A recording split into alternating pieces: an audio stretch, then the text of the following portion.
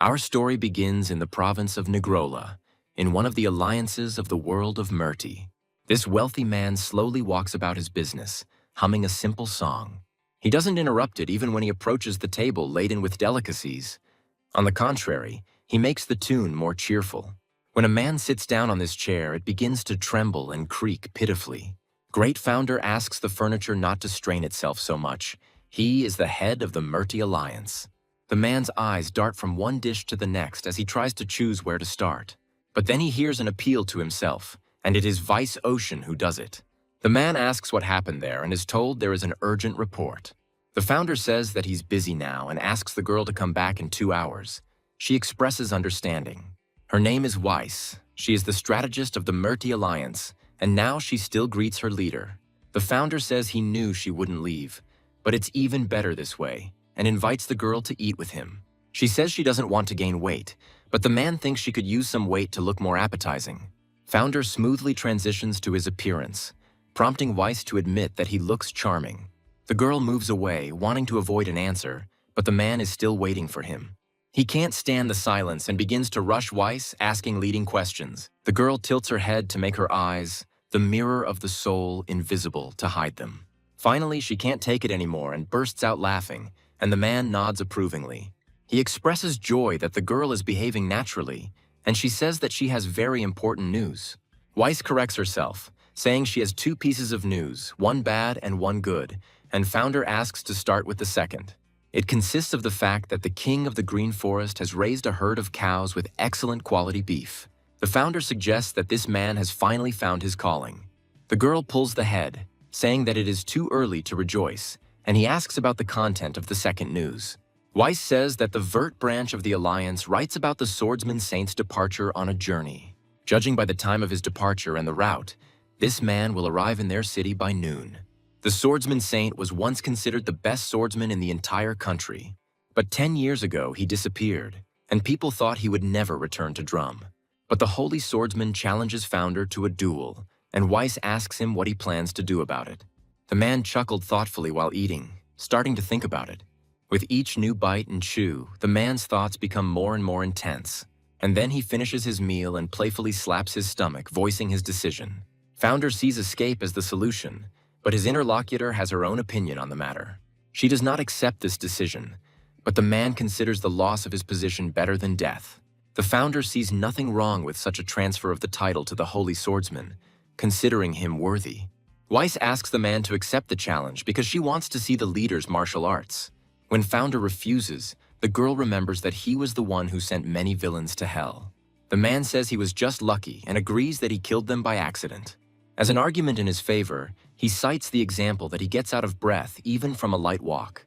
The founder announces his intention to escape before midnight, leaving the alliance in the hands of his mistress strategist. The man says that he has not yet decided what he will become, but he can take up the Northern Fairy's invitation. Weiss says that in 6 months she will follow her boss wherever he goes. The founder asks why he is doing this, asking her to leave him alone, but the girl says that she doesn't care. The strategist asks if their leader really doesn't want to fight, and he suddenly lets out a long hiss. This sound alarms the girl, and she turns to her uncle in confusion. He quickly asks her to be silent, and he himself rushes after the suspicious feeling. The warrior is asked what happened, and he asks to send a messenger to the Alliance leadership with bad news. The Vert squad fell at the hands of the enemy, and the holy swordsman slaughtered every last one there. He didn't even spare the townspeople, but there's no time for details now, even though they'll try to stop him. The warrior asks that this sad news be reported to the head of the Alliance as soon as possible. But he doesn't understand how this is possible, because the holy swordsman was noble and honest, but not a killer. The founder believes that this is possible only for one reason, which is energy corruption. The man makes the only right decision now. He undertakes to find out where the holy swordsman is now. This desire turns out to be so strong that the founder's energy breaks out and becomes tangible. Weiss shouts out an appeal to the man, trying to unravel his motive and thoughts. The rest of the knowledgeable ones reassure the uninformed, saying that it is the head of the Alliance who is performing the practice. The killer, meanwhile, laughs like a madman, completely unimpressed by his potential opponents. He says that he will cut through the ranks of monks like a knife through butter, staining their monastery with blood. Meanwhile, Weiss asks Founder what he just did, and the man obediently answers her. The girl feels deeply perplexed, remembering what the holy swordsman has always been like. At the mention of this nickname, Founder hardens, allowing his thoughts to develop further. After all, the memories are too fresh, which makes the misunderstanding of how he became like this only stronger. The founder says that he feels obligated to find this man immediately, but the girl protests. However, her words fail to reach the man, and the next moment Vice is forced to shield her eyes. And then all she can do is watch her uncle walk away, doomedly exhaling a prayer to him. Meanwhile, they turn to the holy swordsman, asking him to come to his senses and wake up. The monk cannot understand why he, revered throughout drama, commits such atrocities. Hearing the words that his nobility was the greatest in the world, the swordsman saint agreed with it. He confirms the words that he was meek and kind, and that he was always like that. At the same time, this pathetic fat man, Founder Great, did not deny himself anything. And despite this, he was still considered the strongest warrior, and he looked down on everyone. The holy swordsman believes that Founder was triumphant when he sent him into exile, retelling his words. And he himself was obliged to acquire meekness in himself, because that is what he was. And this continued throughout the entire time, and seemed to be something endless and never-ending. One day, the swordsman heard that he had to be like this, because he was unworthy of his title. And then the man began to wonder if this was really true, if his talents and abilities were so insignificant. He thought about his muscles, his stature, his knowledge, his wisdom, and even his politeness. He tried to understand what was in Founder that was not in himself, and now he makes a promise. He vows to teach this pig meekness, for he is obliged to kneel before the holy swordsman. The man says that he is now the strongest warrior and swordsman, and everyone will idolize him. One of the monks dares to say that the holy swordsman is not himself, asking him about the reason for his madness. The man interrupts him, calling him an old fool and telling him to shut up because he doesn't intend to listen to him. And yet the monk's words touch the swordsman, and he asks the part about his own madness. And then, bringing down all his strength on the old man, he asks the question of whether he is really crazy. The novice rushes to the Father Superior, asking him how he feels. And the holy swordsman says that no one can stop him, and no one can escape death from his sword. He begins to utter strange words like a spell in an ominous voice. His speeches are full of praise for his own destructive power, which literally pours out of him. He laughs like a true madman, saying that this makes him the strongest warrior in the world.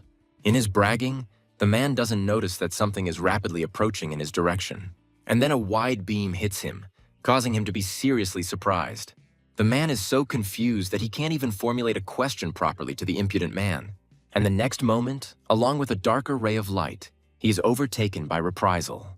At first, the holy swordsman does not understand what has happened, and then, screaming wildly, he falls to his knees. The man, his bloodshot eyes rolling madly in their sockets, utters Founder's name with hatred. But he does not deign to say a single word to his opponent, returning his blades. The holy swordsman begins to laugh, but this time his laughter is more heartrending than mad. He comes to the conclusion that no matter what he does, he will never be able to catch up with the Founder. The man wonders if everything he did was pointless. But then the swordsman says that Founder will not be able to maintain his power. He had a vision about this. The man continues to chatter, but the leader of the alliance interrupts his insightful monologue. A snap of Founder's fingers sets his blades in motion again, faster than lightning. The holy swordsman doesn't have time to say anything, but his final realization is terrifying. And the head of the alliance hesitates for a while, involuntarily replaying the deceased's last words in his head. He feels sorry for his old friend, who had to be treated this way because of his obsession. He closes his eyes in despair, amazed at how cruel life can be. Opening his eyes the next moment, Founder realizes that it was a dream. However, there is something that makes him wary, because what he sees in front of his eyes is not the ceiling of his room. The Founder is trying to understand what happened, along with where he is now. He thinks that this is not his bedroom, assuming that he was moved somewhere while he was sleeping. The next step is difficult for Founder, and he almost falls, but finds support nearby. Anxious thoughts rush into my head along with assumptions about what might be going on. While actively discussing what was done to him, Founder suddenly meets the eyes of his own reflection. When he hits the thickness of the glass, he doesn't even feel pain, because what he sees is more important. The Founder assumes that he has become younger, but immediately remembers that he was not like this in his youth. Thoughts about the transmigration of souls burst into his head, but in this body, besides him, there is no one else. From this, Founder concludes that he has swapped souls with someone else. And this is unfortunate, because the body he inherited is on its last legs. And then Founder remembers the last words of the Holy Swordsman, and it fills him with horror. Now it's much easier to believe these words. They no longer seem like deathbed delirium. The only problem is that this man has been dead for 6 months. If it wasn't him, then Founder has no idea who transferred his soul to another body and why. And if these people's target was really him, then what happened to his real body? The Founder is trying to figure out whether the owner of this body could have possessed him. And there is something else that really bothers him about this strange body. Founder unravels the bandages as quickly as his current condition allows. Wounds of inappropriate origin are found all over his new body. And Founder wonders with apprehension who this feeble-minded man is. At the same time, the mere thought that his body and soul could be dealt with in this way angers him. However, trying to understand who it could be, Founder comes to nothing. He has no enemies. He begins to examine the furnishings of the room and realizes that the family living here is far from poor. But Founder is very worried about why this young man's body is so emaciated. He is worried about his own. There's a creaking sound from outside the door, and Founder realizes that someone is heading straight there. He doesn't know what to do, pretend to be asleep or stay as he is, in the same place. The man who entered the room quickly found Founder with his gaze, glad that he was not sleeping. Since the old man does not use his name when addressing him, Founder assumes that he is unaware of what happened. Taking a closer look at the older man, he suddenly realizes that he knows this man. He is the chief librarian of the Great Celestial Library, Spring Holy. This library has been run by a family of scholars for generations and is one of the 3 great libraries on the Central Plain. The learned men of the Holy family know everything about ancient texts and artifacts. Spring himself is a scientist of such caliber that today's specialists pale in comparison. The Founder recalls that he met this man 5 years ago, and he looks exactly the same. Spring asks the owner of the frail body to come to him, because he has decided to fulfill what he wishes. The Founder thinks about this and becomes convinced that the old man takes him for his grandson. There is no point in denying it, and he fulfills the library owner's request. He slowly unwraps the package and hands his grandson a pill, offering to take it. The Founder tries to understand what it is, suggesting that it could be a cure for healing. And yet something makes him uneasy when he looks at this old man. His gaze makes him feel uneasy, because he is incredibly sad, and Founder cannot understand what is so sad about a wish coming true.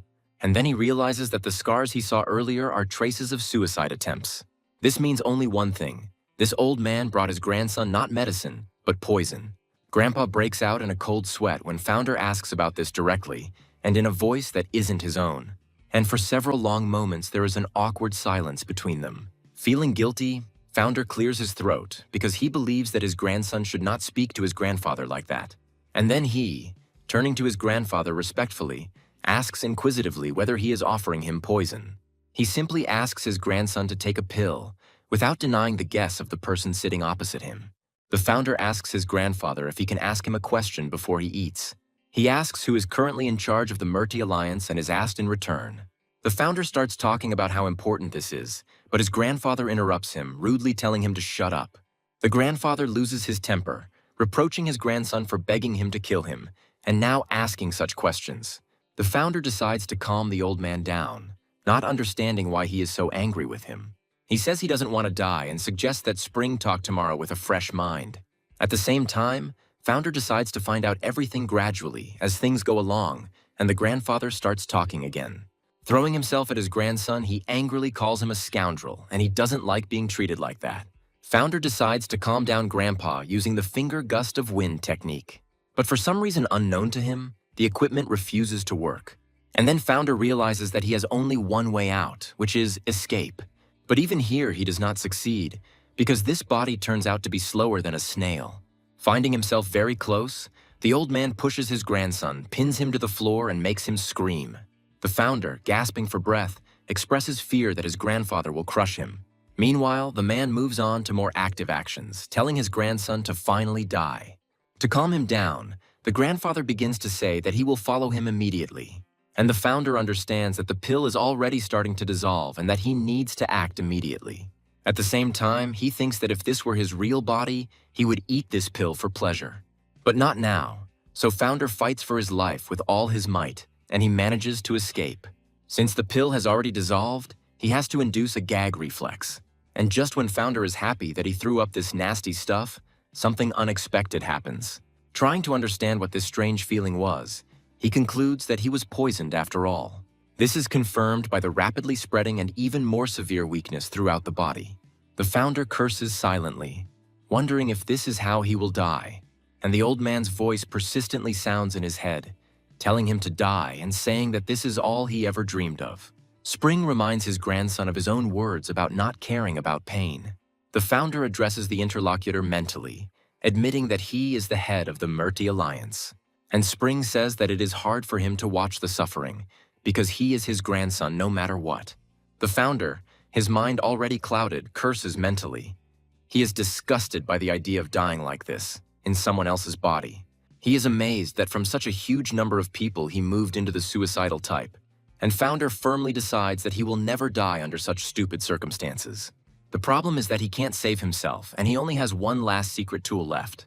And then, gathering all his last strength into a fist, Founder turns to the old man. He thinks that he doesn't want to do this almost as much as he doesn't want to die, but the desire to live is stronger. And trying to make his voice sound as heartfelt as possible, Founder begins to beg. He asks Spring to help him with incredible respect, saying that he does not want to die. And although he watches, he remains silent, even when Founder falls unconscious.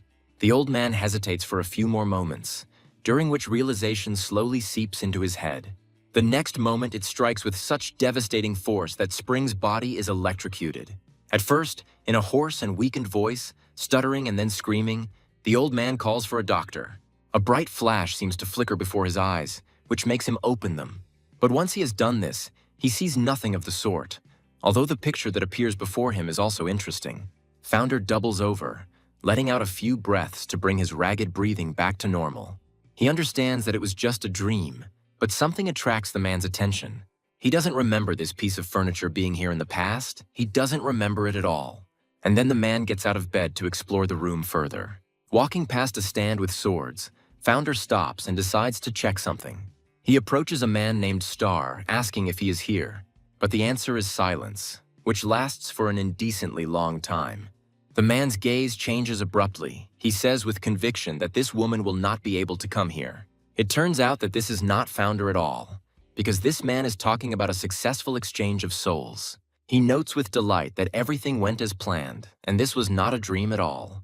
And when the blade plunges into the flesh, the boy in the old man's body rejoices that he has finally succeeded. Anyone who learns of this unflattering spectacle is the first to rush to the lady strategist. He tells what happened in a confused manner, so Weiss doesn't immediately understand what's going on. However, the girl still manages to put two and two together, and the realization hits her head. Even without seeing her beloved uncle, she can clearly imagine his mutilated body. The poison of the bloody toadstool is very strong. Even a small dose can damage the brain, distorting the mind beyond recognition. But in this case, this version is not suitable, since everything started even before swallowing the pill.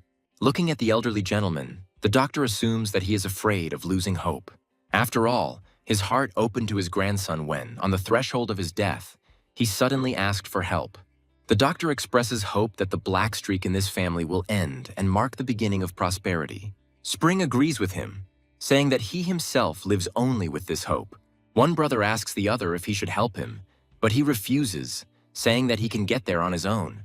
The young man reminds his interlocutor that he was asked not to drink so much wine, and he shuts him up. They come to the conclusion that their brother is indeed sleeping and remember how he begged for mercy. Hearing the sleeping man being called older brother, the dark-haired one tells the younger one not to do that. He curses, regretting that he came here, and, leaving, calls his brother to come with him, who agrees. Later, other visitors come to see Founder, pondering his suddenly changed behavior.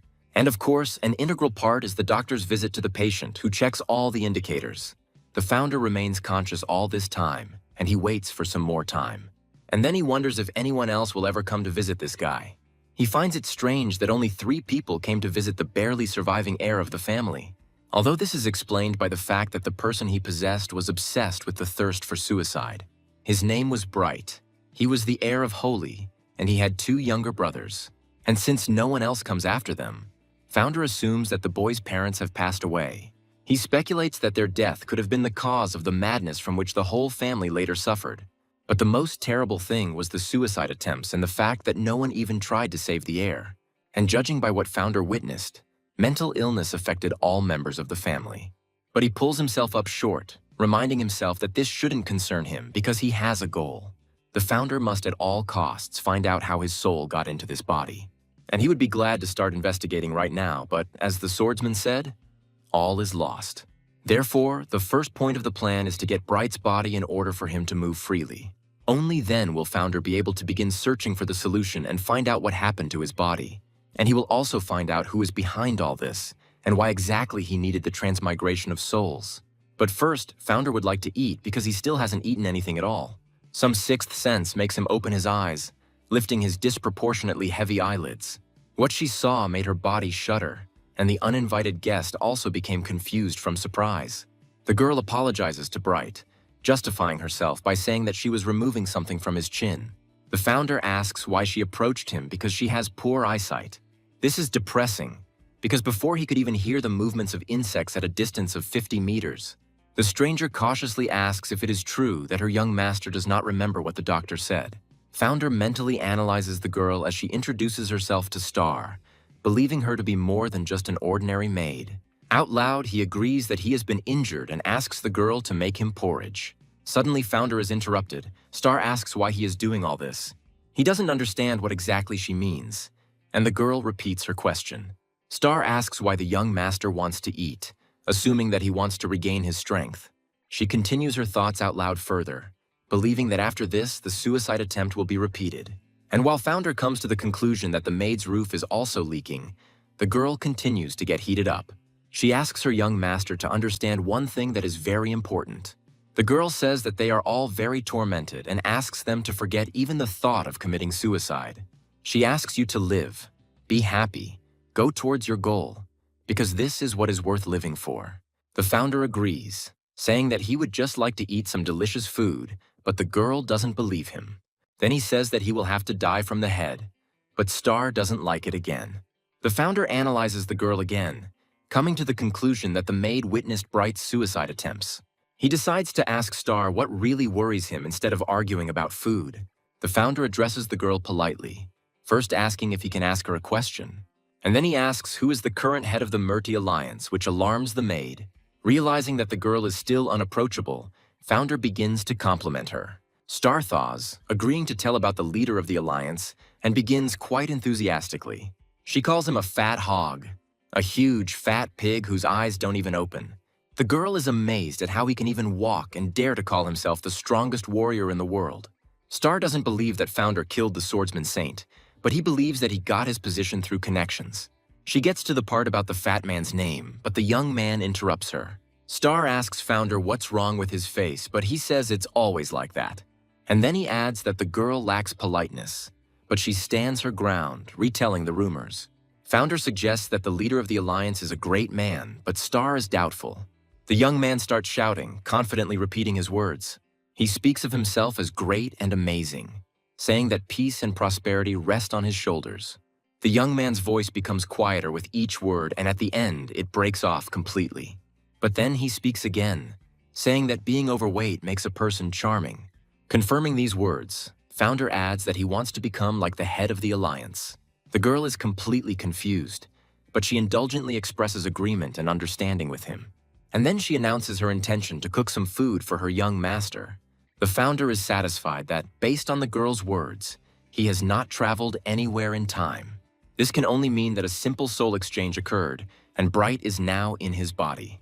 The Founder suggests that this child does not understand what happened, although there is another version, but he doesn't want to believe her. And after that, 10 days pass, during which Bright surprises the household. For the first time in a long time, the boy was able to stand without outside help, and all thanks to his proper obedience. Looking at him, everyone is tempted to discuss this wonderful anomaly, because he doesn't look like himself at all. The doctor reassures Spring, assuring the man that there is no reason to worry. But the head of the family admits that he is afraid to hope, because these changes may be temporary. But the man wants to hope that the doctor is right, because he considers life to be a truly unpredictable thing. A clear example of this is that the head of the alliance, Murti, committed suicide. The doctor agrees with his interlocutor and begins to discuss this topic, but stops short. and he is frightened, seeing how the young gentleman grinds his teeth, unable to understand what has happened to him. Spring hesitantly suggests that his boy is having a nightmare, but everything becomes clear to him. The librarian asks his grandson not to be afraid, assuring him that it is just a dream. Unable to cope with the onslaught of emotions, Founder promises to kill this damned psycho. He can't believe that he just took and died without even asking the true owner of the body. The founder continues to rant and rave, but suddenly experiences a sharp, intense pain. When he loses consciousness, the men remain silent for quite a long time. And then the grandfather clarifies whether he misheard and whether his grandson said that he wanted to kill himself. The doctor confirms this, saying that the young master said that he wanted to kill someone else. And together they burst into words about how beautiful these words about killing another sound. A strange, mad laughter disintegrates into echoes as it flies out of the open window of the librarian's family estate. Star doesn't even look at the giggling that continues, because it's been going on for a very long time. And yet, at some point, curiosity gets the better of her, and the girl again glances at the laughing man. And his thoughts are filled with regret that he will never be able to return to his body again. Yet Founder refuses to simply give up, and he turns to his maid. When the girl responds, the guy asks her to go and do physical exercise with him.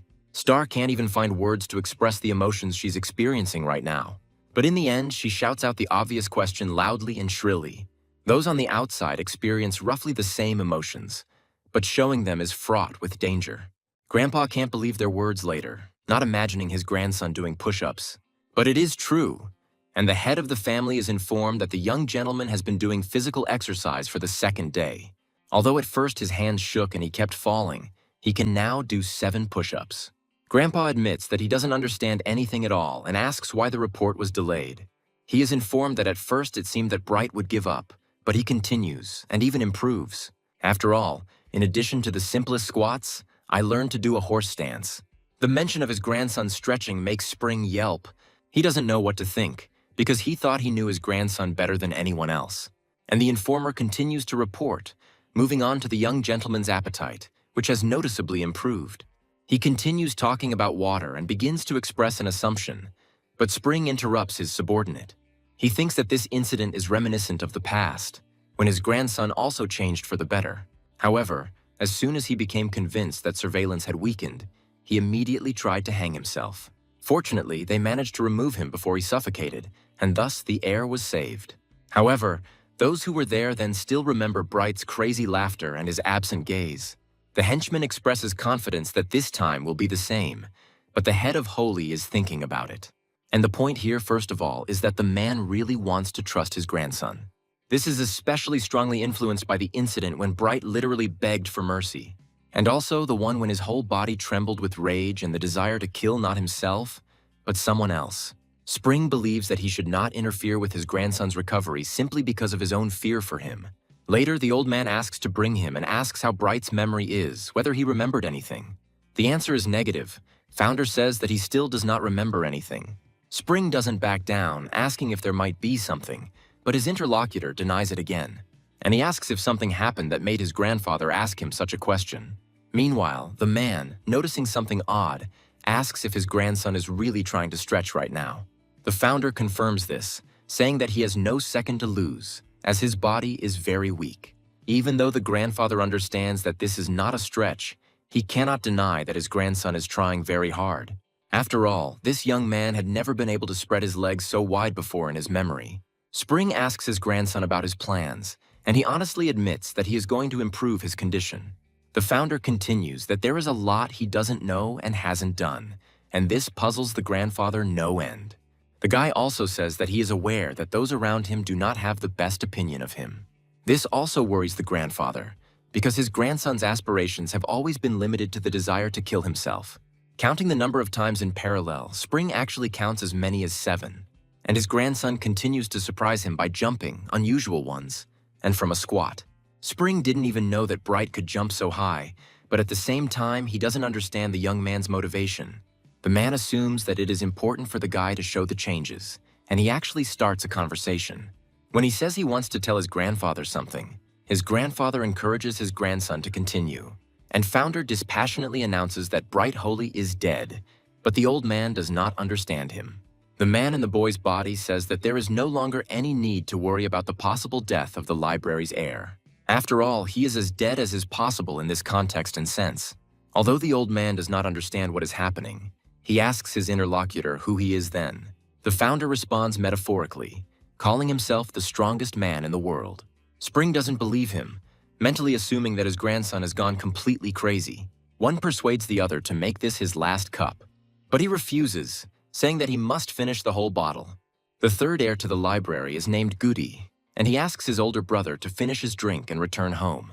Gov decides that this is why the younger one followed him, and asks him not to interfere with him enjoying the taste of wine. The elder brother asks Goody to tell him something, and he expresses his willingness to answer. Gov asks the younger one where he goes every morning, making him tense up with his words. The elder asks if his brother really thinks that their psycho has actually lost his memory. He believes that Bright is deceiving everyone again in order to ultimately stab them in the back. Goody sincerely believes that their eldest has changed, saying that his grandfather thinks the same. Gov says that Bright has long since turned into a demon and will never change for the better. He reminds his little brother how they almost lost their grandfather because of this freak. Gov sincerely believes that peace will only come when Bright finally dies. The elder suggests that the younger go to another place, because it has suddenly become gloomy here. The boy asks his brother not to gossip behind his back, but to go to his brother and talk to him personally. Goody continues to prove that the elder has changed, and now it is even pleasant to talk to him. He again begs Guva to talk to him, but he abruptly interrupts him, telling him to shut up. He is not pleased to hear that the younger one felt happy when communicating with the psycho. He gets furious that this crazy Goody calls him an older brother. Gov reminds the younger one of his words that he would personally kill him if he heard such an address. After these words, a dead silence reigns in the room. Every gaze is riveted on the brothers. Some look at the brothers with fear, others with interest, and only one has no emotion on his face. He walks slowly but at the same time quite quickly towards the couple and politely addresses Gov. He, unlike the stranger, answers rudely, asking what he needs. Without losing his politeness even with such a rude answer, the man asks Guva to drink silently. But when he explains the reason for his request, his voice is no longer as calm as before. Intending to properly teach the drunk a lesson, the man strikes under the curious glances of onlookers. His surprise is great when he realizes that he has hit the wrong person. Gov asks if he really thought he wouldn't dodge just because he was drunk, and the second heir advises this uncle not to interfere in other people's conversations and to get out of here as quickly as possible. Uncle falls to the floor already unconscious, only making a reflexive wheeze as he does so. Gov asks his defeated opponent if he is weak. Why bother picking a fight at all? Goody hesitates, wanting to voice her opinion to her brother, but fearing the reaction to these words. The first one turns out to be stronger, and the younger one asks the older one how long he intends to hide. Gathering her courage, Goody states rather than asks about her brother's fear of Bright. Hearing the words that he is afraid of being deceived, Gov calls the younger one an asshole. He hesitates when he repeats Goody's words about being afraid of their older brother.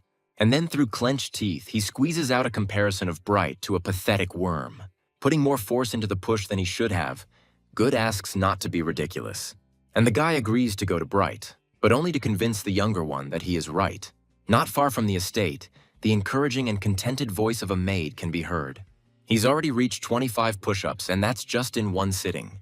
When they move on to the press, the girl mentally notes the changes that have occurred in this man. She can't help but notice that the young master is becoming more active every day. Now he can stand in the horse stance for 8 minutes, although he is still far from perfect. Star has an idea on how to improve the effectiveness of their training. Addressing the young gentleman, the girl suggests increasing the height of his jump, and, taking a more comfortable position, asks the young man to get ready.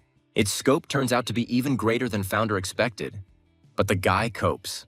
The jump on the second count turns out to be more dangerous and a little faster, causing Founder to gasp. When the guy manages to do 5 jumps, Star praises him and suggests doing more approaches. But the Founder refuses, saying that he has enough, and explaining that otherwise it will be too difficult. Star takes it all the wrong way, mistakenly believing that the guy cares about her well-being. Founder mentally tells her that this is not true because he himself is already very tired. The young man says that he died, to which the girl reacts sharply, and he is forced to correct the wording. And yet, thoughts keep popping into my head that this is not the time to chill, and that Star is getting it wrong again. Thinking that the young gentleman wants to stand on his hands, she offers to hold his legs. Noticing the movement, the guy turns his gaze to the person approaching them and calls out to the girl. She thinks that the gentleman wants to rest, but he says that someone is coming and asks to let him go. Star asks the guy to be careful, he thanks her, and the night guest expresses surprise. Gov asks what's going on here, saying that some couple decided to do something naughty in the forest. The founder recognizes him, and he, turning to him, calls him epileptic and asks about the handstand. Star whispers and asks if the young gentleman remembers this man and explains who he is. Founder pretends not to remember Guva and is amazed by this. Otherwise, why would he insult him? At the same time, the guy compares his brother to a drunken pig, which particularly affects the second heir. The founder explains the reason for this by saying that if Gov didn't get drunk, no one would talk about him like that. The guy shifts the blame, reminding his brother of his countless attempts to drink himself in his fits. Gov says that his bride will not deceive him, and expresses confidence that he is preparing to kill himself again. The middle brother continues, saying that in reality, everyone just wants the heir to be killed off as soon as possible. Moreover, he should do it without outside help, but independently, and so that no one knows about it, without prying eyes and ears quietly. Good stops short when his older brother looks up at him and asks why he's looking like that. The founder tells his interlocutor that he knows absolutely nothing about him. And while Star is amazed that the gentleman is being insulted, the guy asks her to give him a stick. The girl is at a loss, asking why he suddenly needed her. But Founder is adamant, and he repeats his words in a strong voice, but in a harsher form. This tone makes the maid feel uneasy, and she readily rushes to carry out the order. A little later, checking the stick handed to him, Founder concludes that this is just what he needs. He thinks that in the hands of the strongest warrior in the world, this object is like a sword or an iron club. Founder realized recently that he had not forgotten his techniques, and now he is absolutely sure that he can use them, thanks to diligent study.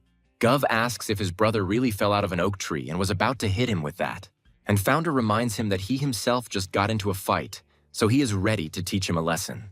For a while, a silent confrontation of gazes takes place between them, broken only by the wind. Unable to bear the tension, Star gasps and turns to his young master. She asks him why the guy is asking for trouble, since the second heir also studied martial arts. And Founder turns to the 4 guards hiding in the shadows. He asks them not to interfere, even though he knows that they are protecting him. The maid turns to her master in a polite whisper, informing him that the guards are on the other side. But he says that it doesn't matter. What's important is the order, and Gov, calling what's happening a circus, agrees to the duel. He also promises to call Founder his big brother if he manages to land even one hit. At the same time, Gov asks not to complain later that he fixed his face. Grasping the stick more confidently, Founder brings it back, swinging it. Meanwhile, he finds himself very close, about to strike his older brother in a lunge. As the stick whistles nearby, Gov grins, thinking that he could easily dodge such a blow. However, the swing, which the middle brother clearly saw was being made in one direction, abruptly changes direction. Gov cannot believe his feelings, which are not yet fully revealed, and his older brother sends him flying, reinforcing in his head thoughts of what seemed incredible. Gasping for air, Gov wonders in his mind what that was. The middle brother refuses to believe that this psychopath could hit him, and in such a way. Meanwhile, Fountain asks if Gov has sobered up at least a little, and reminds him of the younger man's promise. The defeated one agrees, but adds a harsh word to the promised address. He says it wasn't hard to say because that's just who Bright is. Gov says he would rather die than treat him with respect, and this gets under Founder's skin. Sighing theatrically, he says that in that case there is nothing to be done and he will have to continue his education. And delivering the first blow slowly, Founder suddenly accelerates, accelerating to a mind-boggling speed. Guva can't even see all of his older brother's movements, let alone fight back. And while he thinks that this is all an accident, Star asks his young master to stop. Goody also asks her elder brother not to hit Gov so hard.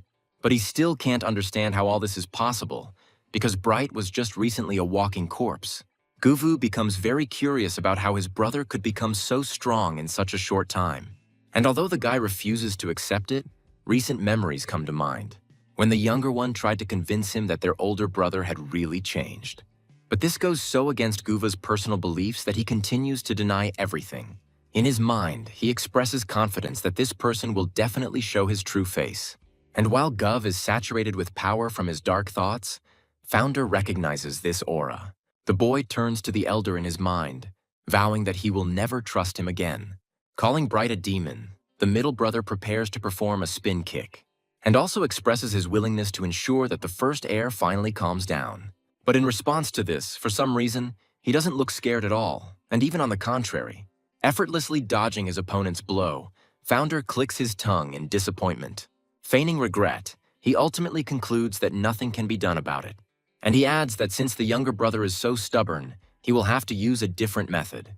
Belatedly, Gov wonders what method this psycho is going to use on him. He desperately tries to understand what Founder is up to, but he is already in front. For just a mere moment, Gov silently tries to comprehend what has happened.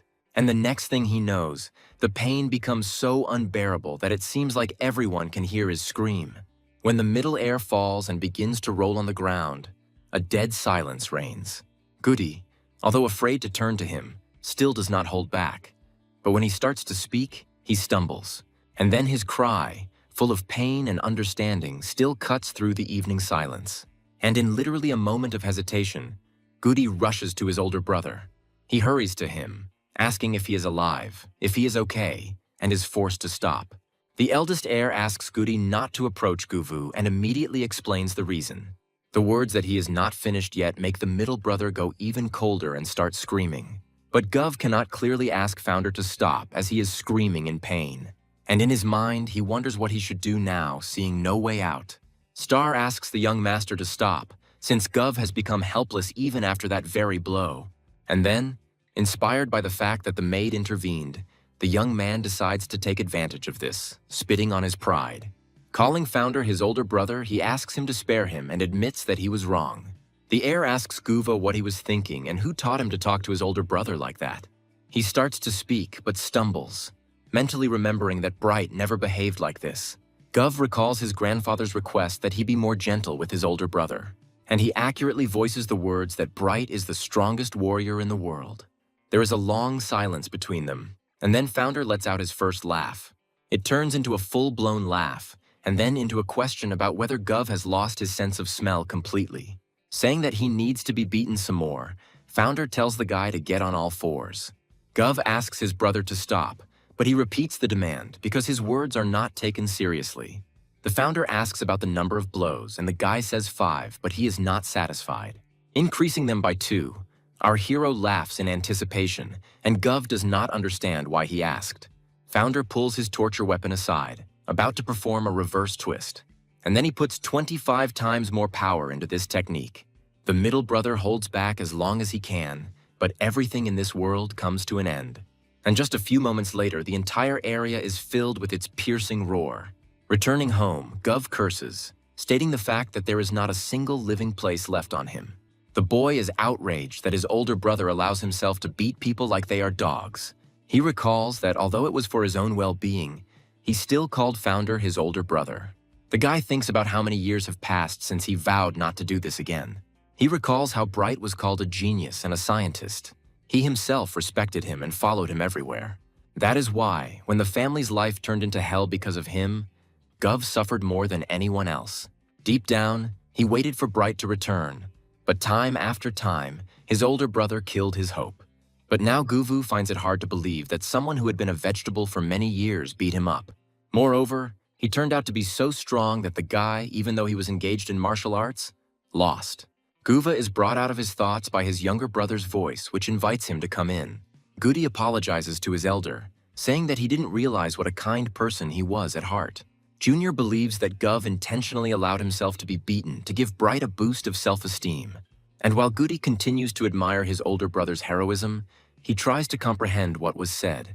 When this happens, he asks if the younger one seriously thinks that he would allow himself to be beaten. He confirms this, and Gov suggests that Founder's blows look trivial from the outside. And if this is really true, it can only mean one thing. The younger one brings him back to reality from his thoughts, asking about that very blow. But the obsessive thought comes back into his head, and Gov concludes that Bright's abilities are beyond measure. The boy involuntarily begins to think that his brother really is a genius of the great celestial library. Goody continues to express her worries about her older brother, saying that he will not leave it like this. Saying that he will avenge him, the younger one asks Guva to trust him, which raises doubts. Star turns to his master, enthusiastically noting that he was on top of his game last night. She shares that at first she was afraid for him, but then she became afraid for her middle brother. The founder thinks that there is something in this that causes him dissatisfaction, and this is the movements. After all, they are far from perfect, despite the well-developed speed, which is disappointing. The founder is convinced that his soul has not yet achieved complete unity with this body. This means that his spirit, energy, and consciousness do not fully interact with matter. And while Founder's spirit and energy can be developed through his own efforts, Bright's consciousness is dead. This means that life experience and memories died with him, and they would not have been a hindrance. Star sighs, assuming that Goody won't come to him today since he beat up his older brother. But Founder thinks differently, because he has never met such a perceptive boy. Star reminds his master that he hasn't met many people in general. He corrects himself by saying that he read about them in books, and the girl laughs at this. They suddenly fall silent at the sound, and Founder calls out the youngest heir's name questioningly. Goody calls him a villain, and he cannot understand the reason for this good boy's behavior. The younger one asks Founder how he could so shamefully beat his brother, who cares about him so much. Goody is going to show his older brother what happens when he acts recklessly. Star becomes curious about how her master will respond to this meek boy's behavior. But there is no need to decide, as Gov, who appears from behind, takes matters into his own hands. He scolds the younger one for using nunchucks, since all the masters who use them have already been killed. Star grows cold, believing that the second brother is in cahoots with the third, and that together they want to attack her master. Instead, however, Gov respectfully wishes his older brother good morning and inquires about his sleep. The founder is glad that yesterday's scolding brought the middle one to his senses and says that he slept well. He notices the bags under Guva's eyes, and he laughs and says that it's all thanks to his older brother's efforts. And then the second heir announces his desire to go somewhere with his interlocutor. Grandpa politely allows his grandchildren to settle in, but he did not expect to see them.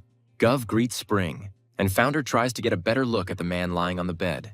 The man is Bright's uncle and his brother's father, Alex, and he expresses joy at meeting his nephew. The founder agrees with this, mentally expressing understanding as to why the man did not come to visit him. Alex says that he is very happy to see his nephew like this. It is a great joy for him.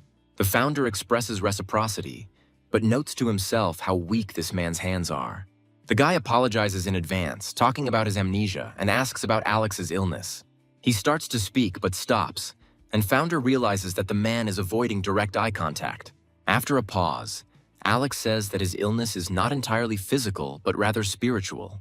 In his mind, Founder decides that he is afraid of Bright, but out loud he suggests that it is Guva that is the problem.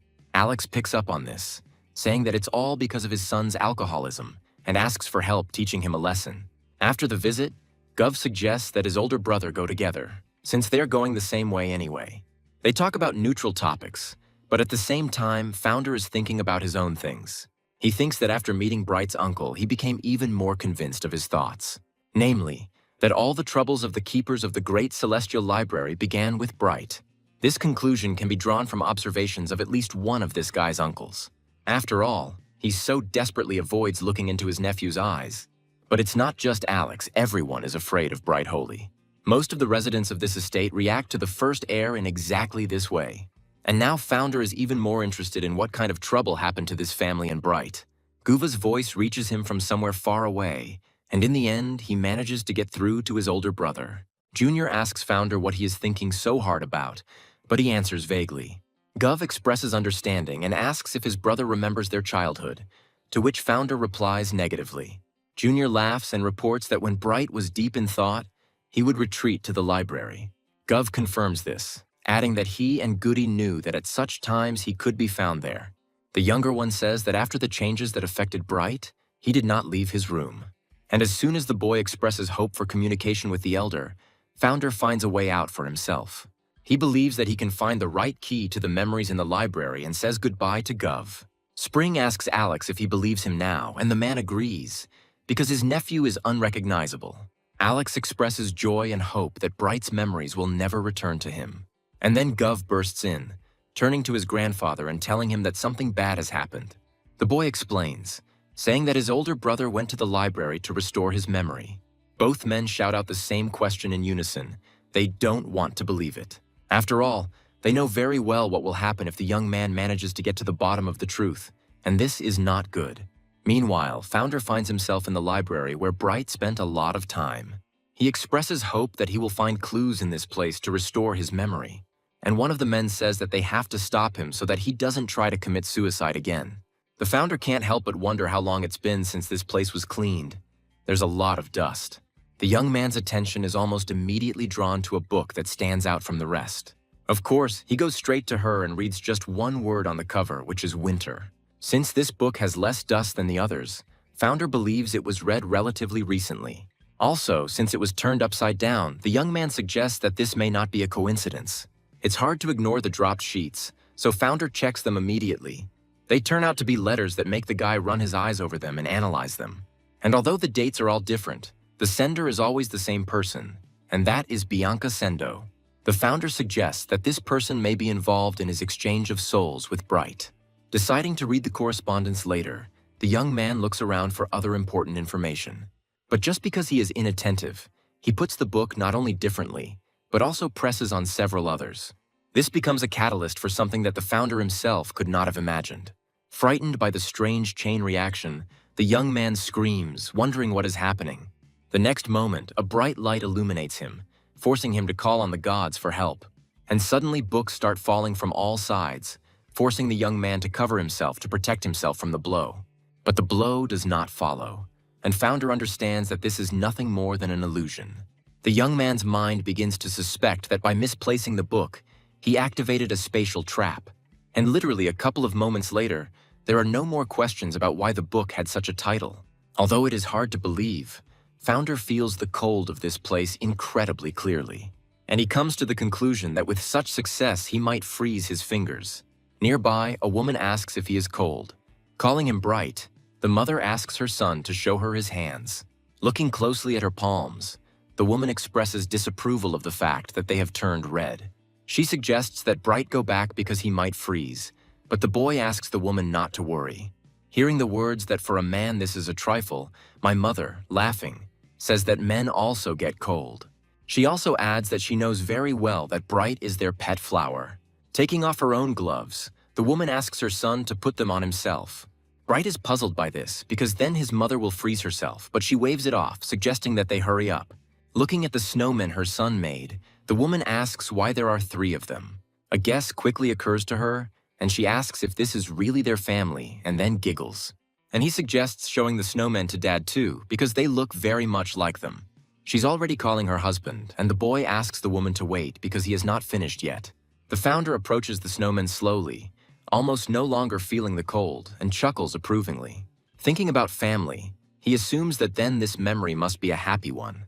But he doesn't even have time to admire the creativity of children's hands. The picture suddenly changes, and Founder is transported to another time period. One asks the other if he has seen the plum blossom, and the young man follows the voices. The second interlocutor, meanwhile, agrees and says that he immediately remembered her. When a heart-rending, unhealthy cough is heard, Founder immediately turns his gaze there. The man asks his wife how she's feeling, and she replies that everything is fine. She laughs weakly, noting that spring is coming soon, and her husband calls his woman affectionately. He invites her to go and see the blossoms together when it arrives, and she happily agrees. Noticing her son appearing on the horizon, the woman asks him to come to her. He obediently fulfills his mother's request, but she, seeing Bright's face, gasps with concern. She asks the boy why he is crying, trying to keep her voice even. When he doesn't answer, the woman again addresses her son by name in a gentle voice. And when she says that she loves her boy, Founder finds himself crying.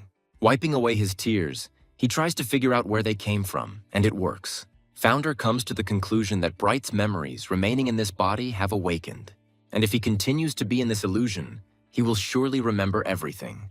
Noticing another memory, Founder reaches for it and immediately grasps the meaning. Spring turns to the invisible interlocutor in despair, asking why he simply died. Now Founder knows that 10 days have passed since Bright's mother died, and for this reason, the father grew old in a matter of days, losing his desire to live. And he left his son only an apology on a piece of paper, leaving the boy completely alone on the ground. There is a heavy tread behind him, and Founder turns around to see the visitor to this place. Although it is not difficult to guess who exactly it is, others appear afterward. Alex asks his father with concern about what happened here. And as he rushes towards his brother, Gov cautiously turns to his cousin. He wants to ask if he's okay, but stops short when he sees Bright's expression suddenly change. At first, a silly smile appears on the teenager's face, and then he begins to giggle madly. Founder is again powerless against the memories of this body. He sympathetically pronounces Bright's name. The memory changes just as quickly as before. The guy doesn't see, but he is being watched. Bright turns first to his mother and then to his father, reminding his forever silent parents of the promise. He notes that the plum trees are already blooming beautifully and asks where they both are then. The boy asks his parents if they are watching the blossoming from another place. And he continues, saying that in that case he himself will go to them. Gov does not allow his older brother to carry out his plan, asking him not to do it and to stop. He is tormenting his older brother so that if something happens, he can try to stop him again. And the one lying down asks the younger one why he made such a fuss. After all, he's just going to go where he belongs. The memory shatters into pieces, and Founder now knows everything. He is brought back from oblivion by worried familiar voices calling the young man. The maid stutters when she asks her master if he's okay, and Founder, sitting up, gasps and pauses to collect his thoughts. He laughs and then asks if they all really came to finally read books. Goody praises the elder for a great joke, and Gov admits that they were all worried about Bright fainting. The head of the family asks with concern, carefully clarifying whether his grandson is okay. He agrees, admitting that he was only in the snowfield because of a trap. Grandpa says that's exactly why he's asking, and Founder begins to answer. He asks what interests them, namely, whether he could restore memories in this way. The young man clutches his head and complains of pain, and everyone, as one, cries out in alarm in different voices. The Founder asks if this always happens when memories return. The boys realize that they have been fooled, and that the young gentleman is simply playing a joke on them all. Star says his jokes have gone too far, and Founder turns to her, who responds. Meanwhile, the Founder continues to call out the names of those present, and each of them responds. The young man turns to his grandfather last, assuring everyone that he is okay. In a more serious tone, to be more convincing, he asks them not to worry about him. The young man assures everyone that he will never faint again. At first, there is dead silence in the library. No one knows how to react to these words. But then positive emotions take over, and those present cannot hold back. Grandpa, shaking with silent sobs, says that he will finally be able to die in peace. The rest, except for the middle heir who supports him, show free rein to their tactility. The next day, Founder mentally notes that this is his first morning since Bright's memories returned. He feels so incredibly energetic, as if he had slept well for several days. The young man feels lightness throughout his body and notes a clear mind, which he has not had for a long time. The thought comes into his head that now he can do what he has wanted to do for a long time. Leaning out of the window, the young man turns to his overseer, who responds immediately. He says he wants to meditate and asks not to let anyone into the room until he leaves. This even applies to the head of the family, but the overseers agree, obeying the will of the young master. But based on the reaction, Founder comes to the conclusion that suspicions against him have not yet been completely removed. He understands that nothing can be done right away to reverse this, only gradually gaining trust. However, this is secondary. It is much more important now for the Founder to engage in energy circulation. After all, now that Bright's memories have been fully restored, his soul has completely merged with his body. While Founder was studying the young man's memories, he realized that he had absolutely nothing to do with the exchange of souls. And although his correspondence with Bianca seems problematic, there is nothing about it in the memoirs. The Founder suggests that it could have been someone else, which makes the investigation even more complicated. It is for this reason that he wants to focus on getting back to his previous level. After all, he had already done this before, and with the help of elixirs and mystical creatures, it could be done faster. The Great Celestial Library is famous for its impregnable fortress, Dram. When people talk about its grandeur, this building is compared to a mountain. There is no place safer than Drama, because there are traps in every zone, even in the arches.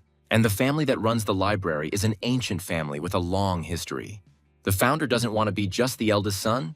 He wants to benefit from everything he can get his hands on. After all, no matter what others say, his name is Founder Great, not Bright Holy. And yet he is unable to meditate peacefully, because right now, Founder feels observers clinging to them on the other side of the shutters. And the question involuntarily arises in the head, ahead of reason, what are all these people doing here? Spring wonders out loud why his grandson's face is so bright, and Alex agrees with his father on this issue. After all, Bright's skin used to be dull and rough, but now his tone is even better than many girls. Spring expresses his concerns, and Goody interrupts him, noting that Grandpa's voice is too loud. And then something happens that no one could have expected. The second heir sneezes. With a guilty groan, he apologizes to his elders and begins to giggle awkwardly. At this point, Founder's meditation is already coming to an end. He has achieved what he wanted. He approaches the window silently and calmly, and suddenly throws open the shutters, after which the young man notes that his grandfather came to see him. And Uncle Alex is here too. Spring acknowledges the fact that his grandson skipped breakfast due to meditation.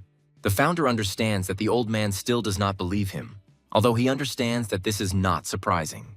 Then the young man again demonstrates to his grandfather the changes that have occurred in his body. The founder says that he has really changed and regained all his memories, but the grandfather reacts ambiguously, and only after a couple of moments does the meaning of what his grandson said finally dawn on him, and he assures the elder that since yesterday he has not changed his opinion and attitude. And he asks his grandfather to calm down, and Spring says that his grandson has outdone himself. When all the relatives and the maid rush to hug and rejoice, Founder tenses up. In his mind, he wonders if he should also cry with these people from happiness, but he still doesn't make up his mind, not even knowing what else he can do. The young man thinks about the changes that affected him after Bright's memories returned. Now he knows that there are more than 100 magical seals placed on the Great Celestial Library, and the young man knows who exactly put them there. But now he turns to his grandfather and he responds. The founder says they need to discuss something and invites the head of the family inside. According to Bright's recollections, there are 1 or 2 rotten places in the library. In order to return it to its previous state, it is necessary to pull out the already rotten roots. A piercing scream cuts through the area, asking in disbelief that he needs a healing elixir. The founder confirms these words, saying that he wants to speed up the process of restoring his body and soul. The loving grandfather promises to do everything to help his grandson, but for now he will give him what he has. He says he will do it himself, choosing the best ingredients, and Founder accepts this help. Noticing the brothers who haven't left yet, he asks them what they are doing here, and they start giggling. The founder decides to leave it out, but since they are here, he wants to talk to them too. He asks Guva to find out what state the library is in, to document it and report to him. And this concerns not only the internal state, but also external affairs, including those living nearby. Gov says that there is no need for this because the manager has all this information, but he himself left on business, so it will only be possible to find out about everything in 10 days. The founder recalls that Bright has memories of the manager of Worthy Fence. He is responsible. But he finds it strange that there is so much trust, and that the second heir is not aware of the family property. Meanwhile, Gov expresses a desire to compete with his brother since he has already honed his skills. The founder interrupts his younger brother, asking him to get on all fours. The heir asks who owns the library, him or the manager, and Good promises to take on the task. Turning to Goody, Founder recalls that he has had a talent for casting magical seals since childhood. This must mean that the youngest is aware of the number of seals placed on their family. Goody plays dumb, saying he doesn't really understand what his older brother means, but he stands firm, forcing Goody to name a number around 100.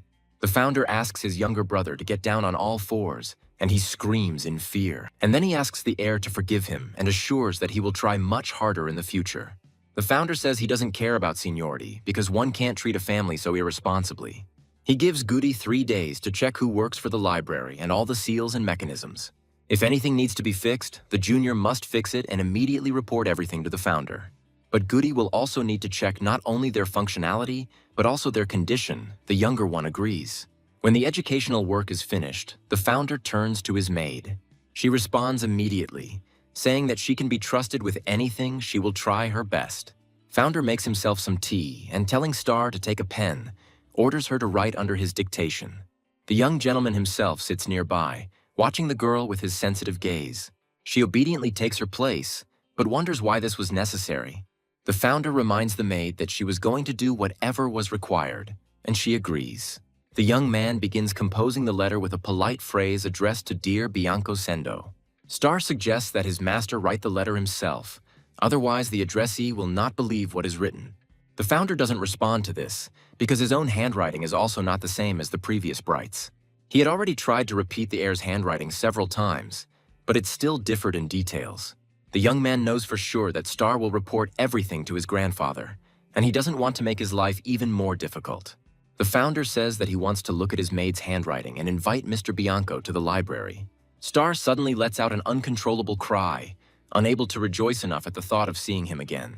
Based on the way this girl behaves and what she says, Founder comes to the conclusion that she likes Bianco. She asks the gentleman to dictate, promising to write very beautifully, and he understands that he should have started with this.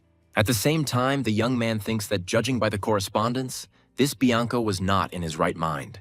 If Star knew about this, she would definitely change her mind, and Founder also thinks about the manager of their library.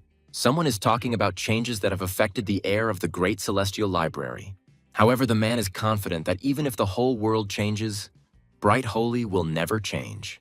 He admits that he was waiting for this to support the heir, but he got tired of waiting for so long. The man begins to speak, expressing opposition to his own words, and the flower pot, deliberately released from his hands, breaks, delimiting the words. And the man expresses the need to help the heir of the Great Celestial Library. The young gentleman has been trying to concentrate for a very long time, but he is hardly succeeding. He can barely restrain himself from shouting out loud that he can't do this anymore. Founder hadn't smelled such a terrible stench for a long time, and it couldn't even compare to the stench from the mouths of old people. He believes that even a corpse that has been rotting in a garbage dump for about a week doesn't stink like that. And the young man concludes that he can no longer sit and breathe in this miasma. He recalls rebuilding one of his self-defense tools. It is called Whole Blood and is one of the options for using your own blood. With its help, you can easily reflect enemy attacks on energy points and use it for counterattacks. And despite the fact that Founder didn't practice much, he is glad that he was able to achieve this state. The heir's thoughts are filled with this, and out loud he asks Star if she is somewhere nearby. When the girl goes inside and addresses her master, she almost feels sick. The girl asks if the heir called her, and he notices the changes that have affected the maid. But she brushes these thoughts aside, asking about the source of the stench. Star says that she herself doesn't know anything. She begins to express concerns that the stench will eat away at her skin, but Founder stops her. When they leave the estate, they notice that this situation is not unique to them. A familiar voice is heard nearby, praising another, encouraging him that there is still just a little bit left. Founder asks his brothers what's wrong, and Gov begins to answer him. He believes that Goody, who was repairing the eastern gate, is to blame for everything, but the younger one denies it. He explains by saying that the gate was rarely used and the protective seal on it was broken. So Goody decided to fix everything, but out of nowhere, this terrible, pungent stench appeared. The younger one says that he can prove it, since there were many people with him asking his brother to believe him. The founder admits that this guy has his weaknesses, but he has never been caught lying. The heir begins to give orders to his brothers to effectively eliminate the source of the stench. He himself runs away, answering Guvu and Goody's question that he himself has other things to do. Finding himself on a busy street nearby, Founder thinks about how he didn't escape the stench. He simply decided to find out what happened to Murty's world after the death of his real body. The only problem is that there is no one here that Founder would know. He offers the maid a drink, and when she accepts, he mentally rejoices at her blind obedience. When they go inside, Star assumes that the smell is coming from some strange plant. The founder says he doesn't know, suggesting that the people sitting next to them are beggars who used to be warriors. Calling them dirty, Star turns to the company, asking if they know her master. He pauses at first, and then begins to speak, continuing to tell what was in the book. They are reassured by the knowledge that the library's heir has read an unimaginable number of books. And while they are being brought drinks, something catches the founder's attention. Or rather, not something, but someone. And even in the plural, because the young man knows these two guys. The first of them is Dutiful Stretch, and the second is Flo Baker. But there are no memories of the girl's identity. The founder believes that they can find out about Murty's current condition, but he decides to wait a little. Meanwhile, someone demands that the boss be brought to him because there is a mosquito in his soup. The angry visitor says that it won't be possible to fool him, continuing to reproach the apologetic employee. The man screams, believing that they decided to hide the insect at the very bottom, since it was found at the end of the meal. The manager continues to apologize, saying that they will not charge the guest, offering a bottle of wine. But he says that he doesn't need all this, but he wouldn't refuse 10 silver coins. He says that then and only then will this matter be closed and they will part in peace. The manager tries to object, but the man pushes through, threatening to close the restaurant. The founder mentally notes that such bastards are everywhere, but out loud he addresses his maid. Taking his sword out of its sheath, the man asks if he can make the manager change his mind. And then Star intervenes in the conversation, drawing attention to her modest person. She notes that the mosquito soup has greatly upset this guest and presents him with a gift from her master. The founder makes a mental note of the fact that he hates it when people make noise during his lunch. Star suggests not to make a mess of this place, but to take this money and calm down. The man does indeed cool down a little, but his thoughts are directed in a different direction. He casts an appraising glance at Founder, drawing important conclusions for himself. The big guy also assumes that the queen's bodyguards are weak, otherwise he wouldn't have offered money. And the man becomes rude before our eyes, thoughtfully sipping, thinking that such a sum will no longer be enough. He continues, shamelessly declaring that 30 coins would have calmed him down quite a bit. The founder chuckles, saying that the man not only forgot his place, but also turned out to be incredibly greedy. The young master asks his maid what she thinks about this, and Star agrees with Founder, adding that she completely shares this opinion with him. The man doesn't understand what's going on and asks the rich parent's son to repeat his words. However, he is unable to pronounce the phrase completely, and its end is completed by a wheeze. Star doesn't stop there, twisting the insolent man's arm with all his might. The wheezing quickly becomes louder and turns into a cry of pain that is simply unbearable. When the girl comes to the conclusion that he has had enough, she throws the guy away. He gets up pretty quickly, resorting to insults and starting to threaten Star. He starts talking about how she's picked on the wrong guy, but again he can't finish. The unusual way this greyhound leaves the premises is seen far beyond the pub. Since the man is not trained in any special techniques, all he can do is scream, both in flight and when falling. The founder praises his maid, who asks the manager of the establishment to accept these coins as compensation. Noticing that her master is already descending the stairs, the girl asks him to wait for her. The heir and his group of bodyguards do stop, but Star realizes it's not because of her. Descending even lower, the girl understands what caused this pandemonium and screams in fear. The leader expresses disbelief that someone would dare to disgrace their brother from the Shane House sect. And without waiting for an answer from his potential interlocutors, he asks them who did it first. The founder, without hesitation, names the culprit, to which Star screams in shock, not expecting such a trick. Several opposing voices appear in the girl's head, in defense of or against the master. Then Star asks the gang of bandits to watch their words, asking if they know those in front of them. She becomes more and more courageous, saying that it was this man who started the fight in the first place. And then the one-eyed man, having first insulted the girl, orders his henchmen to seize her. But Star and the bodyguards are already prepared for this. They are used to facing this kind of thing. The gang that Founder had noticed earlier, hearing a loud noise, decides to check out what happened. Convinced that there is a fight on the street, the guys suddenly notice familiar faces, the most obvious representative of which is the heir to the Great Celestial Library. Star becomes more and more passionate, defending the honor of his young master. He is thinking about how good his maid is, but a familiar voice brings Founder out of his thoughts. These guys quickly descend, asking the heir of the library if he remembers them. The founder names the young men, noting how long it has been since they have seen each other. He suggests that they have a normal conversation at the table while his bodyguards sort everything out. The guys invite the girls to go with them too, and they, although feeling awkward, agree. When Chandra and Ruth exchange glances, a silent dialogue takes place between them. They are interested in the heir, which is why the girls want to go with their previous companions. Young people are wondering if they will really leave the founder's bodyguards just like that. But he assures his interlocutors that everything is under control. At this very moment, Star receives. One of the young men notices that there has been a lot of chaos lately because of the head of the alliance, Murti. Flo says he feels like Founder Great is about to appear out of nowhere. His friend admits that he also cannot believe that such a man died, because he had no equal. Dutiful says that the only downside men considered was their weight, but he was happy with it. Ruth enters the conversation, saying that she never thought that the heir to the library would be interested in such a thing. And he answers that there is no place in the world that is not part of Murti, and in the end, they are all part of Murti. Someone notices that it is already getting dark, and Founder expresses his pleasure at spending time with such company. Flo regrets it because he is leaving tomorrow, But his interlocutor reassures his friend with the possibility of a future meeting. They say goodbye again through the window, and the boys wish Bright a good journey. He reciprocates, mentally chuckling contentedly and encouraging the youth. Dutiful believes that once the library's heir returns, word will spread quickly. The others think the same, and they can't wait to see Bright's accomplishments in the great battle of the Sky Dragon. The founder asks his maid what they decided to do about the stench in the library. The girl is silent, so the young man asks her about this too, and she replies that the stench hasn't gone away.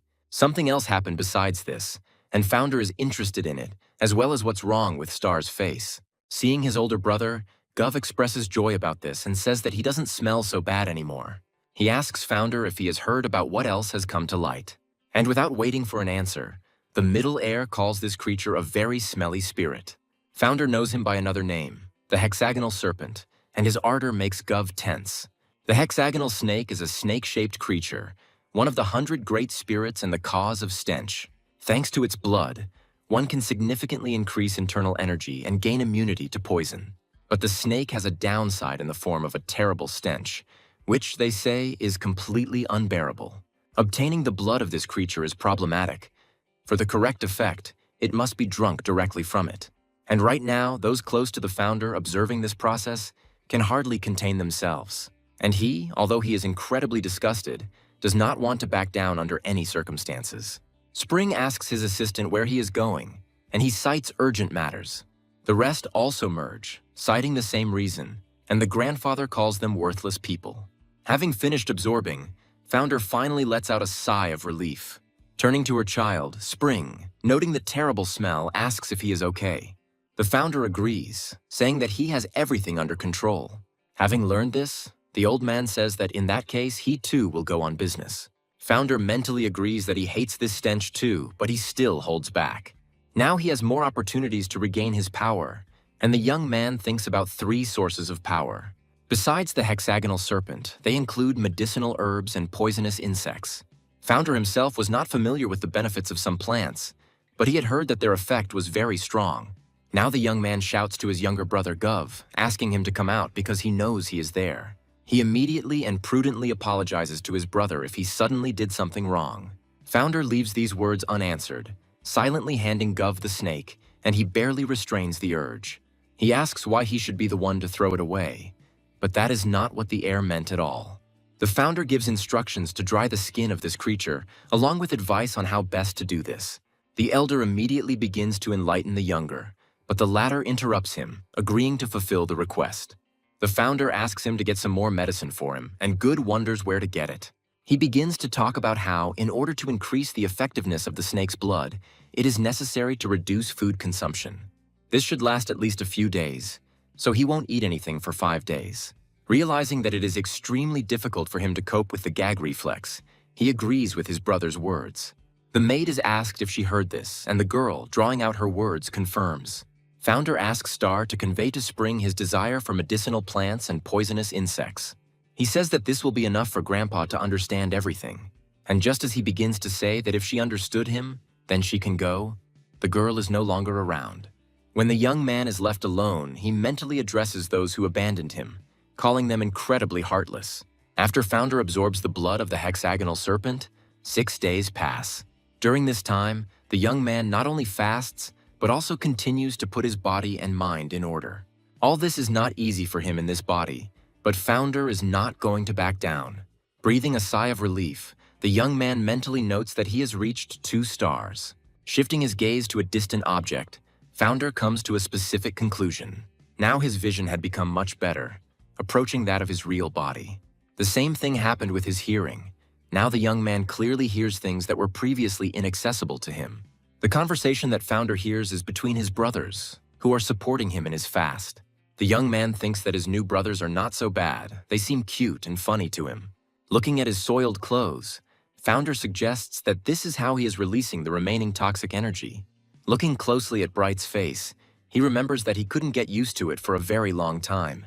But now it seems to him that it's not so difficult, and Founder is starting to get used to it. However, he doesn't like that he's still skinny, believing that it makes his hands look less attractive when he punches. The founder is confident that since he has reached a new level, martial arts should also improve. But the thought comes to mind that these people will again create a stir on this basis. Founder expresses a desire to use Dahlgren's technique, starting with his right hand. With this technique, it seems possible to rebuild the bones in your body. Initially, it was used to penetrate where needed through small holes. Yet this technique is much more useful to use against your opponents. The founder considers his current abilities to be quite good, but for now, the process is slow. It reminds him of one man, a monk, who knew and used bone magic. He approached the founder, saying that he was developing new technology and offering to take a look at it. Of course, the man was interested in this, and he took advantage of the happy opportunity with great pleasure. Unlike Dahlgren, this technique was on a completely different level, close to divine. The founder then asked the monk if it was necessary to be locked up to use this technique. And can't you just kill those who encroach on your personal freedom? In fact, founder still can't understand why that monk invented this technique. Star's voice is heard from behind the door, saying that she has brought her master a change of clothes. She asks founder if he has completed his training, and he gives her a positive answer. The girl turns to her master, but begins to hesitate, and he prompts her to continue with a leading question. Star says she needs to attend a staff meeting. Founder allows her not to even report it. But the girl considers this impolite, and the young man advises her to hurry up so as not to be late. In his room, all that can be heard is her farewell, after which it is replaced by the patter of little feet. There is talk of changes that have occurred in the heir to the Great Celestial Library in recent weeks. This man says that this young man's status also includes the duties of a representative of the library. It is natural that he will associate with highly respected people. This means that bodyguards must not only protect him from danger, but also from damage to his reputation. A man reports receiving information about the revenge of the Shanehouse sect, which wants to attack the library. Therefore, the safety of not only the heir, but also everyone in the Great Celestial Library is important.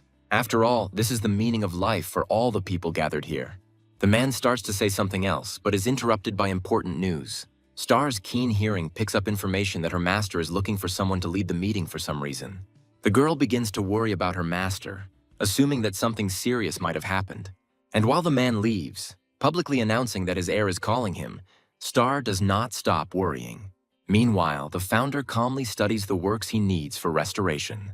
But his impressive hearing detects someone approaching behind the door even before the voice. When the knock is heard, founder is already listening to the fuss and breathing of the person standing on the other side. And he, turning to the young gentleman, introduces himself as the leader of the bodyguards. The founder asks what happened and is told that they want to share something important with the heir. The young man allows the man to enter, while simultaneously noting in his thoughts that he hardly knows him. Founder notes out loud the fact of the servants' meeting, and they agree with him, but say that the news is serious. The young man doesn't show much emotion when he asks what important information they brought him. The leader of the bodyguards expresses a desire to help his young master more actively. The founder is alarmed by this. He can't remember ever asking for this. When the man removes his hand, the young man discovers a dagger underneath it.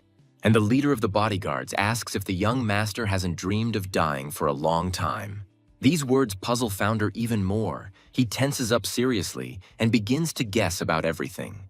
The man persistently repeats the words that they will help the heir. The chief bodyguard politely reminds him that the young master himself refused the poison. The man admits that he was confused at the time, but now he thinks it's even better this way. After all, if the heir decides to commit suicide at such a moment, the library will certainly come to an end. Noticing the confusion of his interlocutors, he asks them what is bothering them, and the leader of the bodyguards answers. He says that the heir has started studying martial arts, and the man finds this strange. But he also asks his interlocutors why this bothers them, and they begin to hesitate. The man asks them not to worry, because even if this happens, they will not be in any danger. And with all this, they must remember that the heir must commit suicide on his own. However, if he still resists too actively, then radical action will have to be taken. Then he will have to say that he did it himself, but this task should not be difficult. Now the man asks the heir if he is not happy to see the knife and does not want to use it. And then founder understands the exact reason why this man decided to hold a meeting of the servants. At the same time, he is interested in why all this started and how deeply this man is involved in everything. And the founder says that he doesn't want to die, but his interlocutor doesn't believe him. Then the young man tells the leader of the mercenaries that he is no longer who he was before. This look turns everything inside the man upside down, and he utters something inarticulate in response.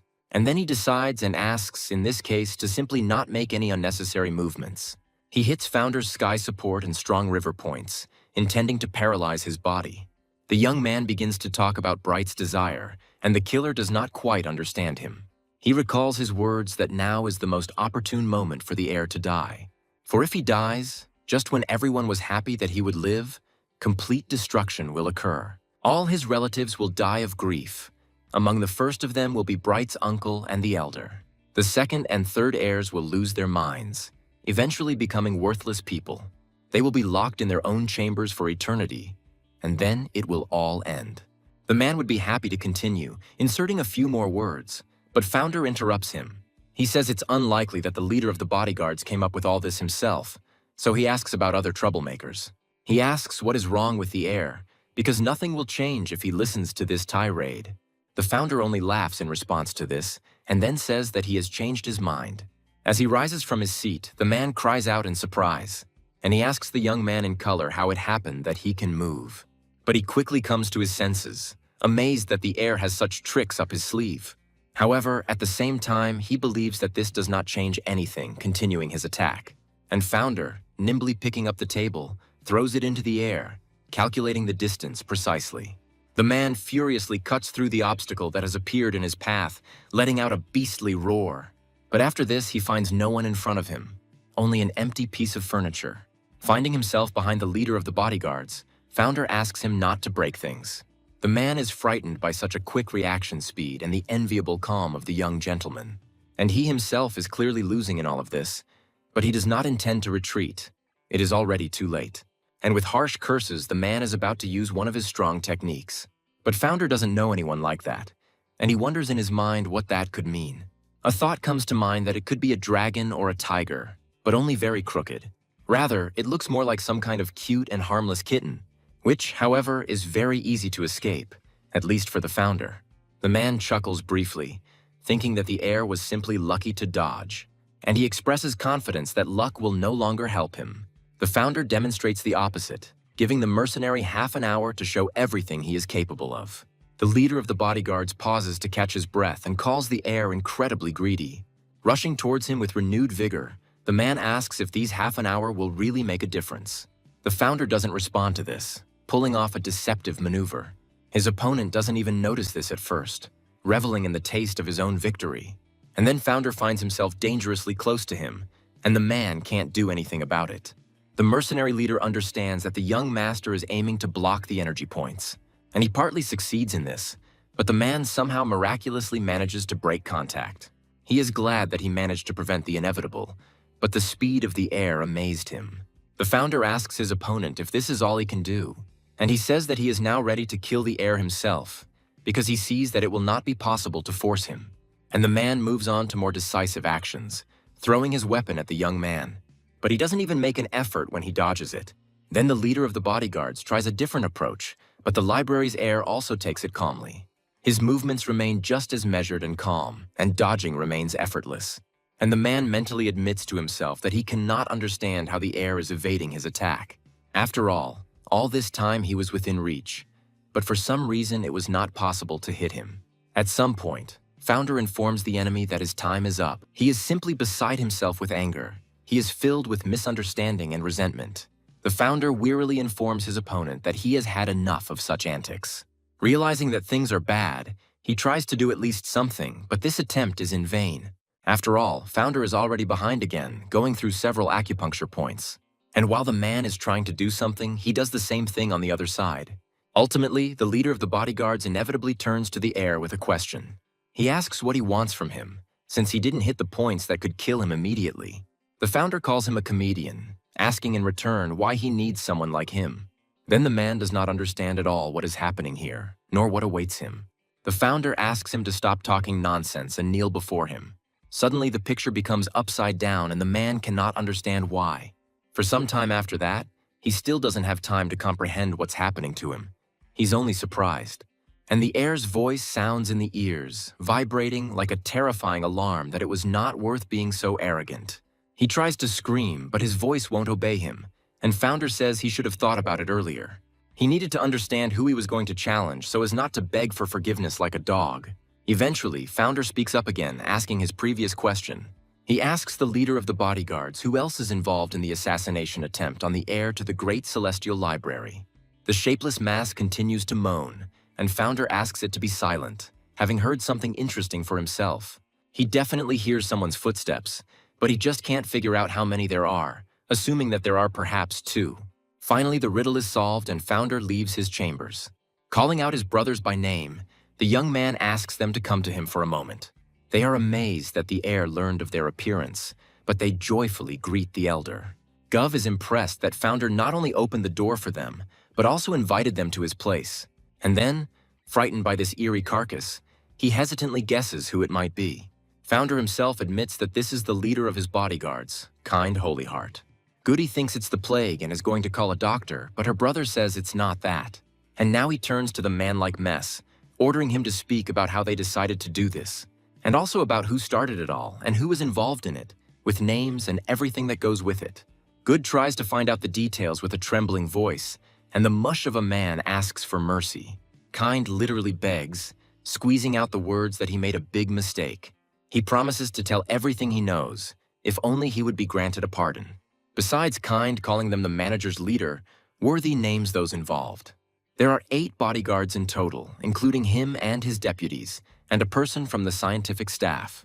And 5 people from the accounting department form a company. This information makes Guva curse. He doesn't understand how a person can be so evil, but Founder delicately parries these words. He admits that he went crazy back then, but he doesn't understand how others could have let something like that happen. Goody answers for both of them, admitting that they were all a bit nuts back then. The Founder agrees with his brother mentally, coming to the conclusion that this body is to blame for everything. He asks Goody to activate the outer seals and raise the barrier around the library so that no one leaves it.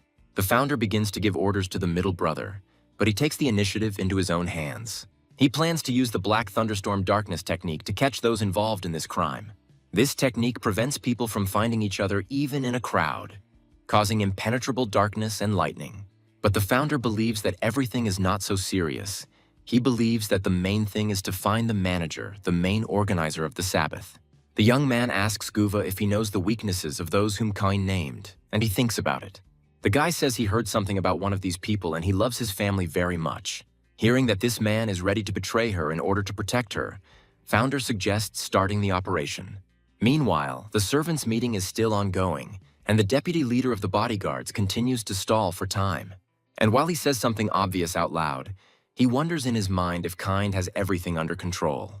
Something falling suddenly from somewhere above makes everyone flinch, and some even scream. Negotiations begin between the bodyguards. They try to understand what it is. One of them is the first to realize that it is a ball of flesh, and tells everyone else about it.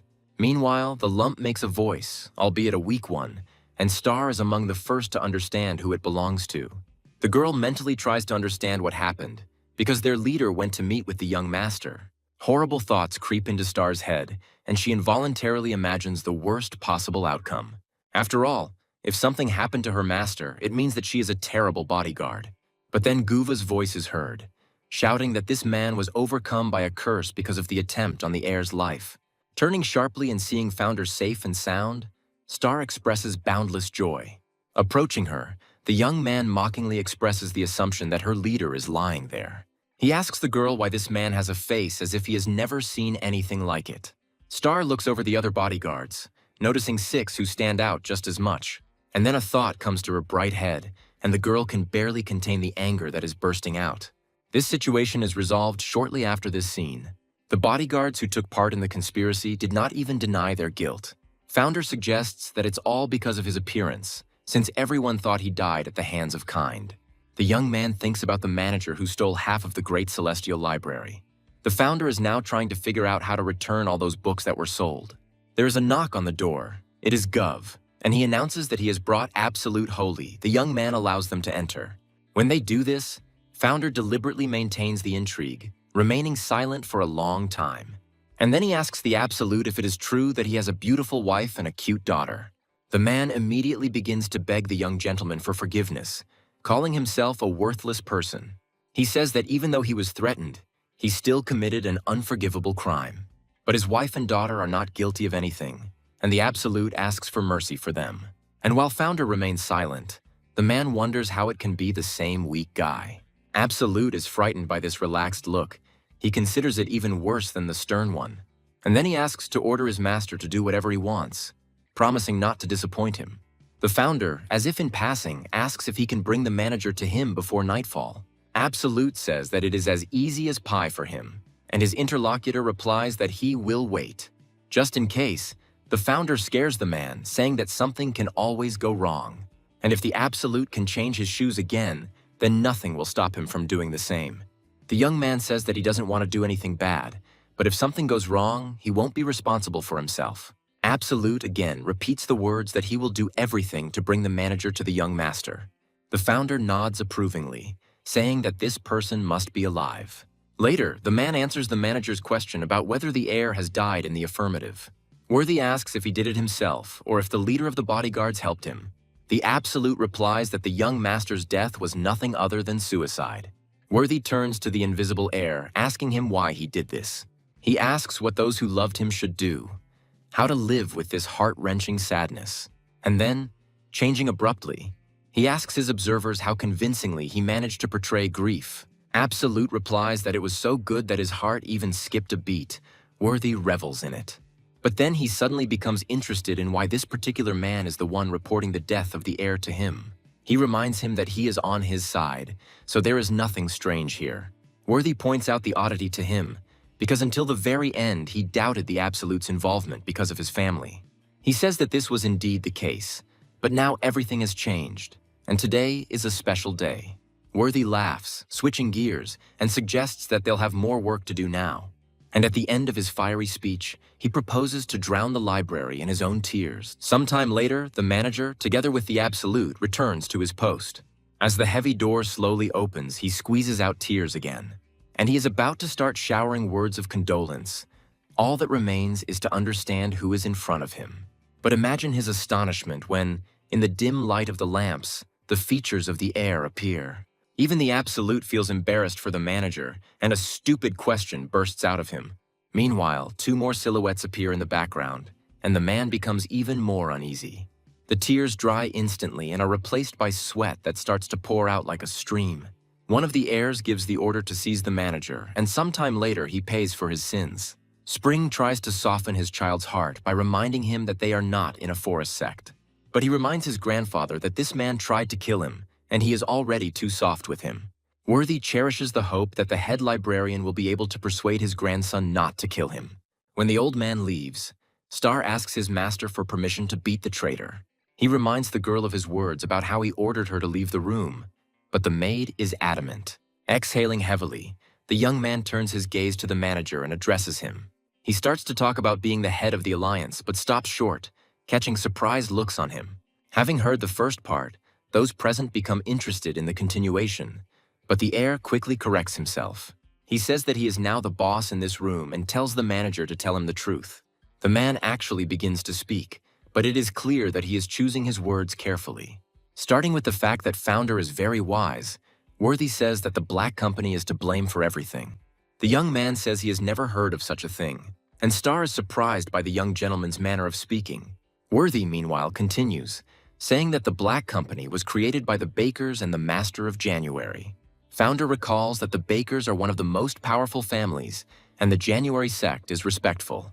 And although those two didn't seem suspicious to him, he wouldn't be surprised if everything was as Worthy said. After all, the library has become a tasty morsel, and the head of the Bakers, Seth, doesn't really look like a good person.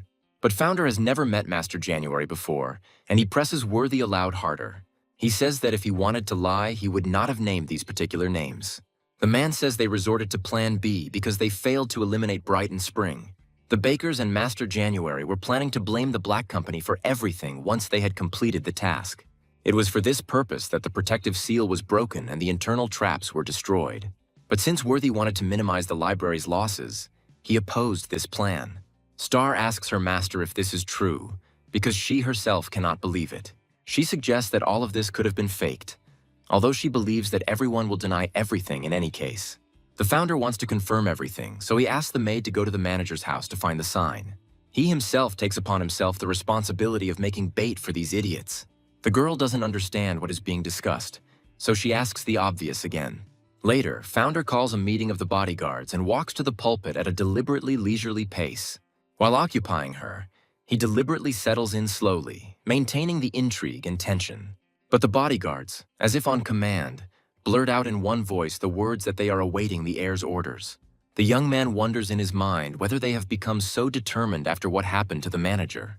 And yet he believes that they can be trusted, because they have not turned away from the library despite everything. The young man speaks of dying in battle, saying that this is what makes everyone a true warrior. They answer him with unanimous consent, but Founder says that they will not die today. He suggests that everyone take a rest today, spend the whole day outside the walls of the library, and return tomorrow.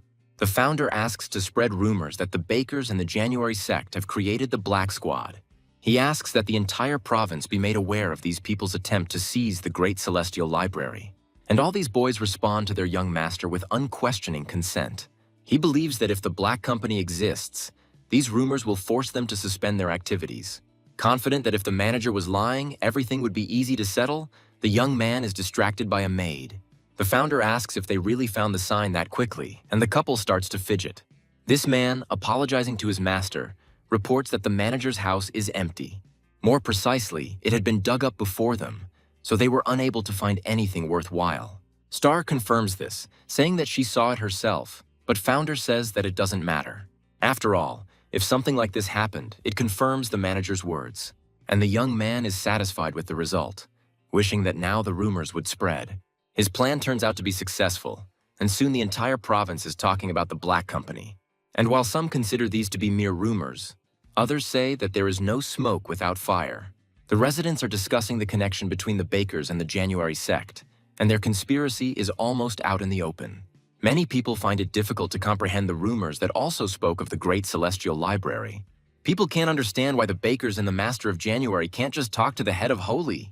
Although there is another option, which is the capture of the Black Squad and punishment of its leader. Halfway there, the boy turns to his brothers, intriguingly reporting his observation. One of them encourages his youngest to continue, asking him to tell the story. He says that he saw with his own eyes those who were spreading all these rumors all night. These people went to the mountain where the Great Celestial Library stands. The boy's listeners express their surprise simultaneously, and they are in complete solidarity. And there is only one thing that the older one doesn't like, the younger one using foul language in his presence. He begins to say what it all means, and the boy picks up, realizing that the rumors are true. The man says that the Bakers and the January brothers are doing complete nonsense, and if the Great Celestial Library suspects something, then they will soon get what they deserve. The man believes that while these two are laughing, the library is about to catch a big fish. The little one asks if he means the Bakers, and his brother responds with a gruff agreement. The boy reminds that there is no evidence, but his interlocutor believes that everyone in the library is a genius. Be that as it may, he is on this side, and his brothers reciprocate. A heavy sigh and a disappointed voice come from the walls of the Great Celestial Library. Goody is sad that they couldn't get everything back and only found 3 books about magic seals. Gov assumes that the rest of the items are either with the Bakers or the January sect. They, along with Goody, express a desire to take advantage of this opportunity and take revenge on the traitors. The Founder offers his brothers to tell him how they should take revenge on these people. They immediately get confused because, in fact, neither one of them has any good ideas. The Founder mentally calls these children stupid, but they say such dark words. After all, not counting just the heads, there are quite a lot of warriors in this family and sect. Guva's face changes before our eyes, and Goody asks him if he really came up with something. He replies that this is not true. His knee just itched, and Founder disapproves of this. And then, to everyone's amazement, Goody says that he has come up with something. He is going to report everything to Murti, because that is the essence of his existence. Gov reminds him that the head of the Alliance committed suicide, and Goody agrees, showing concern. They discuss it a little more, and then the younger one asks Founder about his own opinion. He mumbles something under his breath, and Goody hurries him, carefully asking what it is. The Founder reproaches the brothers, saying that instead of solving everything themselves, they blame everything on others. He says that he will come forward himself and say what he knows about the Bakers and the Januaries, but he is interrupted by a strange noise. Bursting into the room, the maid respectfully addresses the masters, and they ask her what happened. The girl starts talking about the January sect but stops, but quickly picks up again. Star reports that the Master of January has come to the library with his daughter. Meanwhile, the girl cautiously asks her father if maybe they came to the wrong place. There is nothing in this place, but the man is firmly convinced that this is the entrance to the great celestial library. It's just that this forest is a protective illusion against uninvited guests. Walking up this slope and slowly examining the area, the man says that this is it too, just like all those seemingly realistic clouds in the sky that he's now pointing to. House Ruth chuckles as she repeats her own words about it all being an illusion. Finding a lonely stone, the man approaches it and kicks it into the abyss. It falls and hits the ledges it comes across with a very realistic sound. The girl cannot believe that an illusion can be like this. But her father insists on his own. From somewhere they hear a welcoming voice, inviting the father and daughter to the great celestial library. Meanwhile, space begins to distort, showing the girl that her father was right. When the illusion is completely dispelled, the man hurries his daughter, asking her to follow him. Sometime later, the leader of the January sect was already laughing cheerfully. He expresses his joy at being received so warmly by the chief librarian and the heir. The man admits that he has always been curious about what this place is really like. And he continues to chat, at some point asking why his interlocutors are so quiet. The founder cannot understand why this man is laughing so strangely, but he continues to do so. The young man believes that no one in their right mind would laugh like that, suspecting that they want to distract him. He eventually asks about this behavior directly, expressing his complete lack of understanding. His interlocutor doesn't understand what the problem is, saying that he has been laughing like that since childhood. And then founder decides to start fighting this man in his own way, also starting to laugh stupidly. At first the man is taken aback, but bursts out laughing again, noting the strange sounds coming from the air.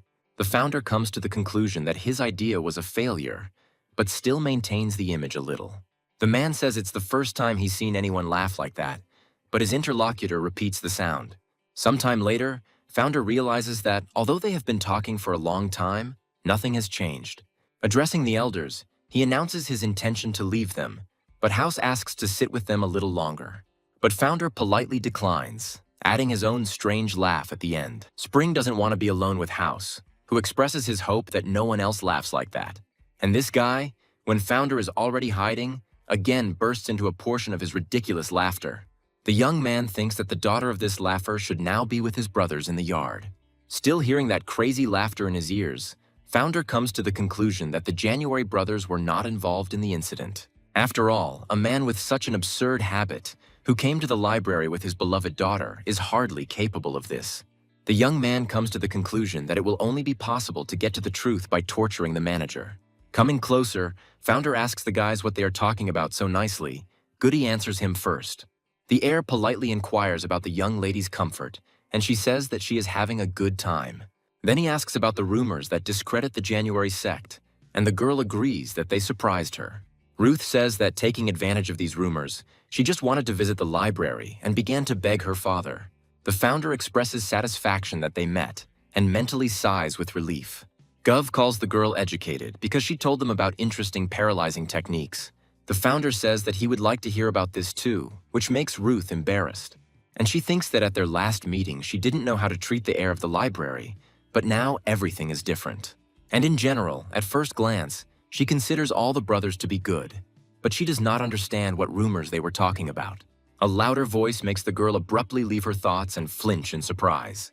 Gov suggests that he asked her too impolite a question, to which Ruth tries to wriggle out of it. The founder jokingly scolds his younger brother, and the girl tries to understand what is being discussed. And he turns on, saying that his father once told him about the method of energy point rotation. Gov playfully points out to his older brother that he was right and the lady did indeed say that. Ruth reiterates that this is just a legend, and it is impossible to say for sure that this method exists. It turns out that these two decided to play a joke on the heir, and he drives them away. Founder clears his throat, still feeling awkward, and Ruth lets out a low laugh. And then she suddenly asks if the heir would like to know anything personally from her. He is mentally amazed at the girl's foresight, because he really didn't drive his brothers away for no reason. He agrees with Ruth, asking the girl to tell about the bakers because he wants to put an end to the scandal. Later, House's laughter reaches the sky, and the man promises to invite the heir to his place someday. Ruth thanks Holly for accepting her and her father even though it was a surprise visit. While his daughter says goodbye, House restrains the urge to question her because something is bothering him. The man asks if his daughter thought this air was strange, but Ruth doesn't understand what he means. House says that although the young man looks normal, his laugh is truly strange. Assuming that no one in this place notices this, the man bursts into his own personal laugh. Later, Founder takes a walk alone with his own thoughts and theories. He thinks of the Bakers, one of the most respected families with strong warriors. And although the Founder hopes that the library will not give in to them in this, hope alone is not enough. It is precisely for such a case that the young man has prepared a plan, one of the links of which is the manager. In the process of its implementation, the Founder wants to take advantage of the Baker family's vanity, and his combat skills and knowledge of the Great Celestial Library will help him in this, among which one of the leading ones is the talents and knowledge of Bright Holy, and the experience of the former head of the Alliance, Murti, accumulated over many years of life. Founder plans to use all of this as a weapon against the Baker family. Although to do this, you will have to improve all your skills at least a little more. But if you bring in someone else to help, things start to look pretty good. Good suggests that their older brother is up to something, and Goody agrees with him. Star doesn't understand. The second heir believes that it's all about Lady Room, because after her visit, Founder has been on his own. Noticing the maid's face that had changed dramatically, Gov asks her what's wrong with her face. Next comes the assumption that two girls fell in love with him at once, and Goody sighs languidly. Star says she thought Founder was developing a plan to counter the Bakers, but it seems she was wrong. The young man, hearing this, mentally expresses relief that his shadow understands him. Meanwhile, the girl begins to voice her new version. When the maid says it's never too late to have a late dinner, Founder loses hope. The heir comes out from around the corner, agreeing with Star and suggesting that everyone eat their fill tonight. Founder stops Good, asking him to come to him, and then lowers his voice to a whisper. The heir gives his middle brother 2 days to extend the library's protective barrier beyond the abyss. The guy starts asking Founder why he needs this, but he asks him to be quieter, and he replies that he just wants to strengthen the defense just in case. Good accepts this answer. Later, Star catches up with her master almost silently, but he still hears her. Feeling the drowsiness emanating from her, Founder sends the girl to bed, but she tries to object. When the young man enters the place where the manager is being held, he asks for his release. His wish is immediately fulfilled without complaint, and Founder moves deeper towards his goal. The young man asks about the plan's participants, and Worthy says that he only discussed it with the Baker heir. The Founder clarifies whether the captive is sure that it was indeed the family heir, and the answer is positive. The man says that if it weren't for this person, he wouldn't have dared to go so far. Expressing his understanding with this, Founder says that he asked this only out of curiosity. As he leaves, the young man reassures his interlocutor that he is not up to anything. The next day, Founder's brothers ask him why he called them. He praises the younger ones for coming and tells them that he wants to write a letter. Hearing that their brother dreamed of God, the boys are eager to find out what he advised him to write. And already beginning to answer, Founder maintains the intrigue. And then suddenly he shouts out the only word that makes him run. He says that after shouting this, the God he dreamed of disappeared. Gov will not understand what he needs to run from. The Founder assumes that God meant the Baker family and begins to discuss this topic, and also list what they have managed to do in this matter, how far they have progressed. The young man agrees that inaction will lead to bloodshed, so he wants to send the Bakers a letter of reconciliation. But the brothers fundamentally disagree with him, because this family tried to destroy their own. In response to Guva and Goody's heated provocations, Founder asks what's wrong with living longer. At first they ask what he means, but soon the boys get it. They apologize to the heir, and he says that none of them will die. And suddenly he shouts out the name of his maid, calling her, and she appears just as immediately. Noticing the stick in the girl's hands, Founder says that he doesn't need it, but it wouldn't hurt to clean the room. He suggests that the brothers return to writing the letter since they now understand his point of view. The young man begins his message with who it is intended for and from whom, smoothly moving on to the essence. The Founder admits his guilt because he could not control the tongues of his subordinates, wanting to suck up. He mentally admits to himself that he was wrong because figuring everything out turned out to be difficult, and this despite the fact that he spread rumors about the captured manager. The young man believes that if he grovels before the Bakers in this letter, they will agree to end everything quietly. He suggests that after receiving this letter, the head of the family can send them an invitation immediately. And then the bodyguard appeared before his eyes and reported that a serious problem had arisen. The manager had a seizure, although no one touched him. No one knows what the matter is. Gov is the most surprised of all, asking how something like this could even happen. And Founder, while no one is looking, smirks secretly, remembering last night.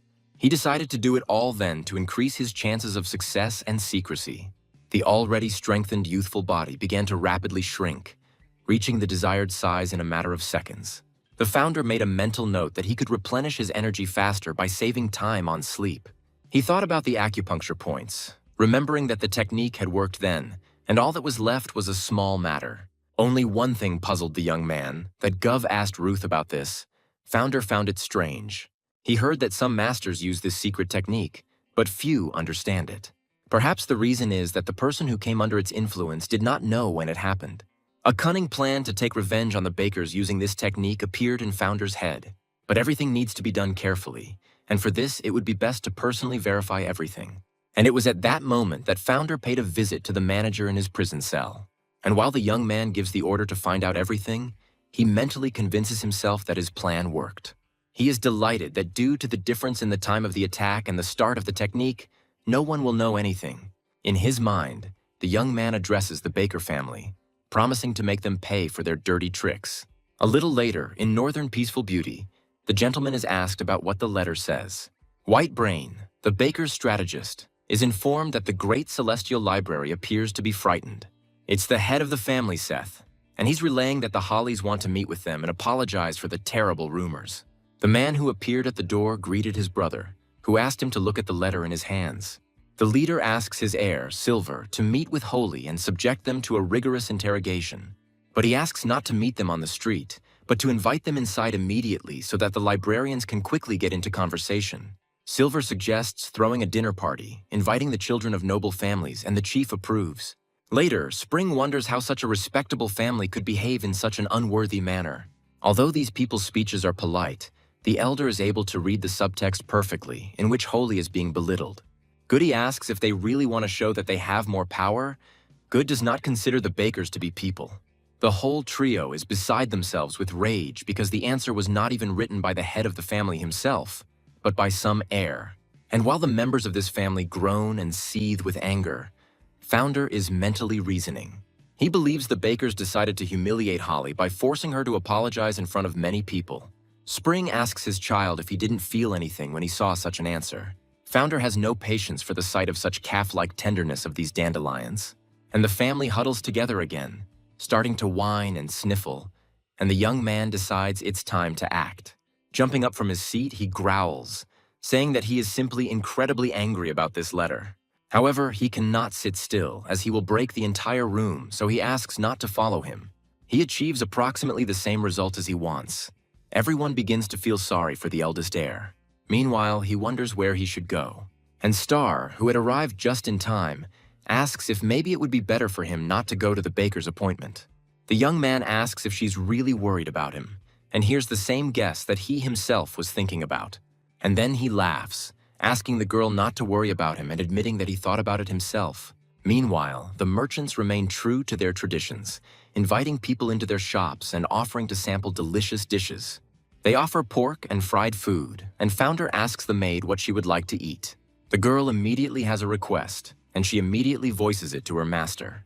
And he agrees, but only adds that they will not eat shrimp but pork. When they enter the establishment and place an order, it is brought, and the girl cannot contain her admiration. And then, hastily but politely wishing his master a bon appetit, he begins to eat greedily. Once again, miasmas, the source of which is unknown, are beginning to spread through the streets, as they once did. These guys also can't understand what's going on, because there is no sewage anywhere nearby. They argue that while they are using invisibility technology, this rich man is eating delicious meat. The middle one throws out a clever remark, and the eldest one perceives it as an insult at his own expense. They start bickering again, noting that this has become part of their family tradition. The average one suggests that the library is up to something, but his interlocutor brushes it off. And he calls the average person stupid, but he doesn't hear him, suggesting that he see better what he sees. He suggests that the man was using a debunking technique or something like that. And the elder asks if this person is really looking at them and smiling right now. The maid, noticing her master's grin, asks what he is laughing at. She becomes interested, and the girl, noticing the trajectory of Founder's gaze, looks in the same direction. And the young master asks the maid to buy a bottle of the most expensive alcoholic drink when they leave. And later Star doesn't understand why he needed this wine, although there is much better one in the library. Soon, a loud and unfamiliar male voice is heard from behind, asking them to stop. The eldest of the brothers offers to talk, and Star, seeing them, is surprised. The man, meanwhile, continues, turning to the founder, asking why he behaves like this. Star starts talking about how her master is meeting them for the first time, but the elder tells her to shut her up. The man in color says he wants Mr. Holy to answer, and he asks Founder why he looked at them and laughed. The young man apologizes if his look offended them. It's just that he's never seen anyone from the Discovery Squad. The eldest one understands that this boy really noticed them, and the middle one gets goosebumps. The man speaks again, suggesting that the founder might know them, even though they don't know the librarians personally. And yet it seems to him that there is something familiar about this man. And walking around Founder from all sides, the elder asks if they had met by chance before. The young man answers mentally that it really happened. They really did meet several times in their past life. This man's name is Silverison Height, and he is a follower of the Discovery Force. The memory of how his favorite student was introduced to him involuntarily bursts into his head. The founder then turned to Silverison familiarly with a question.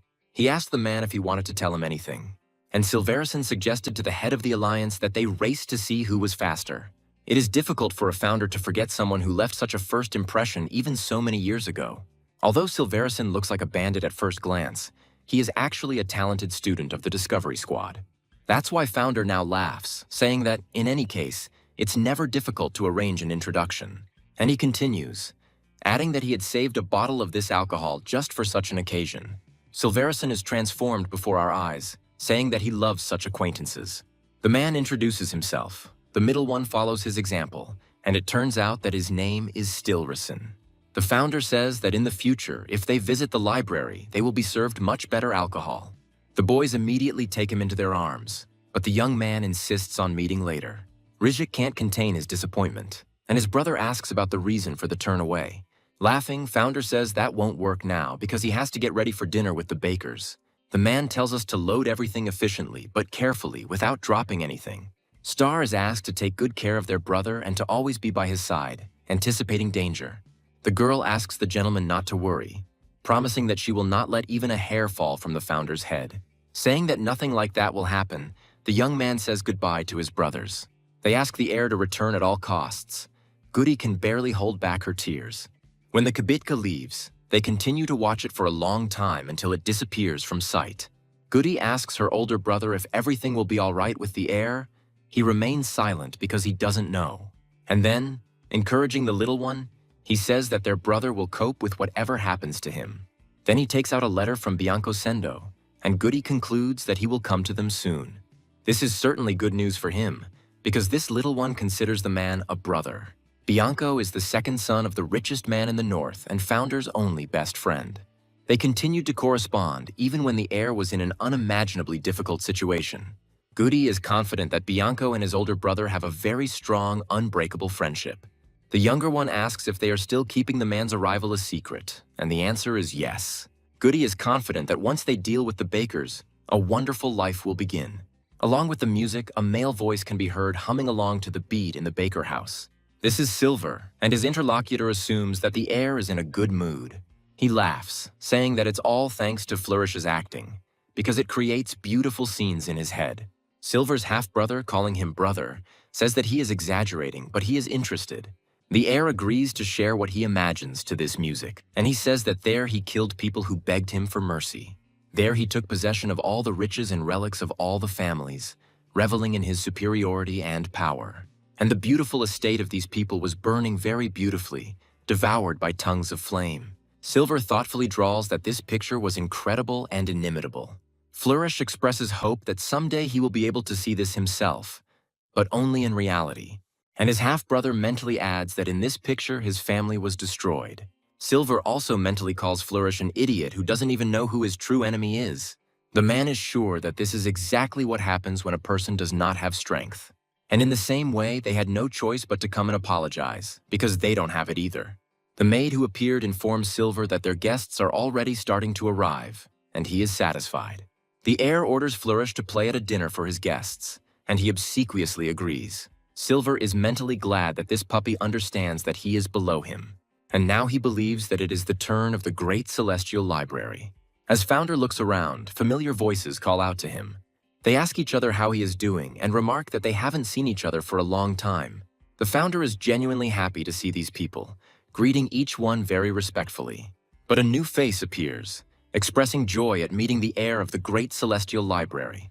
Ruth takes the initiative to introduce herself, guessing that they have not met before.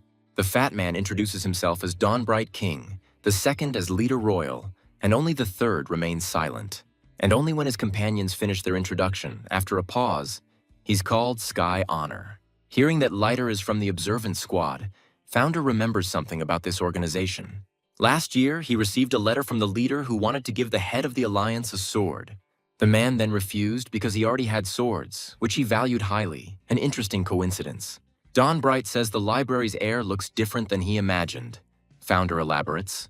The fat man says he expected to see a gloomy man with sad eyes, but he looks quite happy. The Founder suggested that this man was someone to be wary of because of his potential marriage to the Bakers. But now he understands that this is not so, and Sky, meanwhile, declares that the library has neither shame nor conscience. He asks if Bright shouldn't be depressed, and he dares to smile and spread rumors about the Bakers. Ruth is outraged that Sky would say such terrible words in such a good place. He retorts. The Founder asks the lady not to think about it, but she still tries to defend his honor. The young man reminds her of her own words, agreeing that this place is not suitable for such conversations. The Founder recalls that the society Sky is a part of is the Baker's mongrels and elegantly points this out. The heirs immediately understand the hint and begin to laugh, although they desperately try to restrain themselves. Someone quietly approaches them and asks the company to go inside. This man turns out to be Silver himself, who allows himself a few polite pleasantries. Dawnbright openly and unrestrainedly welcomes the Baker heir. Sky acts as his opponent. Silver exchanges the usual polite greetings with each newcomer. And now it's the Founder's turn, who is in no hurry to enter. Silver hurries him, asking if this is really their first meeting, and the young man mentally curses him. The Baker heir greets the library heir respectfully, inviting him to the estate. The Founder thanks his interlocutor for the invitation, citing his full title. Inside, it turns out to be even more pompous than the young man could have imagined, which strengthens his thoughts. The Baker heir appears to be a gracious host at first glance, but Founder sees right through him. He knows for sure that this kid is up to something, and he is thinking about it, not taking his eyes off him. Founder is surprised that he hasn't been embarrassed yet, and Dutiful announces his intention to perform a trick. First of all, the young man asks those present to pay attention to his own glass. After this, Dutiful asks to turn his gaze to the glass of this lovely lady. Having gained the full attention of the audience, the young man begins to intricately swirl the liquid in his glass. And then, clearly using some technique, he makes the wine describe a simply unimaginable arc. Those present shout almost unanimously, beginning to praise the magic of the House of Fiery Loyalty. Even Founder finds this young man's skills truly quite unusual.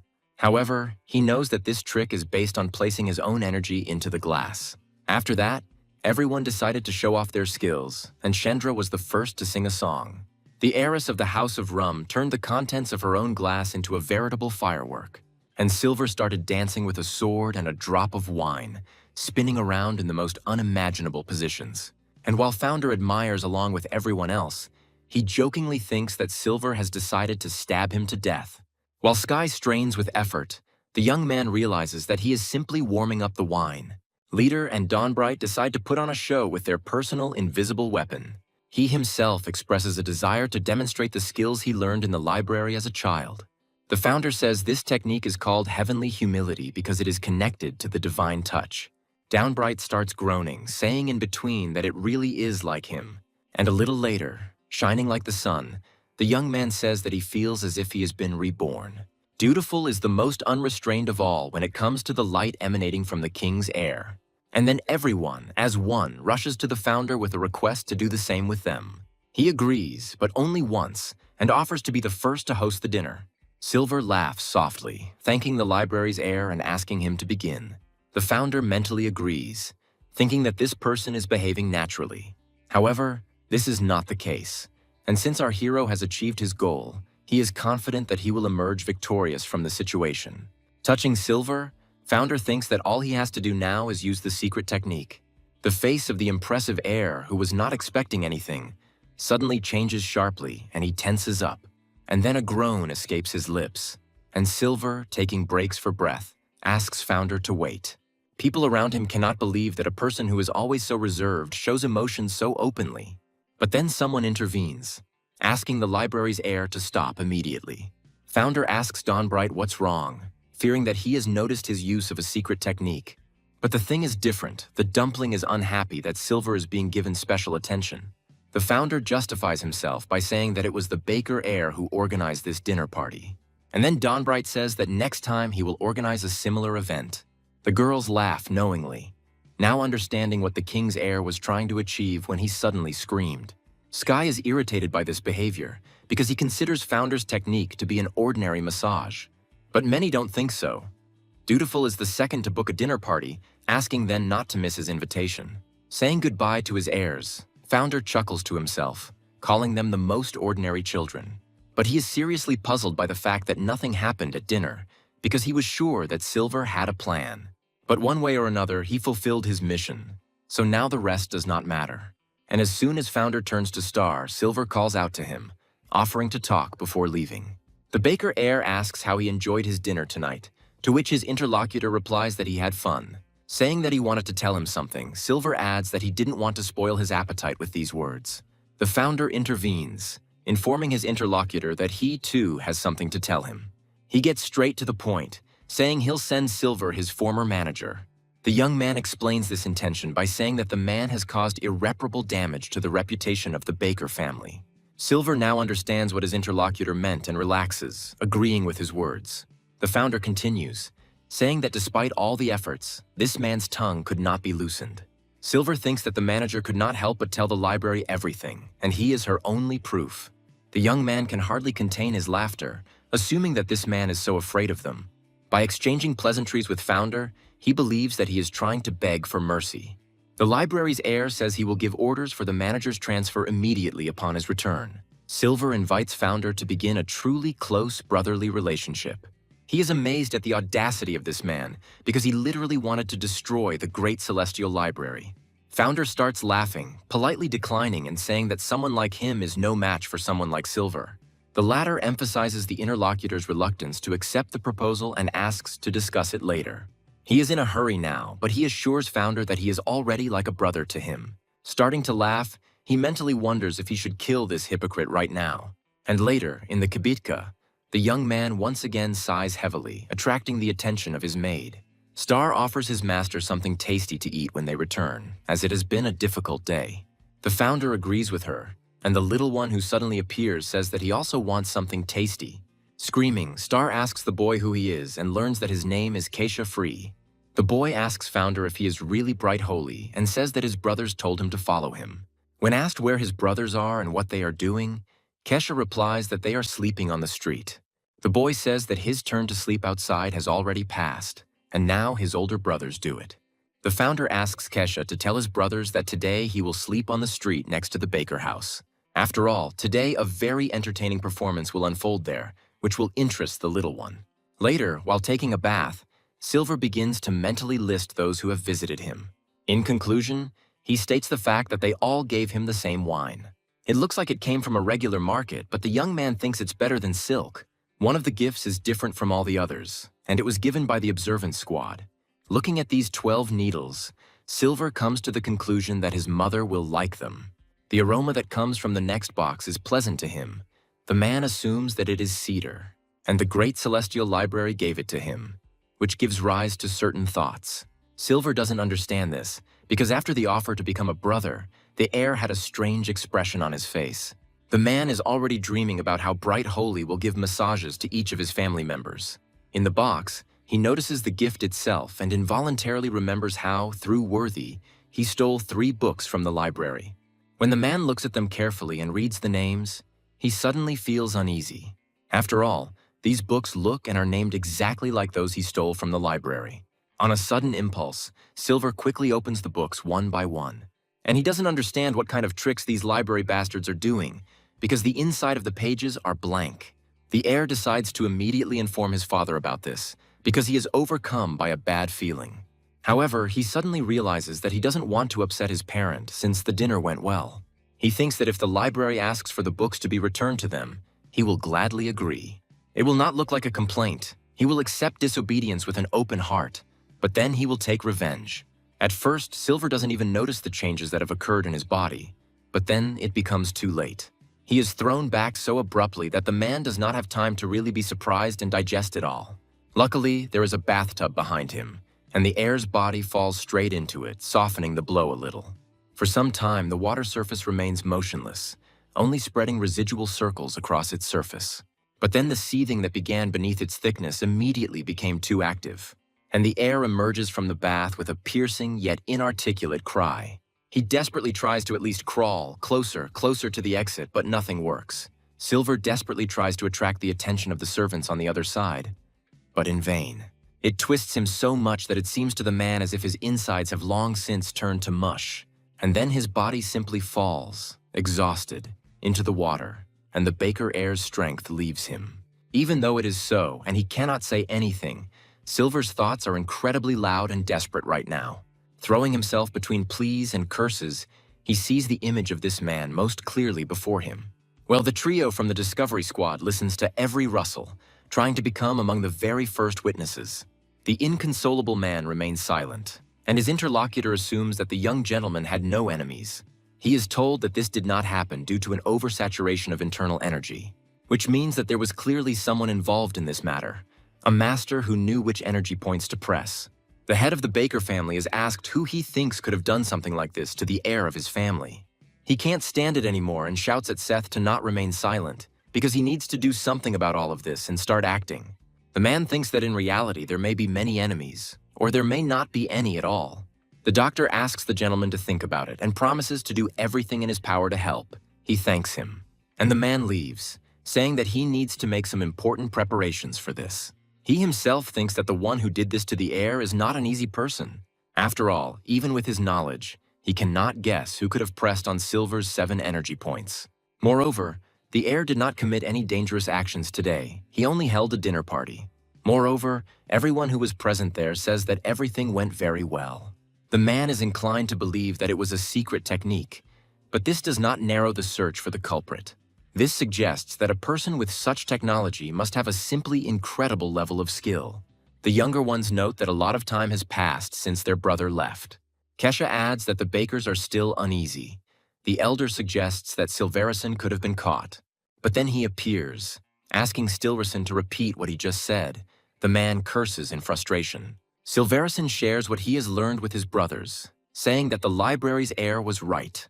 Kesha admires him and asks how Founder could know this, but his interlocutor suggests that he find out for himself.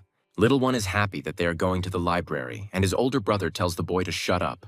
And only Silverison remains silent, immersed in thoughts about what happened. Later, their delighted cry fills the entire area, notifying everyone that they are very tasty. One of the 3 admits that this is the first time he has eaten something like this, and the other asks the heir to bring them some wine. Still Risen asks the dissatisfied people why they are staring at them with such strange looks. Goody tells the homeless people to mind their manners and not treat the library's heir so rudely. A small squabble ensues between them, in which neither feels guilty and is willing to back down. Goody says that now he will teach these homeless people a lesson, and Founder egged him on. The middle one says that he can ask the 3rd brother to forgive him for this offense if he brings them a drink. But Goody refuses, saying that it would be better for him to teach his dear guests etiquette. Silverison informs the heir of his intention to take a walk, arguing that it is good for the stomach. Later, he asks Founder how he knew in advance that such a disaster would happen to the Baker heir. The young man replies that the stars told him about this, to which his interlocutor bursts into loud laughter. And then he asks him to tell him just this once who was the one who did this to the Baker heir. The Founder speaks in a veiled manner, suggesting that this man has the power to destroy all the Bakers. And after he asks why he would reveal his identity, Silverison makes a guess. He asks if, in that case, maybe Silver was killed by Founder himself. He stops and slowly turns only his head towards his interlocutor. And then he asks him to clarify. That is, he wants to say that he is capable of doing this. Silverison is at a loss, thinking that, in fact, he thought that the heir of the library was innocent. The man is about to continue his thought, but suddenly begins to feel something strange. The founder slowly asks him what happened, whether the gentleman is really unwell. Silverison asks in turn whether the heir received a reward for this or kills indiscriminately. Founder pauses for quite a long time before answering, and then he asks the man to follow him, saying that he wants to show him something. He tells Silverison that this man, in collusion with the bakers, was destroying the library from the inside. The man expresses joy at being strengthened in his convictions, but for the founder, this is unexpected. Silverison says that he too tried to get to the bottom of this, but was unable to, and asks the library's heir about his next steps. The young man replies that he is going to invite the head of the Baker family to his place. But until then, he needs to meet other people. Silverison clarifies their identities. The founder answers evasively, but says that his interlocutor knows them well. The white brain informs its master that it has managed to collect all the pages of the torn books. They were a gift from the great celestial library, yet each sheet was blank. Seth begins to get angry, assuming that the library is playing a joke on their family. The brain agrees and says that a large chest and a letter were recently received from this family. The man mentally goes over all this in his head and orders the chest to be opened immediately. They do this very carefully, using people they don't feel sorry for in order to avoid unnecessary problems. When the lid of the chest flies off, those standing nearby recoil from the unimaginable stench. The same thought comes to everyone's mind, and only one dares to start speaking. The head of the family needs all his self-control not to burst into anger. He immediately asks for the letter and, starting to read, sees lines about his own crimes. As a result, the heavens sent a curse on the heir of Seth, but the library, by the will of the heavens, also changed its mind. She won't let the manager go, but since there was an agreement, she sent the baker's leader of the bodyguards to check everything. As he reads the final lines, Seth loses the last of his composure and screams at the top of his lungs. He openly, leaving behind all evasions and hypocrisy, pronounces the name of the Black Squad, and the head of the Baker family publicly announces that today, the library will disappear from the face of the earth. A little later, having made the necessary preparations, he sets off with his subordinates to the enemy camp. Seth is in charge of everything personally, wanting to punish negligent librarians with his own hands. Stopping at the limit of the illusion, the man mentally calls upon himself to calm down a little, and then he expresses hope that the library is ready to answer for everything to his family. Instead of an intelligible answer, a mad laughter echoes throughout the area. But then, when it stops, Seth and his henchmen hear words about gifts sent to the head of the bakers. The founder asks if they are still threatening his family after this. Seth tells them to put the chatter aside, asking if he is to blame for what happened to his son. The founder asks in turn whether this man wants to believe that he is the culprit. After all, others are not to blame for this. The bakers themselves are to blame, and they are not thirsting for revenge, but to take out their grievances on him. The founder asks inquiringly about Seth's plans to destroy the library tonight. Or the Black Company will do it, and the head of the bakers will come running after him and play pranks on his grieving friends. Seth compliments Founder on his intelligence, but says it won't be enough to survive. A strange laughter is heard nearby, and Seth is approached, questioned about the sincerity of what he said. After all, if this is really true, the head of the Rum family promises to use his blade against the bakers. The Black Squad begins to shrink, not understanding where House is coming from, but he says that he is not alone. And indeed, soon the heads of other noble houses, Smart Stretch and Grace Seidling, make their presence known. The leaders of the Continental family and the Observant Squad are also shocked by the intentions of the head of the Baker family. But that's not all. Another one of those present is highly respected, but for some reason remains silent to this day. Seth, when he sees him, gets the shivers. Seeing him here is the most unpleasant thing. This is Elder Baker, who is supposed to be in exile outside the country.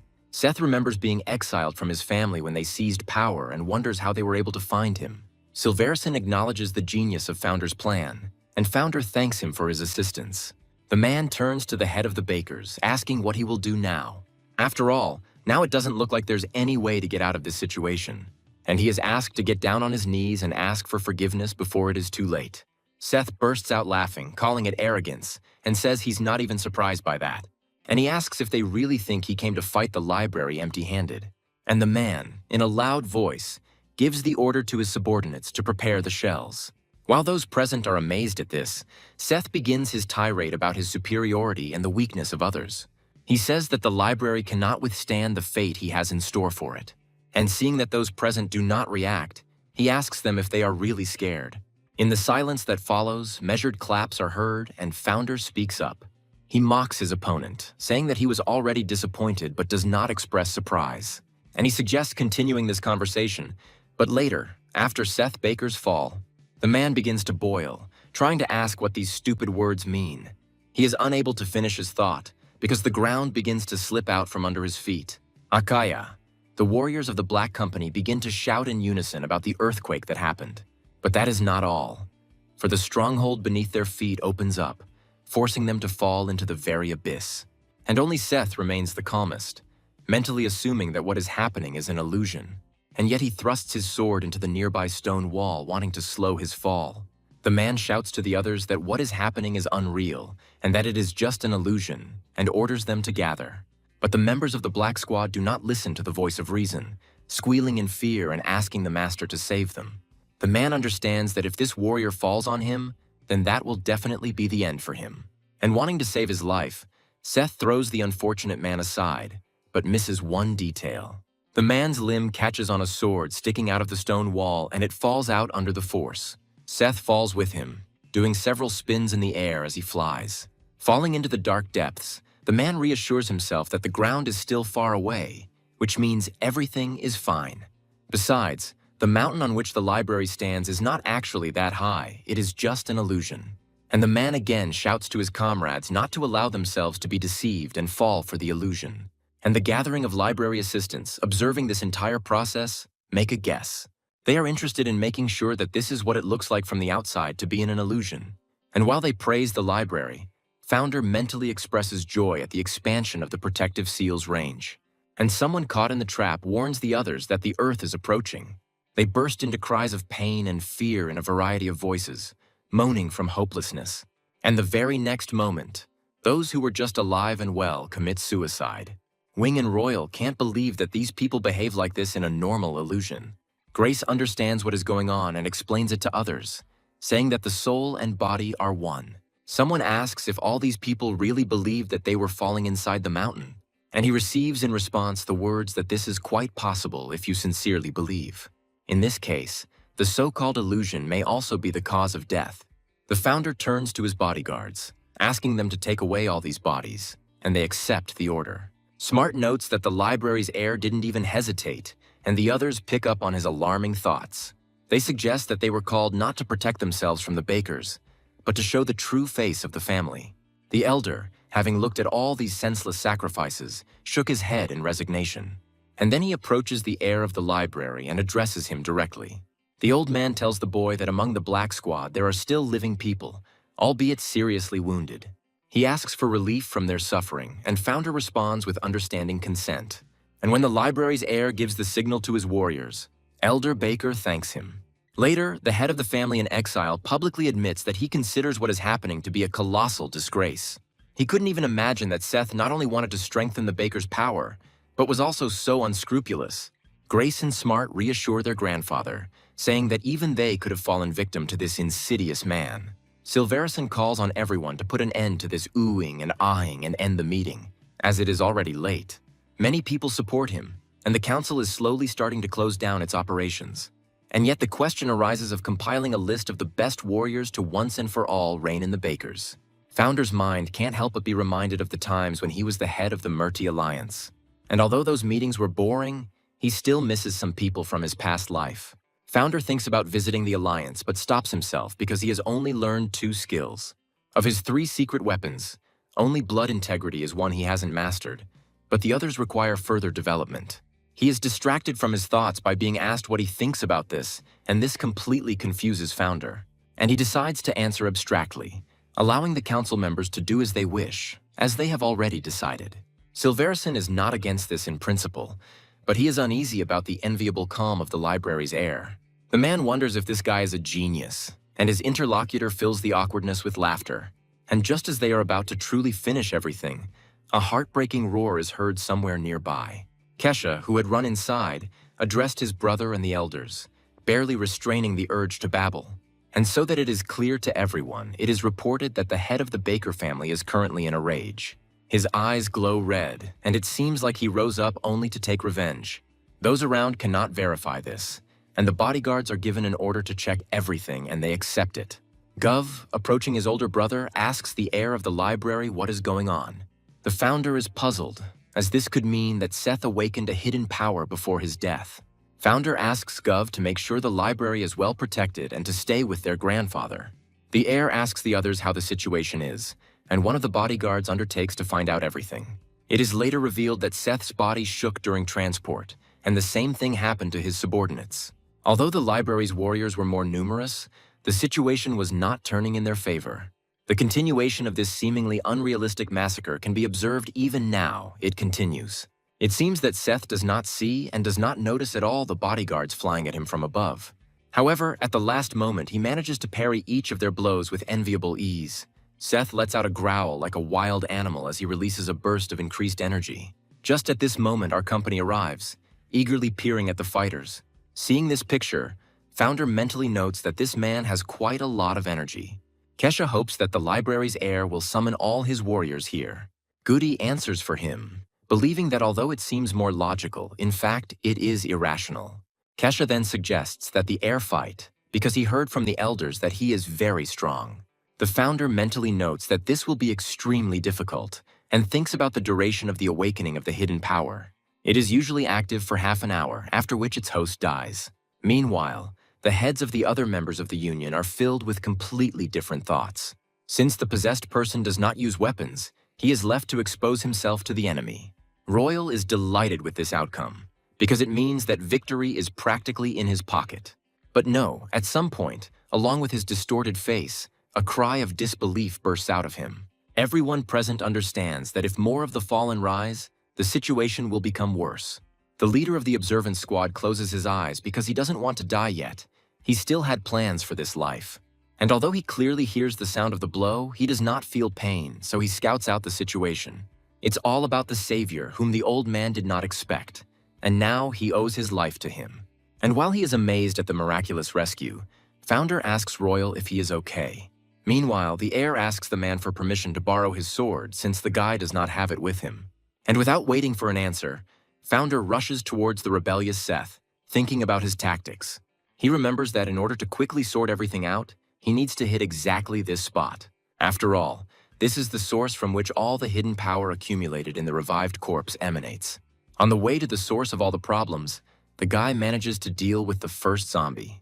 The first is followed by the second. The founder specifically chooses his trajectory. This is how he manages to minimize casualties on the part of his allies and bodyguards. He continues to move around the field until he reaches his final goal.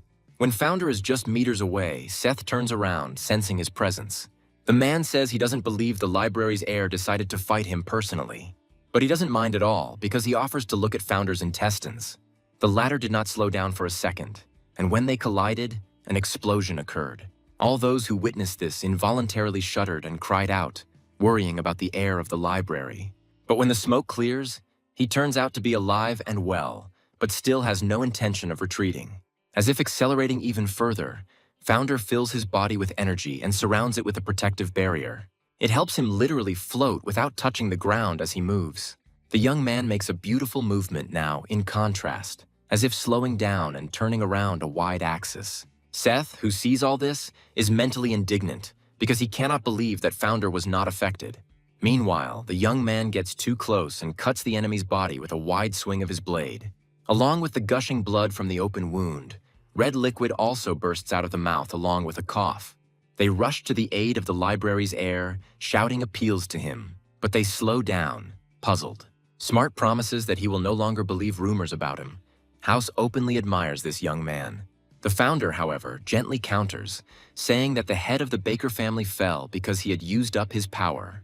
And while talking, the young man doesn't notice that they are watching him, analyzing his movements in battle and techniques. And someone, intoxicated with victory, suggests getting together and finally destroying the Baker family. Later, under cover of night, the brother asks his brother if he hears those loud sounds. He explains to him that the reason for this was the families from the northern lands who disturbed their peace. While the heir tries to call Flourish by name and ask about his father, He explains the situation to him. Hearing about his father's supposed loss, what was once silver begins to rush about in despair. Somehow the former heir of the bakers squeezes out a request to kill him. And then he tries to give arguments for this, but Flourish reproaches his brother for giving up on life. And expressing joy at what is happening, he suggests that Silver is not at all knowledgeable about people. Then Flourish asks his stepbrother what it's like to feel worthless. Continuing to mock Silver's indignation, he says that for his own pleasure he will take care of him for the rest of his life. And laughing ominously, he adds that they still have to live together for a very, very long time. Time passes, and it is midday the next day after the attack on the Baker family. News comes that during this action, the Baker army was completely defeated. After the Great Celestial Library learned of this, they began to rejoice and celebrate. Looking at his fools, Founder only chuckles to himself without condemning them. A few days later, role model Baker arrives at the library with the stolen treasures and gold. According to the investigation, the Bakers destroyed at least 5 families. The elder apologized to them all, promising to provide personal assistance in the restoration. The founder is amazed at how strong this man's sense of responsibility is. The next to arrive was the head of the Continental Military Administration, bearing a gift and apologies. He heard that the library's heir was looking for healing plants, so he gives him the Soul Power Flower. Noticing how quickly and dramatically Founder's face changes, the man expresses concern about this. The thing is that after taking the snake's blood, the young man cannot find the remaining ingredients for a long time. I didn't even know if I could get them, but then suddenly I got such a suitable gift. King misunderstands the young man, becoming upset and promising to prepare something more worthwhile next time. However, Founder abruptly interrupts him, declaring that this gift is the best one for him. After this, the guests are visited in the library by the heads of the White House and the House of Fiery Loyalty. The latter shares that the head of the January sect does not have a gift ready, so he could not come. House invites his daughter to the library, as the other families have already made their visits. And the girl asks him if it's okay that they come empty-handed. But the gift is ready. Asking what kind of gift this is, Ruth learns that her father wants to marry her off to the heir of the library. The man continues to talk about how it would be good for them to get to know each other better, but stops short. And then he belatedly realizes that he shouldn't have dumped everything on the girl so suddenly. At night, beggars came to the library, but only empty-handed, loudly announcing their appearance. When they had eaten their fill of the meat provided, they rested a little and left. The captain of the observance squad decided to visit the Great Celestial Library with his son. While Founder recalls their first and last meeting, the young man communicates with him as with a close friend. As a gift, the leader of observance gives the heir of the library one of the swords of his choice, and he remembers the very letter that this man wrote to him in his past life. Taking the first sword in his hands, Founder begins to describe it, simultaneously expressing his admiration for this work. The head of the royals thanks the young man for his kind words, but also asks to look at other weapons. The second sword is a surprisingly harmonious combination of lightness and hardness. But that's not all. In the flow of energy, it becomes very flexible, which is convenient when using a wide variety of techniques. Mr. Royal, laughing, agrees with these words. But this is not the whole weapon. Removing the lid from the third box, Founder is even at a loss at what he sees in front of him. The scabbard and hilt of this sword turn out to be very old. The young man did not think that it would turn out to be like this. Then Founder decides to take a closer look at the weapon provided to him, using a special technique. By repeatedly increasing the focus as he gets closer, the young man notices something curious. Meanwhile, the leader of observance politely urges the library's heir, asking his opinion about this blade. Founder speaks briefly, but his opinion is that this sword is good and he liked it very much. His interlocutor suddenly becomes flustered, involuntarily asking a clarifying question, the answer to which is again positive. But he quickly pulls himself together, asking which sword the library's heir ended up liking more than all the others. The founder replies that each one is very good in their own way, but he still wants to take the first one. Royal asks if his interlocutor could explain why he made this particular choice. The founder says that the first one suits him better than the second one, and the man asks him about the third one. Then the library's heir asks in return whether Royal hadn't been working on it his entire life. The young man says that he simply cannot take such a great treasure from the creator. He simply would not dare. Royal says he knew the library's heir would understand, but he wonders how it happened. The founder says that next to this sword, any other sword will lose its value, but the creator must possess it. In his hands, The blade will become so sharp that it can cut through anything, and the energy will multiply. And the runes on the sword are arranged in such a way that they bring any energy into harmony, making it more mobile. The founder says that he cannot even express in words his admiration for this work, and therefore cannot accept it. After a rather long pause, Royal says that this sword was made for the best man in the entire world. The blacksmith forged it so that it would be no less powerful than what the head of the alliance, Murti, already possessed. But he died, and the man asks if this means that someone else should wield this weapon.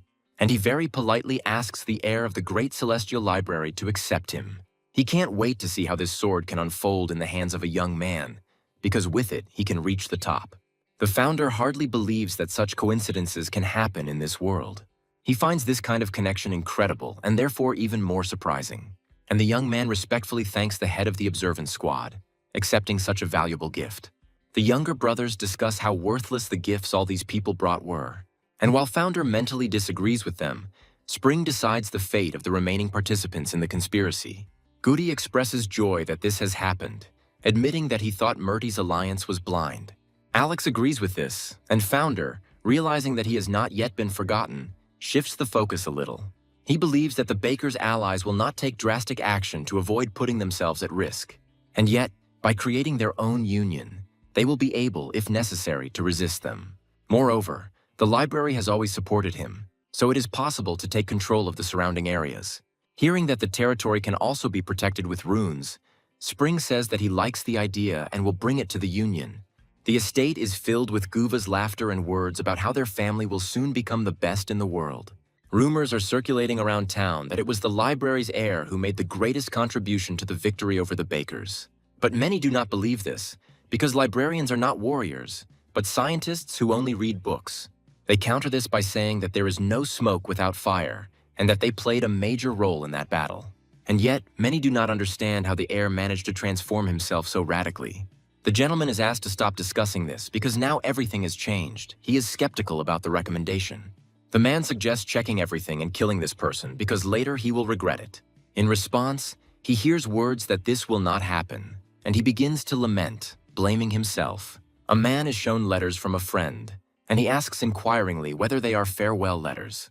Bianco advises his interlocutor to look again at the first 6 letters and read the resulting word. At first, the man is skeptical about this, but then everything dawns on him. Bianco continues, saying that these letters are encrypted correspondence with Bright Holy. Reading what was written, the man is outraged that this puppy did not communicate his change of mind. Hearing the words that the Ta organization will not stop until the task is completed, Bianco says that he is looking forward to it. The man asks if he will die too then, and hears in response that this is his karma for the death of his friend. His interlocutor says outright that he considers these two to be abnormal, and Bianco starts talking nonsense. By saying that the sun is bright today, he says that he and the library's heir will die before it sets. They tell the brother that they will soon come to that very restaurant and ask if he is looking forward to it. The founder agrees, recalling how long it has been since they all went out together. Gov says that today he will try a dish whose taste he will never forget. The founder recalls how a few days ago this guy begged him to go with him to this place. He wonders if the new dish Gov wants to try is really that delicious. Meanwhile, Goody asks her brother to look towards the counter with wooden toys. He asks Guva if he remembers how they played war with these as children, and he agrees. The founder asks the younger ones to continue on their way, but they don't even hear him. The young man suggests that the maid go ahead and find and occupy a suitable table, but she expresses uncertainty.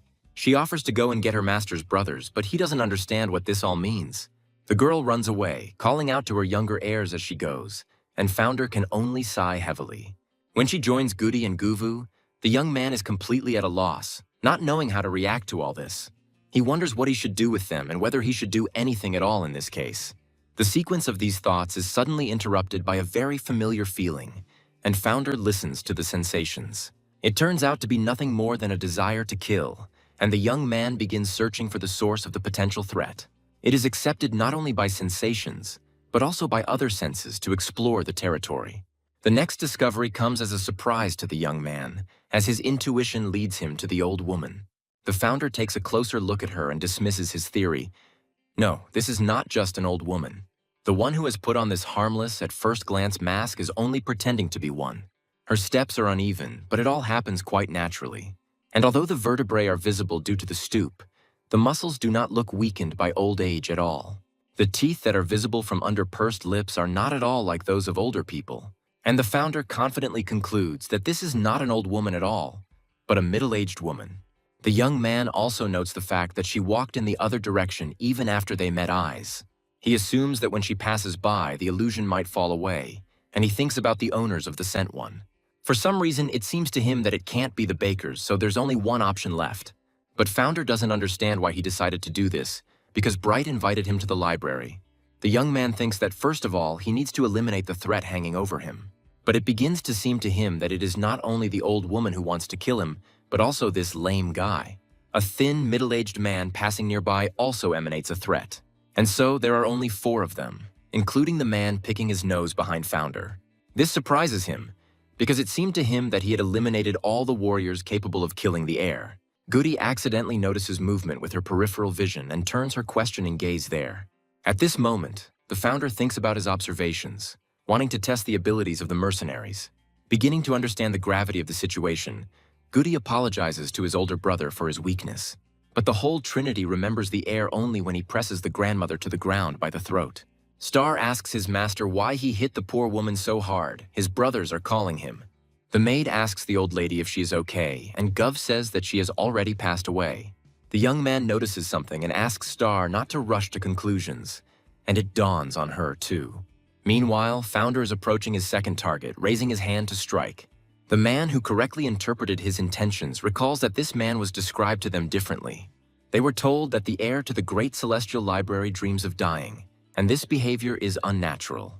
The mercenary doesn't understand why Bright Holy is attacking them and where he got such fighting skill. However, it is not possible to think about this for long, since the Founder is serious. Noticing danger moving towards his older brother, Goody loudly warns about it. 2 assassins decide to attack in sync, increasing their chances of winning. But Founder notices them himself, though he escapes the attack at the very last moment. Abruptly changing its trajectory, it approaches the first one, the one that is closer.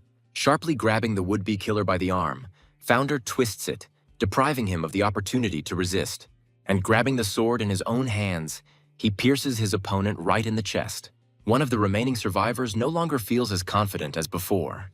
But somehow he still tries to resist, because an order is an order, and it's too late to retreat.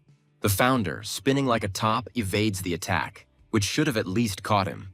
This lowers his self-confidence even more, but the mercenary still holds on. He decides to resort to his best techniques to increase his chances of success.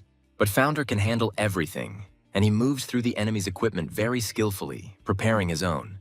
He begins to strike the mercenary's entire body, but they are not chaotic, but rather have a specific goal. The man begins to speak, trying to ask how a weak man could pull off something like this. However, he gets confused and says that he himself attacked the necessary blood points. Breathing heavily and overcoming the pain, the man still manages to laugh brokenly. And then he says that the task is completed and falls to the ground unconscious. Founder knows it's poison, and it's a good thing it doesn't affect him after he's consumed the hexagonal serpent's blood. And yet, it is unpleasant for him to realize that someone managed to get him, even though the task was not completed. Founder is asked who it was and what they wanted from him. Star asks about potential injuries. The young man asks if it was the Holy Trinity who arranged all this. After all, it was they who had been persuading him for several days in a row to go to the city together. Goody starts to hesitate, but says that everything is not like that at all. Gov laughs nervously, and Star says that she is not involved. The Founder asks why they didn't tell him anything about Bianco being somewhere nearby. Gov takes the liberty of showing his brother his reply, saying that he wanted to give his friend a surprise. At the same moment, Founder senses another familiar sensation and activates the technique. And then he directs his gaze where it is needed, quickly finding the source of energy. Bianco slowly steps out onto the balcony at the same moment, looking around the square below with pleasure. However, his facial expression changes abruptly, and the young man even loses the power of speech. Seeing what happened, Bianco thinks it all out himself and begins to laugh quietly. He cannot believe that a man who lived because he could not die is fighting for his life. Bianco approaches Hope, asking if he can believe it, that his friend killed to survive. The man offers to throw a party if the gentleman is concerned, but now there is another problem. For the heir of the library wants to kill Bianco, and he expresses joy at meeting him. The young man asks his dear friend to hurry to him even faster. He asks him to fly, and he fulfills Bianco's request almost literally, pushing off from the obstacles at hand. Despite the expression on Founder's face, the heir's friend sees no reason to worry. Well, he punches Bianco in the face, and even then he doesn't feel any negative emotions towards the attacker. Falling from the force of the blow, the young man mentally expresses his joy at the fact that Bright is so energetic again. As he continues his flight, as if in slow motion, Bianco thinks that he is impressed. And while Bright's precious friend finishes his fall, Founder says that there must be a limit to any stupidity. He asks Bianco if he couldn't make sure he was doing the right thing himself. Hope laughs conciliatorily, turning to Founder and suggesting that his master has been out of order for some time now. The young man remembers this man, and he says in advance that he is not to blame for what happened. The Founder remembers this man as someone who can figure out anything for a tidy sum. He himself hired him in a past life to obtain the necessary information. Everything falls into place, and Hope says that all he did was fulfill his contractual obligations. The Founder thinks that the previous Bright Holy is to blame for everything that happened to him and his body. And later, the angry grandfather asks Bianco if he has really gone completely crazy. Spring is shocked that all the correspondence between his grandson and this bastard is planning the death of the heir. He doesn't understand why he now needs to keep everything to himself. It simply doesn't fit in his head. The old man is angry that this time everything almost ended badly. After all, he almost lost not only his own grandson, but also the one he loved in a similar way. Spring assures Bianco that everything will be fine for them now, that there will only be good days. The young man cannot remain indifferent, so he reciprocates his mentor's feelings. The Founder, watching this, breathes a sigh of relief, happy that everything has worked out. Later, Bianco announced his intention to terminate the contract, but he was even glad, because the problems had been resolved. Hope assumes that his interlocutor did not understand what he had just tried to explain to him. The man repeats the words again, this time in color, about the problem not being solved. Bianco clarifies. Hope reminds her interlocutor that the case was entrusted to the limitless killers. Their name speaks for itself. Such people always go to the very end until they achieve their goal. Besides being excellent martial artists, these guys don't know what defeat is. Bianco starts to speak, expressing his assumption about his close friend, but stops short. And then he asks Hope to terminate the contract with these people, and he says that he won't be able to. There is an awkward silence between them for a moment, but it is broken by Bianco's giggles. The young man suggests simply paying the limitless killers double the price and, of course, thanking them. Hope repeats the words that nothing will work out and says that money is not everything. Bianco asks if his interlocutor has no ideas on how to sort this out, and he confirms this. More precisely, there are ideas, even two, but either Bright Holy or the members of the limitless killers must die. Bianco says he doesn't see a problem with that, and his interlocutor asks what he's up to. The young man says that if the deaths of people in this organization decide everything, then that is what they will do. And he, causing complete stupor in his interlocutor, suggests hiring another group of killers for this matter. Bianco asks Hope to find the best martial artists and pay them double the amount. He proposes to assemble the so-called Death Squad, and the Heavenly Squad will look after Bright Holy. Hope can't help but laugh nervously, and then says that his interlocutor is talking nonsense. Although he adds that he is ready to do anything for money, Bianco asks for one more favor. He asks Hope to keep this conversation a secret from Bright, and the man expresses his understanding. Bianco swears playfully, actually pleased, and mentally assures Bright that he will take care of everything. The young man remembers what his dear friend was like for a very long time, and also the recent scene, how the heir of the great celestial library became, having changed beyond recognition. And Hope expresses her opinion out loud that now this plan needs to be put into action. And he asks the young man to be ready to begin implementing their plan from tomorrow. In the morning, Founder asks his sworn friend if he is really leaving, since he doesn't mind Bianco staying. The young man laughs sheepishly, wondering if his interlocutor really wants him to stay. He says that he has business now, but now they can meet whenever they want. Founder asks Bianco to stop. Our active, youthful guys wish Bianco and Hope a safe journey. The Founder, however, notes with relief the fact that they have left and now the time has come. As he leaves, the heir asks Guva and Goody to go to his chambers, as he must talk to them. The guys get tense and ask the maid if she knows what could have happened. She says yes. The girl says they're going to get their asses kicked because her master almost died this time. Goody reminds the girl that she also helped them, and Gov suggests that his brother not make his situation worse. Sitting over his precious gift, Founder wonders if he should use it now. After all, the young man wants to increase and restore his strength as quickly as possible. The founder believes it is necessary to achieve the state of blood integrity as soon as possible in order to return to the previous level. He remembers how he gained immunity to poisons by drinking the blood of that stinking snake. And if the killers hadn't relied on poison during that attack, he would have been in big trouble. And while he is thinking about how Spring promised to help him with the poisonous insects, the brothers arrive. The founder starts to speak, inviting the guys to settle in, but stops short. Their appearance puzzles him. The young man cannot understand what is wrong with them.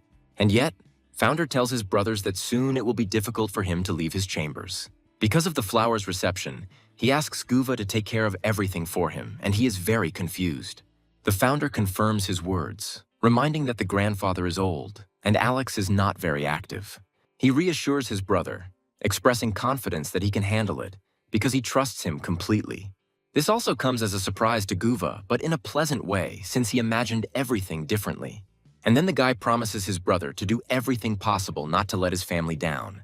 Regarding magical seals, Founder advises contacting Goody, and if something serious happens, then contact him. And then he says that it's time to get down to business and calls Star to him. The maid immediately appears. The brothers ask the heir for forgiveness, promising that they will never hide anything from him again. And during his process, Founder notes that the younger ones already knew what to prepare for since they dressed like that. After this, the young man asks his maid and bodyguards to listen to him carefully, and they agree. The founder says that the conditions for absorbing the flower are similar to those for absorbing the snake. So he'll have to lock himself in his chambers just like before, and he asks the boys if they're going to do it with him. After receiving a negative answer from the bodyguards, the maid also makes excuses, exaggerating her own words. The founder jokingly says that people have stopped being loyal to him, but in the past it would have been difficult to even imagine such a thing. After all, previously, leaving the heir of the library alone was tantamount to killing him with your own hands. The founder can't help but think that before, Bright's bodyguards protected him not from murderers, but from suicide. And out loud, the young man says goodbye to his subordinates, inviting them to see him in a month. 20 days have passed since the day Founder accepted the flower of soul power. From then on, his internal life energy began to increase much faster. Now the young man can fully control the work of muscles, internal organs, and blood vessels, and even every nerve ending that filled his young but already well-hardened body. The founder thinks that it was all worth the restrictions he had to endure. His abilities quickly reached the 3-star level, and his spirit power became much stronger. And Founder began to notice that the more he improved, the more he felt like his old self. He expresses joy at finally being able to perfect 2 means of self-defense. Blood integrity allows for control of blood vessels and now lasts much longer. The illusion cloud technique has become much more precise, and Founder can now control the force of the blow.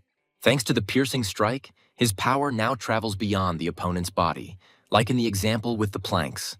Thanks to this technique, all the power is transferred to something else, which can be the earth, objects, or other people. Since impact on energy points is not always effective, sometimes it is necessary to use fists. And although these are only 2 of the founder's signature products, they are more than enough for him right now. Now he can't wait to get his hands on a poisonous insect, but now it's time to get down to business. Slowly unsheathing the blade, the young man mentally notes how excellent it is. The founder fantasizes about how truly good this weapon would be to complement his collection of 3 swords. He assumes that this sword was destined to be his. He likes these seals. But for the sword to become truly effective, it itself needs to restore its former skills. The founder expresses joy that this sword appeared in his possession right now in this life. After all, he won't be able to return the previous swords, but the opportunity to use this one will certainly present itself. But in order for the weapon to become even more effective, it should be given a suitable name. And Founder decides to call this sword Soul, putting the corresponding meaning into this name. Thinking that if it weren't for reincarnation, they wouldn't have met, the young man invites Soul to follow him. There is not a single sound behind that could indicate the slightest movement. The founder turns half a turn to wait a few more short moments, and then he again, more authoritatively, gives Soul the order to follow him. But he still remains motionless, and just a few moments later, Founder breaks down. He warns Soul that if he doesn't listen to him from the start, it will be the end for him. The young man assumes that the sword is shy, so he softens, but he is not going to back down from his position. However, despite his persistence, Sol refused to respond even after 10 days. Founder is running out of patience. He doesn't understand why his sword still hasn't come to him. The sword remains silent, and the young man, expressing understanding, harshly curses it. But even this does not produce the desired effect, and the founder simply gives up, abandoning the illusion. Star expresses joy that her master has returned and says that everyone missed him very much. And he adds that he came just in time, as the head of the Murti province, Peaceful Beauty, had come to visit them. The girl says that this man's name is Gates Eternal Gates, and Founder remembers someone like that. Noting this in his mind, Star realizes that Bright has developed this strange habit of pretending to know everything. Out loud, she reports that about half a month ago, a message arrived from the main fortress of the healers. The main fortress of healers is the place where all the medicines in the world are collected, and everyone there is obsessed with them. So Founder believes that if the message came from there, they probably have a poisonous insect. Noticing the master's joy, Star offers to prepare a bath for him so he can take a bath before meeting Gates. Later, Founder knocks on Spring's office door, introducing himself, and Spring allows him to enter. The young man immediately gets down to business, talking about a message from the main fortress of the healers addressed to him. Spring confirms this and says that the answer came from them first, faster than from the others. However, they did not send the insect, asking that the heir of the library go to them for it himself. The founder can hardly contain his delight when he asks if there was anything else in the envelope along with this message. Grandpa answers negatively and asks his grandson not to worry about it. He is ready to fork out. But Founder doesn't see any need for this, since it doesn't seem like the healers have any hidden agendas. Now he asks his grandfather not to worry, expressing his readiness to go to the main fortress of the healers. Spring doesn't want to let her grandson go, worrying that something might happen to him. But he has a different opinion. Reminding his grandfather that he still needs to meet with a guest, Founder says goodbye to the head of Holy and leaves. Approaching his future interlocutor, the young man assumes that he has been waiting for him for a long time. He introduces himself politely, and Gates, laughing, says that he has heard a lot about the lively character of the library's heir. The man also states his name, and Founder makes sure that he knows it. They had seen each other before at annual meetings when he was still the head of the Murti Alliance. This man was always smiling and relaxed, for which he received the nickname Sword Hee Hee. Gates says he can't believe he's meeting such a celebrity face-to-face, and Founder is surprised by this. And his interlocutor continues, reporting that everyone is talking only about his exploits. Hearing the words about how he turned everything upside down, Founder assumes that Murti has come to his senses. The man agrees, saying that's why he came, to apologize. While Gates was busy with business, unrest began in the south of the province, and strange people began to commit robberies. One of them has great power, because of which all the factions began to make a big noise. All this happens at night. Founder assumes that these are his 1,000 guardians, but then does not understand why they are attacking. He says it out loud, so Gates says that they have nothing to do with the heir to the library. The young man says that his interlocutor heard him wrongly and asks why he came anyway. The man replies that Bright is invited to become Murti's warrior for his demonstrated talents in battle. While Gates is trying to recruit the new guy is thinking about how low and outrageous it is. The man promises to give the strategist his personal recommendations so that the library's heir becomes a warrior of Murti. It doesn't immediately dawn on Founder who exactly is the strategist behind Murti's alliance. However, when this does happen, he shouts out the girl's name, surprising his interlocutor. Founder says he heard that the warriors under this strategist have exceptional abilities.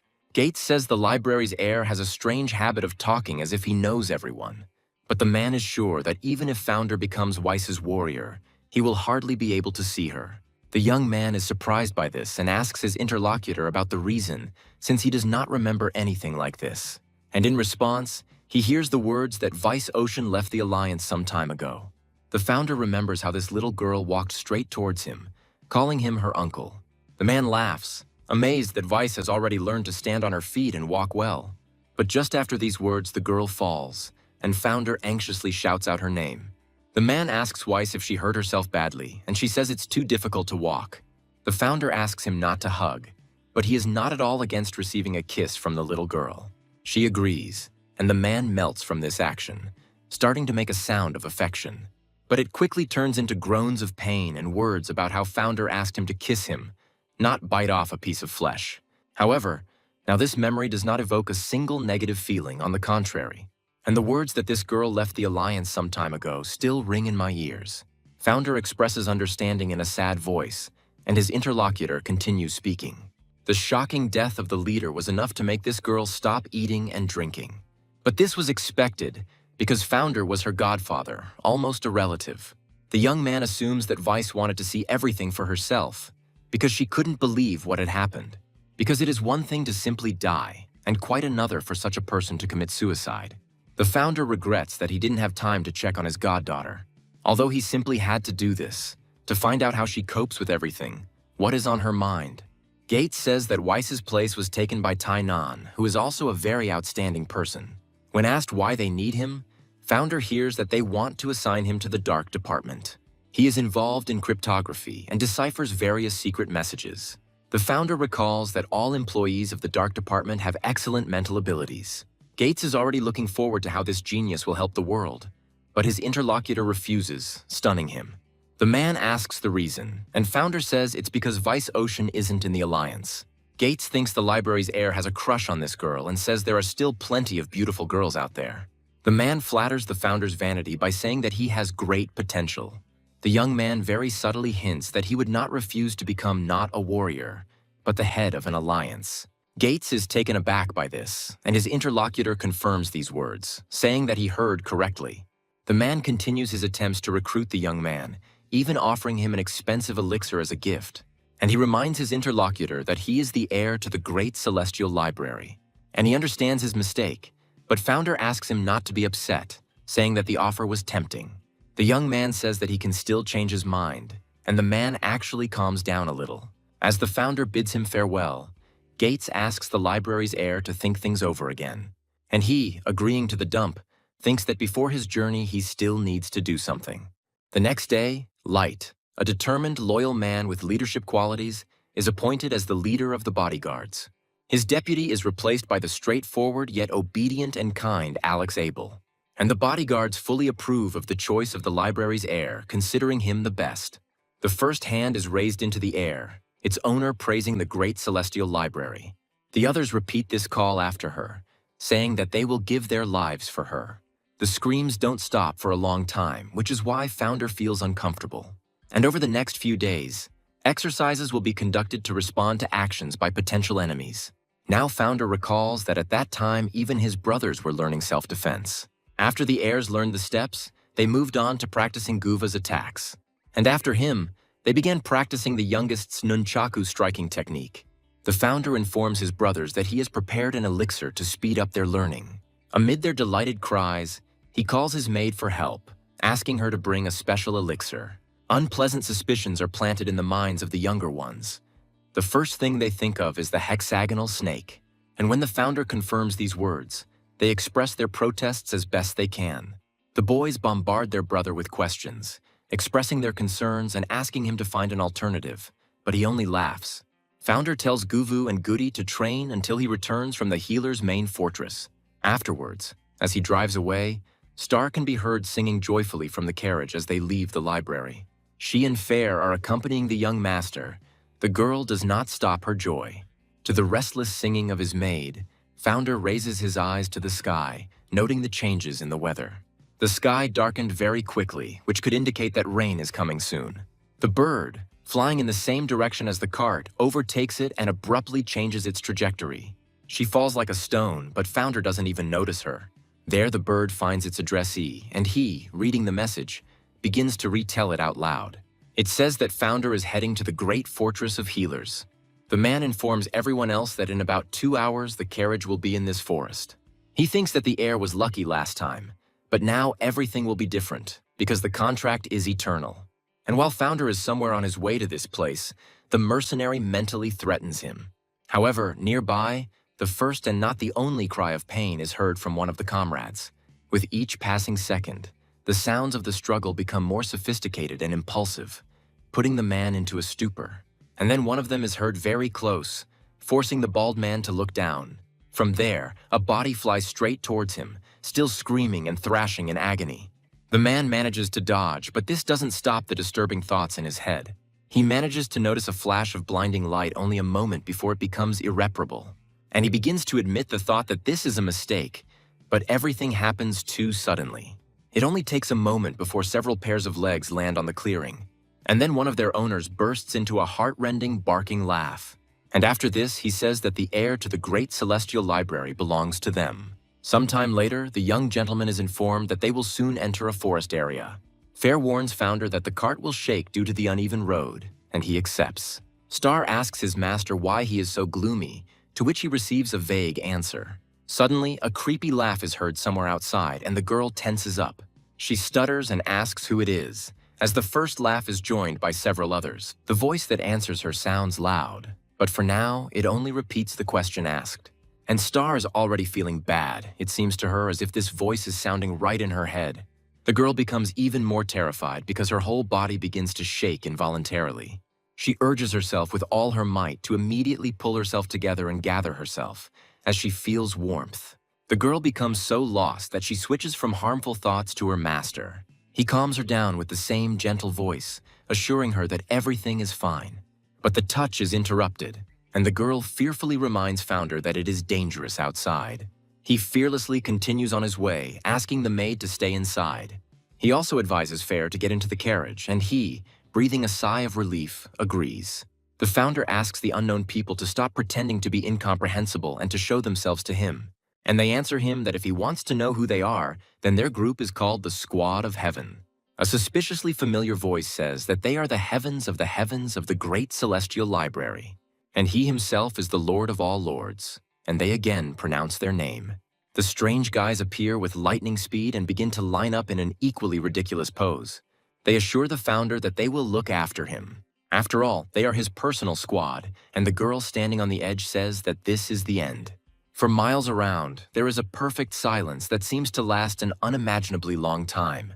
Even Star appears from the carriage upon hearing this nonsense and is speechless. And while Founder is trying not to scream, he wonders about his two acquaintances. And Kesha himself attracts attention to himself, declaring that he came to help together with his brother. Finally, Founder gains the ability to speak adequately and asks to tell them more about their mission. He asks the squad representative to do this, and this old man, clearing his throat, volunteers to take on this role. The pair advise Master Futu Metal to step aside, taking on the role of representatives. But there are others who want to. The trio says that they should explain, because it will work out better. The little girl also intervenes in the conversation, reminding that it was she who said the word end. This leads to a very heated argument, and the Founder already regrets asking this question. Finally, the bickering is interrupted by Silverson's middle brother, who asks how long this will go on.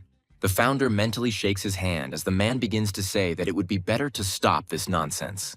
And instead, he suggests drawing lots, which the young man is not at all surprised by. The Founder addresses the younger one in a way that only he can hear, asking him to explain everything to him. The boy is not known for his modesty, but that is the beauty of childish spontaneity. And yet, he gets to the point quite quickly and begins his story, after which everything becomes clear. The Founder now understands that Bianco had a good reason for hiring all these people. He just doesn't understand the point of hiring people who can't even work together without arguing. Kesha turns to the Heavenly Squad, asking them to stop everything, because he has already told everything to the heir of the library. The elder brother reminds the younger one of his vow not to act alone, and he apologizes and says that he forgot. The Founder decides to take matters into his own hands, and since this is their first meeting, to begin with, get to know each other. As Foot introduces himself, the boy analyzes him, wondering why he is acting like a madman. The trio call themselves the Three Gorge Warriors, and Founder suggests that they are like beggars. The couple introduce themselves as the twins from DFIT, and these faces inspire a sense of trust in the young man. The girl says her name is Shiny Sideling, and she's a fan of the library's heir. This surname seems familiar to Founder, and he asks who the redhead's father is. She replies that she is from the White House, and everything falls into place. But the young man does not notice any external resemblance. It is unclear why this couple also introduce themselves, saying that they are warriors of freedom. Founder doesn't say anything out loud, but his brothers understand him even by his glance. And then he gives his coachman the order to set off, and he accepts it. However, they are asked to stop, and Founder wearily asks what else is going on. Kesha asks Futa if he really wants to play his pipe, but the old man wants to check something. Taking enough steps to get to the front, he asks the squad to take their places. Foot reminds everyone that this is their first meeting with the young master since the squad's founding. and the old man offers to test his master's skill in order to better understand how to win. Oddly enough, everyone agrees with him, although Shiny adds a caveat. And only the beggar brothers remind the children of what they saw with their own eyes. The founder is amazed by this group in a good sense of the word. He likes the fact that they are cheerful.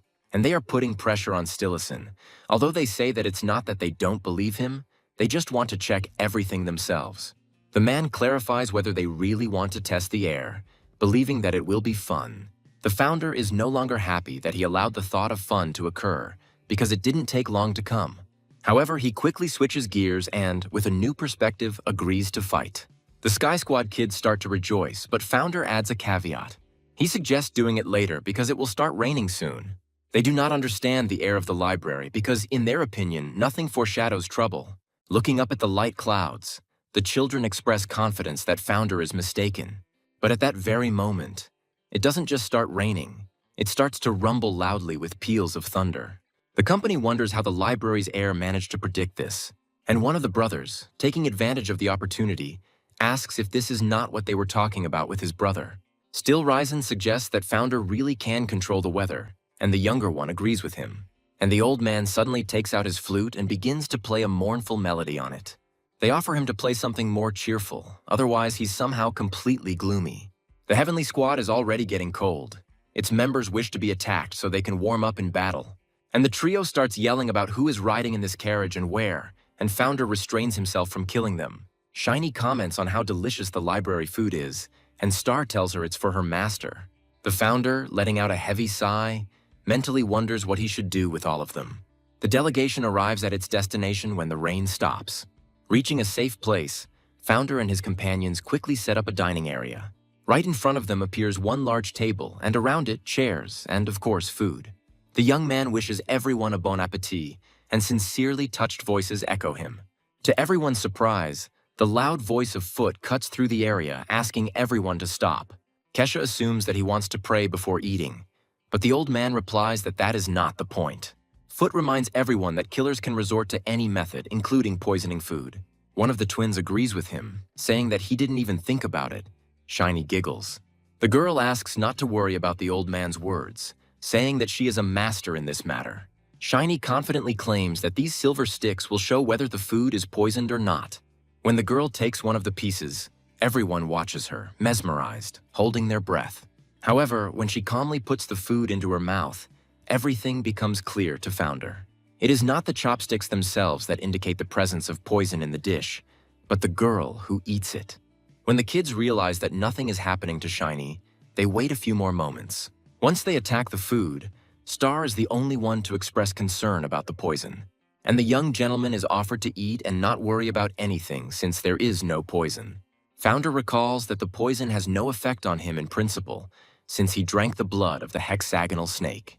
However, now he is starting to worry because in all this commotion they forgot to check their surroundings.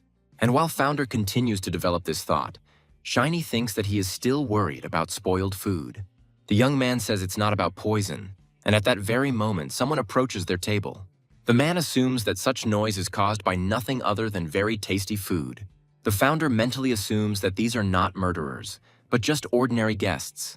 But they continue to get heated up. Grandpa Piper speaks up, asking how dare this brat speak to them so disrespectfully at their first meeting. He asks his still silent interlocutors if they know how old he is. The Founder switches his attention from potential killers to food because he also wants to eat. And while they try to calm the angry old man down, the other guests reproach their friend for disrespecting the old man. The twins suggest talking to these people in the language of fists. They are confident of their victory. Well, the grandfather continues to yell, saying that he is 60 years old, although in fact, he is 2 years older. The person standing in front asks if they really need to ask this now. It's the first time they've heard this. Foot, meanwhile, asks his opponents about their own ages, and the fat man says that he is older. Suddenly, one thing dawns on him when the man hears the name of Master Metal. His henchmen also remember this man because he was always very polite. And then, noticing the golden flute in the old man's hands, they point to it too. The man tenses, finally making sure who is in front of them. In that case, they definitely won't win, because this man's strength is comparable to the elder of the demonic faction. This is noticeable even by the amount of effort these three are putting in trying to hold the old man back. And these two are certainly not so simple. A man cannot even imagine what they are capable of. Beggars also do not inspire confidence, because they are still too young to be part of such company. And of course, this young gentleman who seems to be part of this whole group.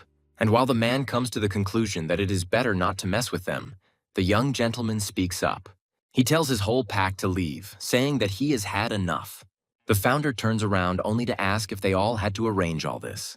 And while potential opponents are surprised, Foot continues to rage, disagreeing with the young man. One of their new acquaintances asks if they really decided to just run away. He calls on them to answer for the mess, but the fat man stops him, asking him to wait. The founder looks only at him with this personal gaze, understanding who is the boss among the gang. And the man continues to pause, playing out in his head the outcomes that would be favorable for himself and the gang. There are two people fighting inside him, and just when one is about to win, something happens. Founder's gaze turns out to be so sharp and straightforward that it seems to cut the man's body into pieces. It's almost physically felt, and the henchmen ask the leader what happened to him. He doesn't answer, and Founder, extremely pleased with himself, again calls on his guys to leave. Food is already switching completely to him. Asking where the young master is going, they join him. And so, each on their own wavelength, the motley company slowly but surely follows the founder. The small company is left with nothing, disgraced, and their leader slowly goes away. And his guys start discussing the look with which Founder looked at them, as if he wanted to kill them. Baldy catches up with his brother and asks if they will go after those people. However, his interlocutor cannot think of anything except the eyes of that young man. After all, when he looked into them, it seemed to him that he was being cut into pieces from the inside.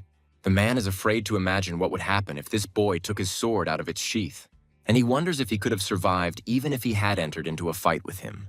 Kesha asks the piper why those people didn't attack them, and the old man suggests that it's because of Founder. The boy expresses confidence that they would defeat them all in no time, and Star asks the glorious warriors to come to him, and receives a dissatisfied answer from Still Reason. Kesha also wants to go with her brother, incorrectly retelling what the elder said earlier. And a little later, Still Reason, without mincing words, asks why it was necessary to call them. The man complains that his arms and legs are already giving out, and Kesha cheerfully greets Founder. The latter greets his dear guests in return and asks them to make themselves comfortable.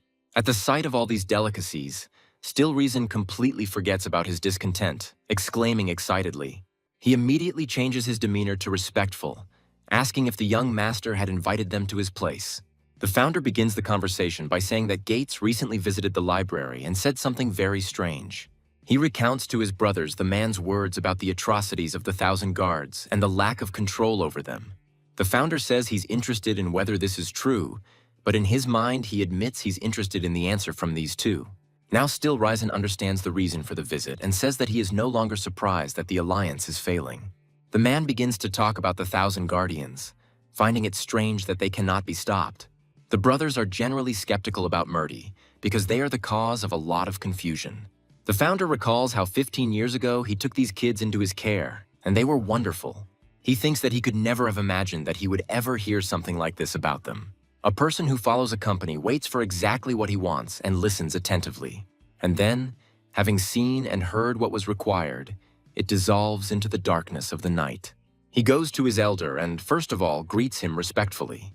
He asks his subordinate about sleeping pills, and he says that he has prepared everything. After this, he reports on the warriors of the Heavenly Squad, expressing his own thoughts about them.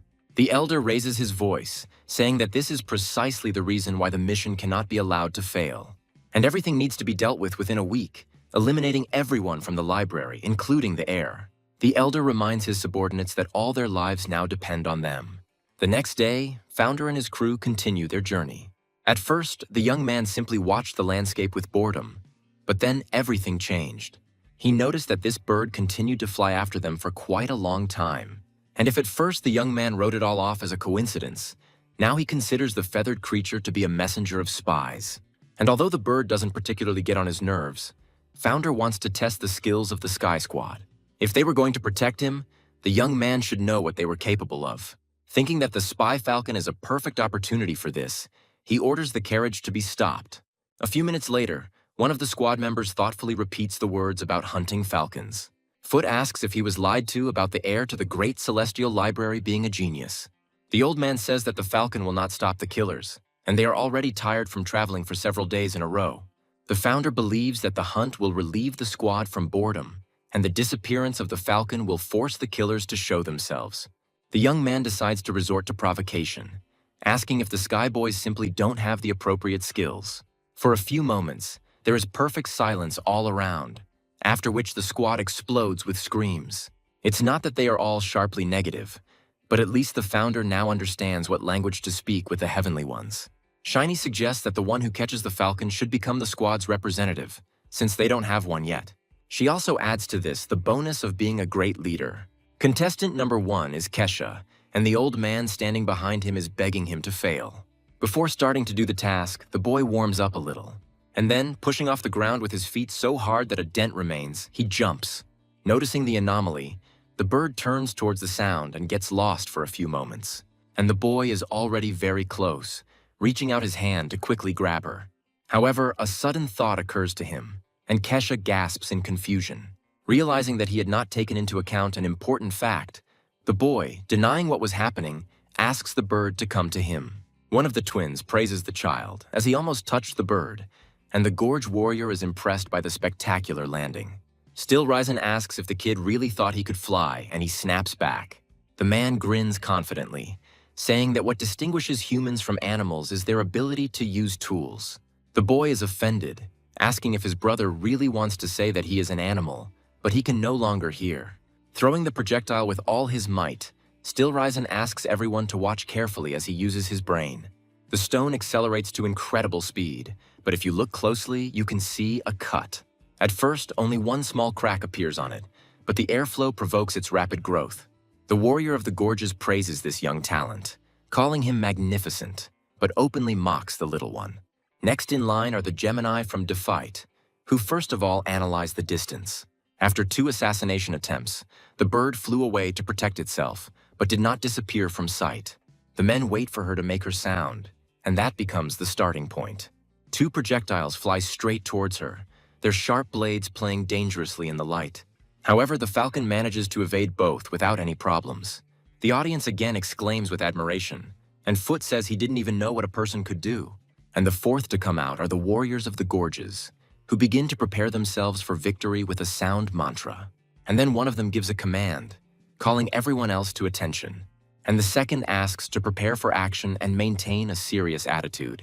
Well, the last one gives the order to strike, and all together they carry out the attack in sync. Seeing that the trio had missed, laughter and a reference to this was heard nearby. The 5th participant turns out to be Shiny, who says that now she will show how to catch birds. Introducing herself as the eldest daughter of the head of the White House, the girl orders the bird to submit to her authority. But for some reason, this order remains hanging in the air without an answer, causing no reaction from the bird. One of the Gorge warriors says he can't believe they are together. The twin is puzzled by this. Foot laughs at the White House's eldest daughter's failure to catch the bird and is about to give a master class. Many express confidence that the grandfather will now win, while others encourage the old man. And he takes a more comfortable position and begins to play his flute, spreading special vibrations around. Someone notices that the bird has lost control, Kesha praises the grandpa. But he doesn't even intend to stop there, continuing his magical game. The bird not only loses control of its body, it seems to completely lose consciousness or die. And as she flies down like a stone, and the grandfather laughs, enjoying his victory, something happens. Regaining control, the bird spreads its wings and takes off amidst cries of discontent. The conflict between the members of the Heavenly Squad flares up again, becoming even more intense. But Founder notices that the bird hasn't flown away. It's just hiding in the clouds, waiting out the danger. And then he suggests that they hurry up and continue on their way, and Kesha expresses her absolute agreement with him. Remembering something very important, Founder turns to his potential interlocutor and speaks again. He expresses a desire to discuss something with the Ravine warriors while they are on the road. The delegation arrives at its next destination closer to night. Star takes care of not only the young master, but also the heiress to the White House. The Founder, however, remains lost in his thoughts, thinking that he has managed to assess the skills of his squad. All of its members except one, and that is Shiny, whose skills still remain a mystery to him. Because of his good relationship with the White House, the Founder asked the warriors to keep an eye on her, but they misunderstood him. They felt that the library's heir had appointed them as leaders, which caused resentment among the others. This continues even now, and the young man tries to justify it by saying that this is not true. Foot doesn't even want to listen to all this, declaring that he is the best among this whole gang. The founder asks the maid to bring the old man some water, suggesting that he is overexcited. The girl agrees to do this, but she is unable to get far from her master. As soon as she falls, they run to her rescue. Kesha calls out to Star with concern, but he also fails to finish his sentence, and the others also understand that something is wrong. Shiny says she's sleepy, but Foot can't figure out why, since he didn't smell anything strange in the air. A guess comes to his mind, but the man starting to voice it never finishes. Thus, everyone in this room falls into an involuntary but deep sleep. Literally a moment later, several dark silhouettes descend onto the windowsill. They carefully inspect the premises for any extraneous movements in order to eliminate any threat if necessary. But she's not there, and then one of the mercenaries reminds everyone else that the poison only works for an hour. Approaching his main goal, he is told that there is nothing easier than killing the victim in his sleep. Its blade glistens menacingly in the light, shortening the swing's range to the unconscious one. But when only millimeters remain to Founder's flesh, a weak voice asks the killer to wait. The man asks the mercenaries not to touch the air of the great celestial library. Nearby, another weak voice suggests that it would be better to kill them instead of the young master. Calling them useless, the mercenary says that their turn will also come soon. But after Founder, one of the twins joins the pair of beggars and asks them to spare them. The mercenaries are amazed by such a request, asking what kind of people they are then. Founder is still conscious, but he is not sure that he can hold out even thanks to the blood of the hexagonal serpent.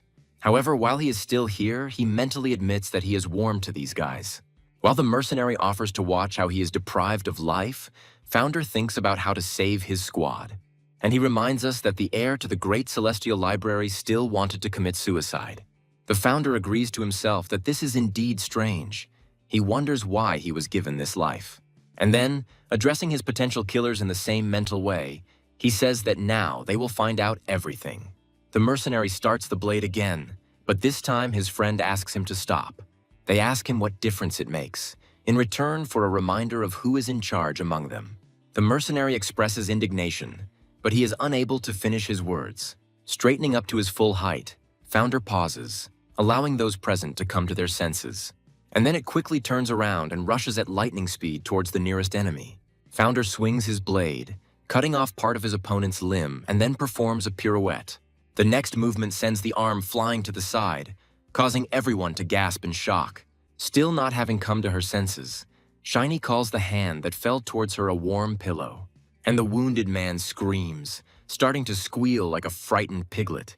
His friend catches the library's heir's stern gaze and shudders, and he rushes towards him, twisting the sharp blade in his hand and pointing it at the enemy. He follows his example, not intending to give in to this battle, otherwise his honor does not allow him to do so. At some point, their blades collide, and from their zeal, sparks fly in all directions. Founder's sword lands on top, and the young man begins to apply even more pressure. He manages to drive his blade into the enemy's weapon as if it were butter, without much effort. And the next moment, strengthened by runes, he finally breaks the mercenary's sword. Due to inertia, the sword continues its movement and cuts the man's body, causing his confusion. And while the mercenaries are distracted by their friend, Founder continues his trajectory. One of them comes to his senses before the others, ordering them to take the girl hostage. He himself takes the initiative to deal with the heir of the great celestial library. But he's not afraid of such blows. He easily repels them. Founder is more outraged by the idea with the hostage. And driven by righteous feelings, he disables his next opponent, leaving him wheezing. Following him, the punishment catches up with his friend, and the mercenary screams in surprise, choking on a cough. Meanwhile, Founder, not allowing anything to happen to his servant, reaches the one holding her. The mercenary mentally wonders how he managed to pull off all this. He gives the order to retreat. After all, if later the library guards are set on them, they will definitely not live then. But before leaving, the mercenary decides to try one more attempt to eliminate the target. Although Founder is not caught, the hard surface under his feet begins to crumble. The mercenary's attacks prove so effective that soon there is almost no support left around the young man. The attackers, taking advantage of this momentary confusion, hurry to escape under the noise in order to survive. Trying to somehow resist their condition, the members of the Heavenly Squad groan from the effort. One of the twins manages to tell his master that these bastards are about to escape.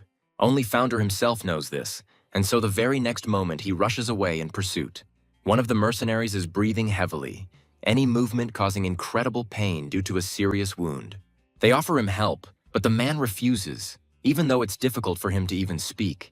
He suggests abandoning himself and saving himself, and Founder, who appears nearby, approves of this decision.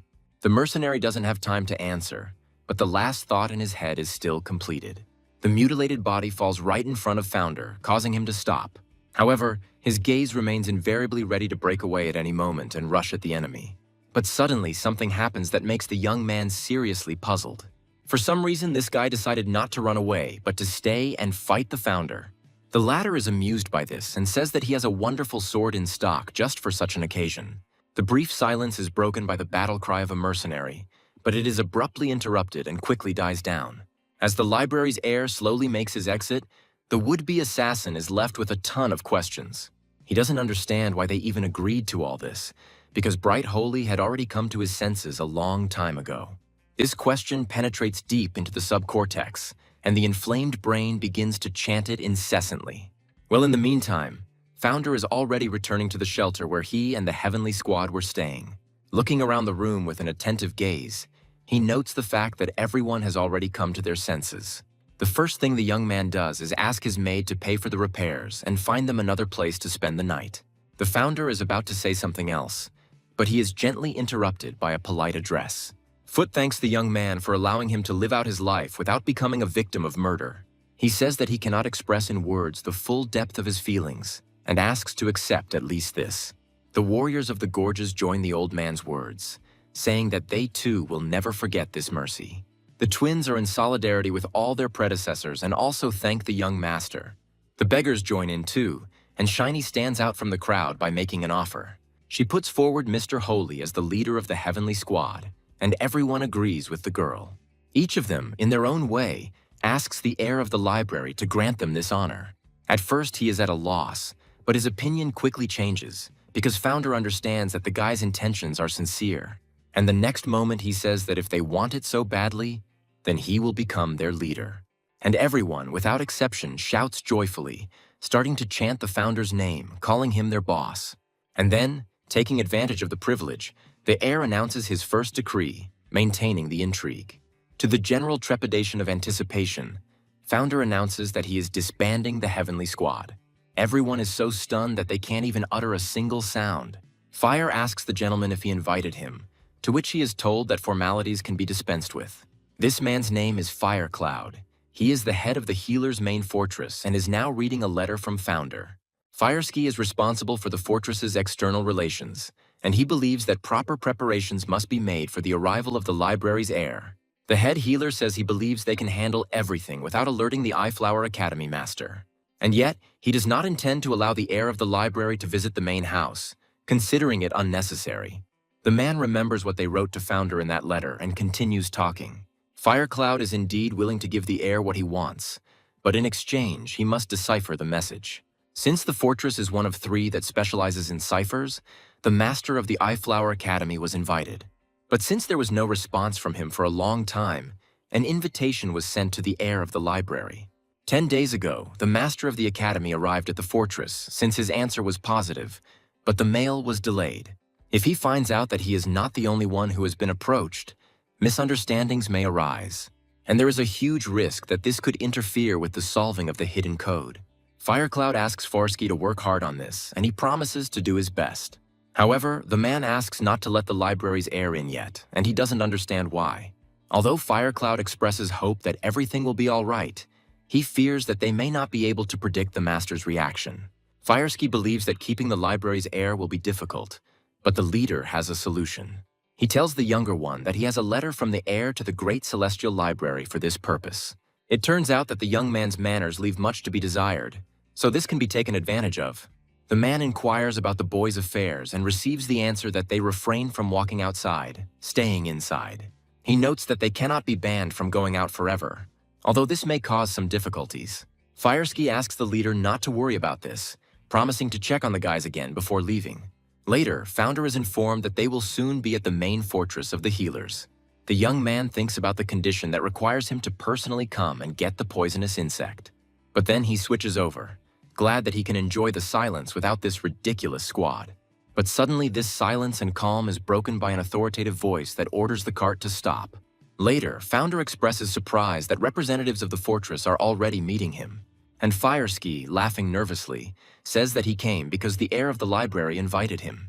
The Founder says that in fact, he didn't want anything like that, to which the man expresses indignation. The young man assumes that Star wrote something incorrectly, seriously wondering what it was. Fireski has little faith in him, wondering who would ever trust servants with letters like that. The man believes that the library's heir cowered in fear at the sight of Sibir and Kansu. And Fireski admits the thought that this boy imagines himself to be above the main fortress of healers.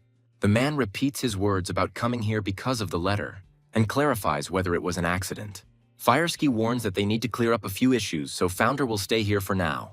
The young man sees right through the man, realizing that although he apologizes, he does not actually feel remorse.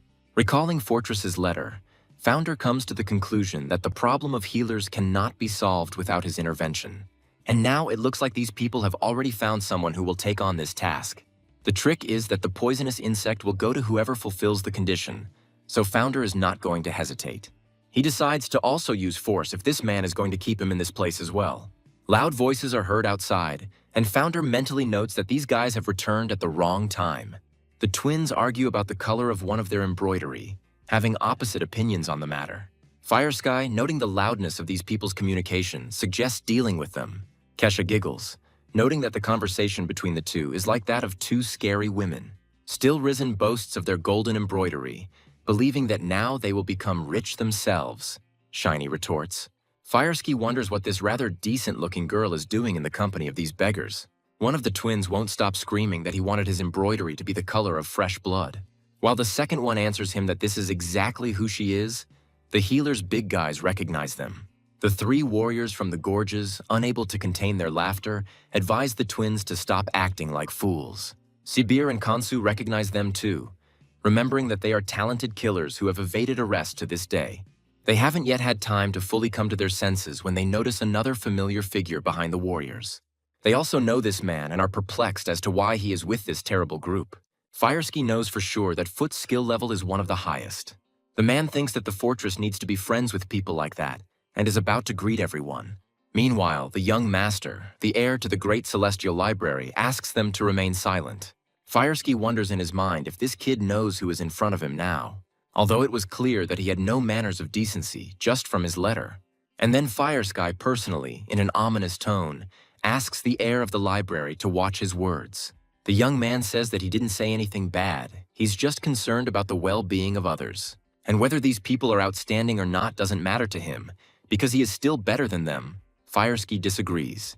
And then the founder expresses understanding, saying that the interlocutor does not fully understand who he is. He begins to speak deliberately slowly, allowing Firesky to become even more nervous. The man mentally tries to understand where he made a mistake, and whether this man is not the heir of the library. But when Founder says that he is the leader of the Sky Squad, Firesky relaxes because he has never heard of such a thing. And then a memory suddenly hits him, and the man finds its source with his gaze. Firesky is the first to find Stillison's golden patch, reading the first syllable on it. Then the gold changes to the scarlet color of blood, allowing the man to finish the second and final syllable of the word. And lastly, Firesky reads the second word, making sure that all these people are members of the Heavenly Squad. And the founder recalls out loud how the guys themselves persuaded him to take this title and not give it up. Fireski tries to understand what is going on here, and the young man returns to his own words about spending time together. And the founder, taking advantage of the moment, officially introduces the Heavenly Squad to his interlocutor. And then he expresses his willingness to continue the conversation that began a little earlier. Fireski says he's happy to show them the place, and Still Risen assures him they won't leave. The founder thinks how good it is that the person responsible for external relations turned out to be an insightful person. And everything would be fine, but the young man cannot understand what kind of aroma is in the air. The man is instructed to lead the guests to the distant courtyards of the fortress, and he agrees. Firecloud says the investigation could take up to 5 days, during which time the situation must be kept under wraps. The man recalls that their guests did not like the smell of smoking and asked about the cause. Fireski offers to let them arrange a meeting since the students already know everything. His interlocutor allows it, but warns that everything needs to be organized well. The man agrees. The smoke in this room is so strong that ordinary people have difficulty breathing. And the leader of the boys, having heard the words about the news, asks what it is.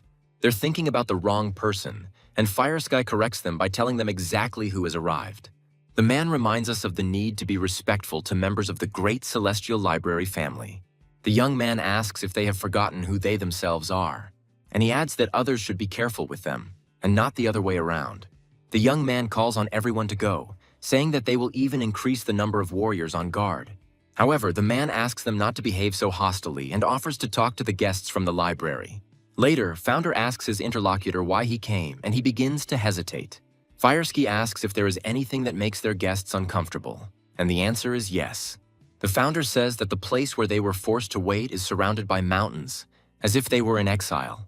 His interlocutor denies this and retorts, saying that, on the contrary, aristocrats live in such places. Founder asks about the problems that brought them here, but Firesky continues to evade. And then, as if out of nowhere, Foot appears, addressing the person responsible for external relations. The others join the old man, making veiled threats and trying to force the whole truth out of him. Still, Ryzen asks them why they are acting like this and asks everyone to calm down. After all, this guy treated them politely the whole time, so there must be a good reason why they are being kept here. The man says that he really likes it here. Keisha agrees and offers to grill some meat later. Shiny advises the boy to stop talking about meat, otherwise he will get fat. A squabble begins again among the members of the squad, which is starting to irritate even Fire. And as soon as he admits the thought that it is time for the heir to do something about this, he responds. And then, in a loud voice, he calls everyone in the room to silence. A little later, he asks Firesky for permission to tell him something, since he's having difficulty explaining himself. The Founder asks directly whether the main fortress of healers has really found a replacement for him. Firesky goes completely cold, laughing nervously and asking uncertainly where he got that idea from. And the Founder does not back down, continuing to calmly voice his guesses to his interlocutor. The young man also points out that he was asked to wait for now, but it is not clear for what. It is not clear where. Left without explanation, he is left to think that he is just a backup option. Firesky believes that if he continues to make excuses and prevaricate, it will only raise more suspicions. Besides, judging by this guy's behavior, he definitely won't leave anything unattended. And if the master from the Eyeflower Academy fails, and the heir leaves, the situation will become even worse. If after this the healers turn to the library again, they will make themselves look like big fools. And then they certainly won't be able to get away with just one poisonous insect. The situation becomes dire. While wondering what to do, a solution appears in the man's mind. Later, Still Ryzen and Foot say they don't see a problem with the fortress giving them a double assignment. The warrior defends his master, saying that he would have understood everything, and Shiny sides with Fire. The latter breathes a sigh of relief, and Founder apologizes for his rudeness and promises to improve. But the young man considers the solution to the problem of the main fortress of healers to be more important. He suggests that they called 2 people to double-check, and Firesky agrees with his interlocutor. The Founder suggests that to avoid wasting time, he be told about the problem right now. In exchange, neither he nor his people will tell the Eyeflower Academy that they are also working on the same task. Unable to believe her luck, Firesky thanks her interlocutor for his understanding. But at the same time, the man admits that he wanted to tell him something when he asked about the 1,000 Guardians. The Founder is not sure how to answer correctly, but still says that he has heard of them. His interlocutor informs him that these people are now right behind this door. The Founder asks to tell him more about what they are doing here and what it all means. There is a strange sound on the other side, and Kesha asks who is doing it. The Founder fearlessly approaches the door and opens it, mentally preparing for the worst. However, instead of the emotion that the young man expects from himself, he experiences something completely different. And Kesha, noticing the 1,000 Guard Squad, blurts out its name with uncontrollable admiration. The rest of the Heavenly Ones immediately pick up on the boy's emotions, bombarding the kids with questions. And the Founder recalls other people's words about these kids terrorizing people. Foot, noting that the Guardians are holding a memorial ceremony, speaks positively of them. Still Risen explains to Founder who they are honoring, as the library's heir only recently woke up. He also decides to pay tribute to the head of the Alliance because it's all too touching. The man speaks well of the deceased, and Foot joins in his words. But he remembers how he received advice to quit when he was at his limit. But this only gave him strength. One of the Gorge warriors suggests that he may not have given good advice, but he was an excellent warrior. Hearing these words, the guy from the Thousand Guardians tells the second one that these people are more well-mannered than he thought. Feeling a new energy behind them, both turn around and meet Founder's gaze. One of the Guardians asks the heir of the library if he has anything to say about their master. He expresses the assumption that he can only say what has already been said. Everyone is stunned by this answer, and one after another they turn to the Founder, pulling him up short. Fire is also impressed, and not at all in a kind way, by such words, and he also calls the young master. The eldest of the Guardians asks the heir to repeat what he just said, and he asks himself, repeating what the Founder said earlier, whether he heard everything correctly. He says it's the first time he's heard of anyone from the Great Celestial Library being speechless, and the Founder says that the reason for this is that he gets tired of talking to idiots. Several Guardians jerk towards him, but the eldest of them interrupts them, expressing understanding. The Founder advises his interlocutor to remember his boss, saying that he would have said the same thing. These words turn out to be a stronger trigger, and the leader asks the Guardians again. The Celestials ask their leader not to anger the boys, and he agrees to reveal the true reason. He says that even the most devoted children will not force someone to mourn their parents. And whoever does this is a fool, because these actions look funny and insincere. And so, if someone doesn't please the Guardians, now their cold corpse is found in a ditch. A warrior named Isti rushes from his place because, having noticed him, they immediately call out to him. Still Ryzen tells the brat to stop, showing the seriousness of his intentions. But only an insulted child does not want to obey, and therefore a clash occurs. Still Reason tries not to cause much harm to the teenager, and he himself is holding up well. Surrounding their leader, one of the members of the Sky Squad begins to speak. He warns the youths that if they point a sword at Founder again, they will die on the spot. One of the twins suggests that the warriors abandon their warnings and immediately carry out their threat. The guard speaks to the elder, expressing the assumption that they will not be able to just talk like that. He remains sullenly silent, looking into the eyes of the man who dared to insult their adopted father. The Founder stoically endures this offended look, trying to put all his feelings into it. And then, to everyone's surprise, the senior guardian gives the order for everyone to return. The Founder's heart breaks when he sees his children hurt and deprived. Later, a conversation arises between the members of the Heavenly Squad about how these guys were worrying the library's heir. The warrior said this before, but now he denies his words, saying that he does not know more than the others. Still Risen emphasizes that he himself said this, but now he turns everything around. Shiny can't let go of this thought. She wonders why their leader would be worried about these guys. Some people remember that Founder was calm even when he was on the verge of death, but not with the Guardians. And Saini counters by saying that this doesn't prove anything at all, but there is a counter-argument to this too. Still Ryzen says that Founder was afraid that these guys would die because the Celestials could easily kill them. Oddly enough, Shiny is not indignant, and Kesha asks her if she has really forgotten where they are. The boy says that they are in Murti as if it were something obvious to everyone. Foot confirms his words, adding that in this place stupid quarrels often lead to deaths. Even the twins understand this, because on top of everything else, Founder expressed his condolences. The warriors have different attitudes towards the boy's behavior. Some are amused, while others are worried. The Heavenly Squad will have to come to terms with the fact that their leader took a risk and decided to help the Thousand Guardians. Shiny suddenly realizes that Founder really did treat them more gently than she expected. She stares for a while at the dense wall behind which the leader is hiding, but then returns to her food. When the document is presented to Founder, Firesky says that this is it, but the young man sees that the ink is quite fresh. This does not bother his interlocutor. He admits that it is a copy. However, he asks the Founder not to worry about this, because this copy is no different from the original. The young man is not sure about this, but keeps these thoughts to himself, agreeing to look at the encrypted text. The Founder assumes that with his knowledge, it will not be difficult to decipher what is written on the parchment. However, an hour passes during this process, then another, and the sun is already approaching sunset. The Founder's bowl remains untouched, unlike the one next to it, the fire bowl.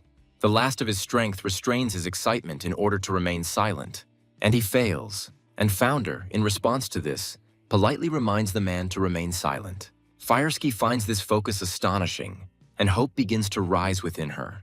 Founder's trembling is caused not so much by exhaustion, but by something more unpleasant. He doesn't understand a single letter, already imagining how his poisonous insect waves its paw goodbye to him. The young man puts forward a variety of hypotheses about why everything is happening this way. The founder urges himself to pull himself together, otherwise he will lose his insect once and for all. He orders himself to try to decipher at least one word, and something comes through. The young man wonders if he imagined that the word moved. Looking at it, founder tries to force the unfortunate word to do it again. It only works when you look away. The rest of the time, when you look, the movement stops. This means that in order to read this message, you need to defocus your gaze. The founder starts implementing the plan immediately, but at first, nothing happens. However, just a couple of moments later, the letters begin to come to life, forming whole words. Others of them are completely erased as if they had never been on this parchment before. Several edges of new words form a sentence and begin a synchronous movement somewhere. Later, founder finds out where they were all heading, as this is the picture that appears before him. And then some kind of silhouette begins to appear in front of him, forcing him to look closely at its outlines.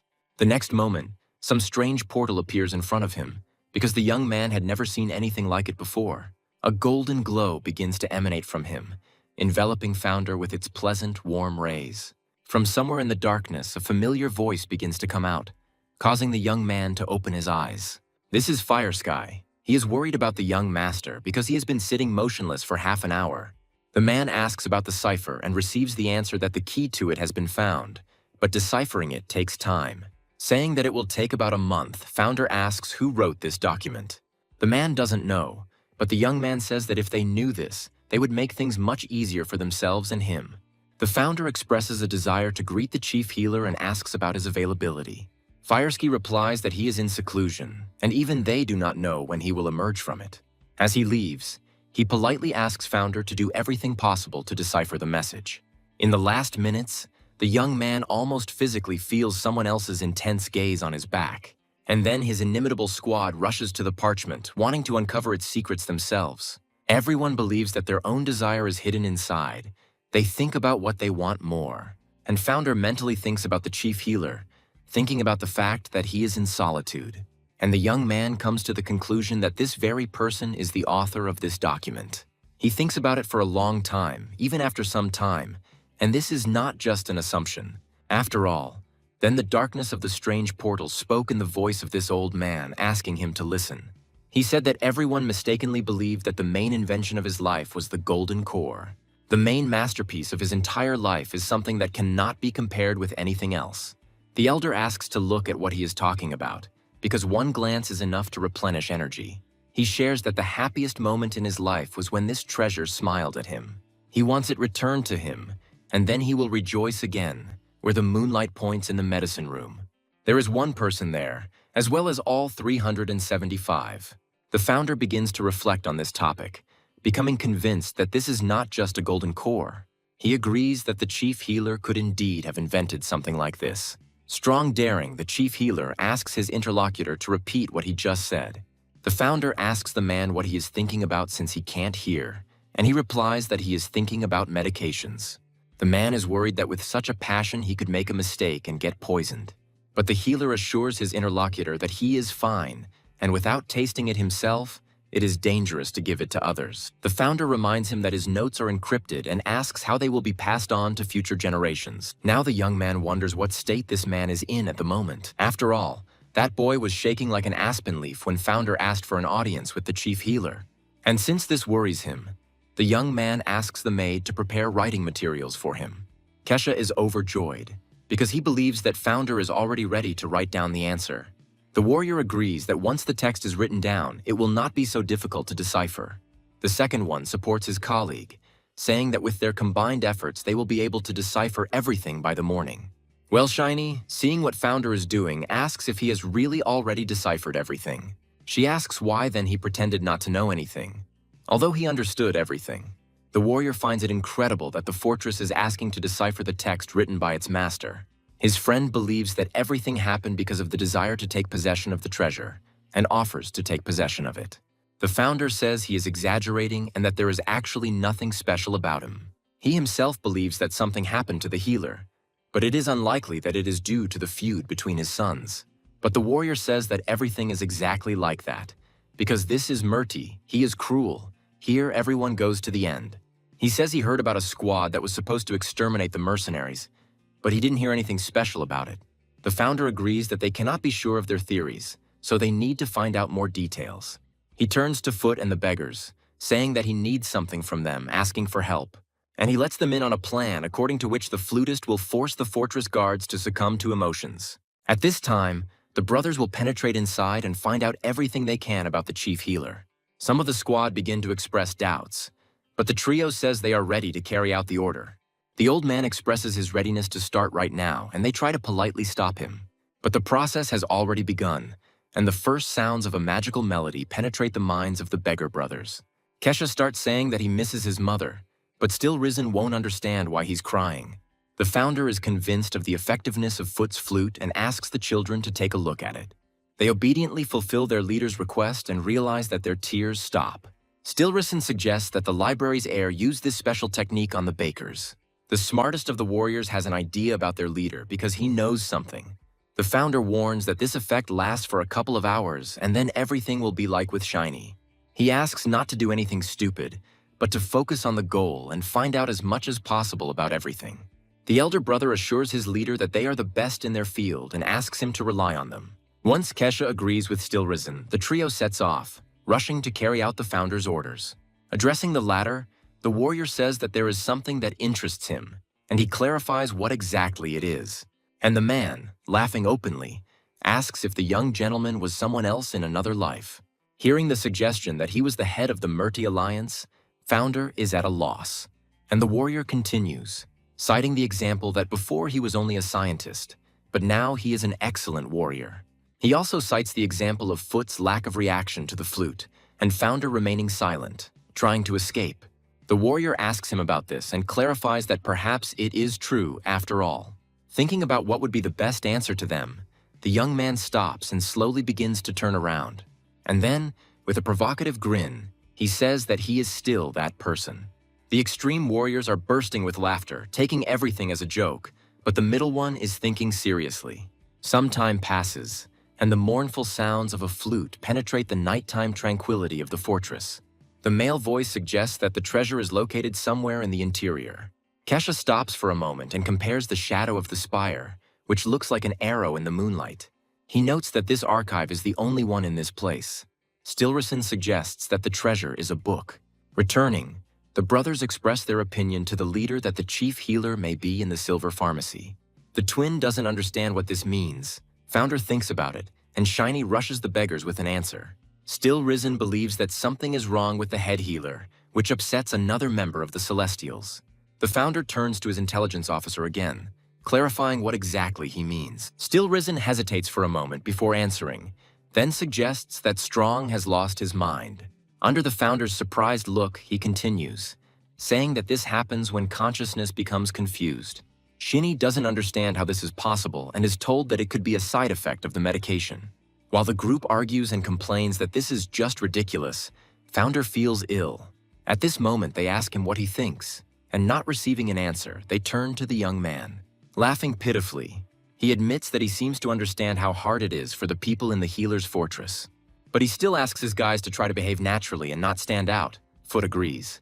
The young man waits for the moment when he will be alone, because only then can he breathe a sigh of relief. And then he wonders what happened to the healer who tested all the medicines on himself for so long. Founder believes he could help Strong if the problem could be solved by fighting. But now he doesn't know and wonders how he can help his old friend. Meanwhile, the sounds of the flute continue to echo throughout the main healer's fortress. They disturb Isti, causing her to toss and turn in her restless sleep. The teenager doesn't cry because he no longer has tears, but inside there is something much deeper.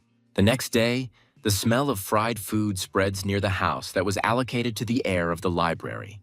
Kesha says with a smart look that at first this cow ate a lot, but now they are eating her. The warrior suggests eating a wild boar for dinner. The twin agrees, offering to catch it later. And Kesha, noticing the approaching teenager, joyfully informs those present about it.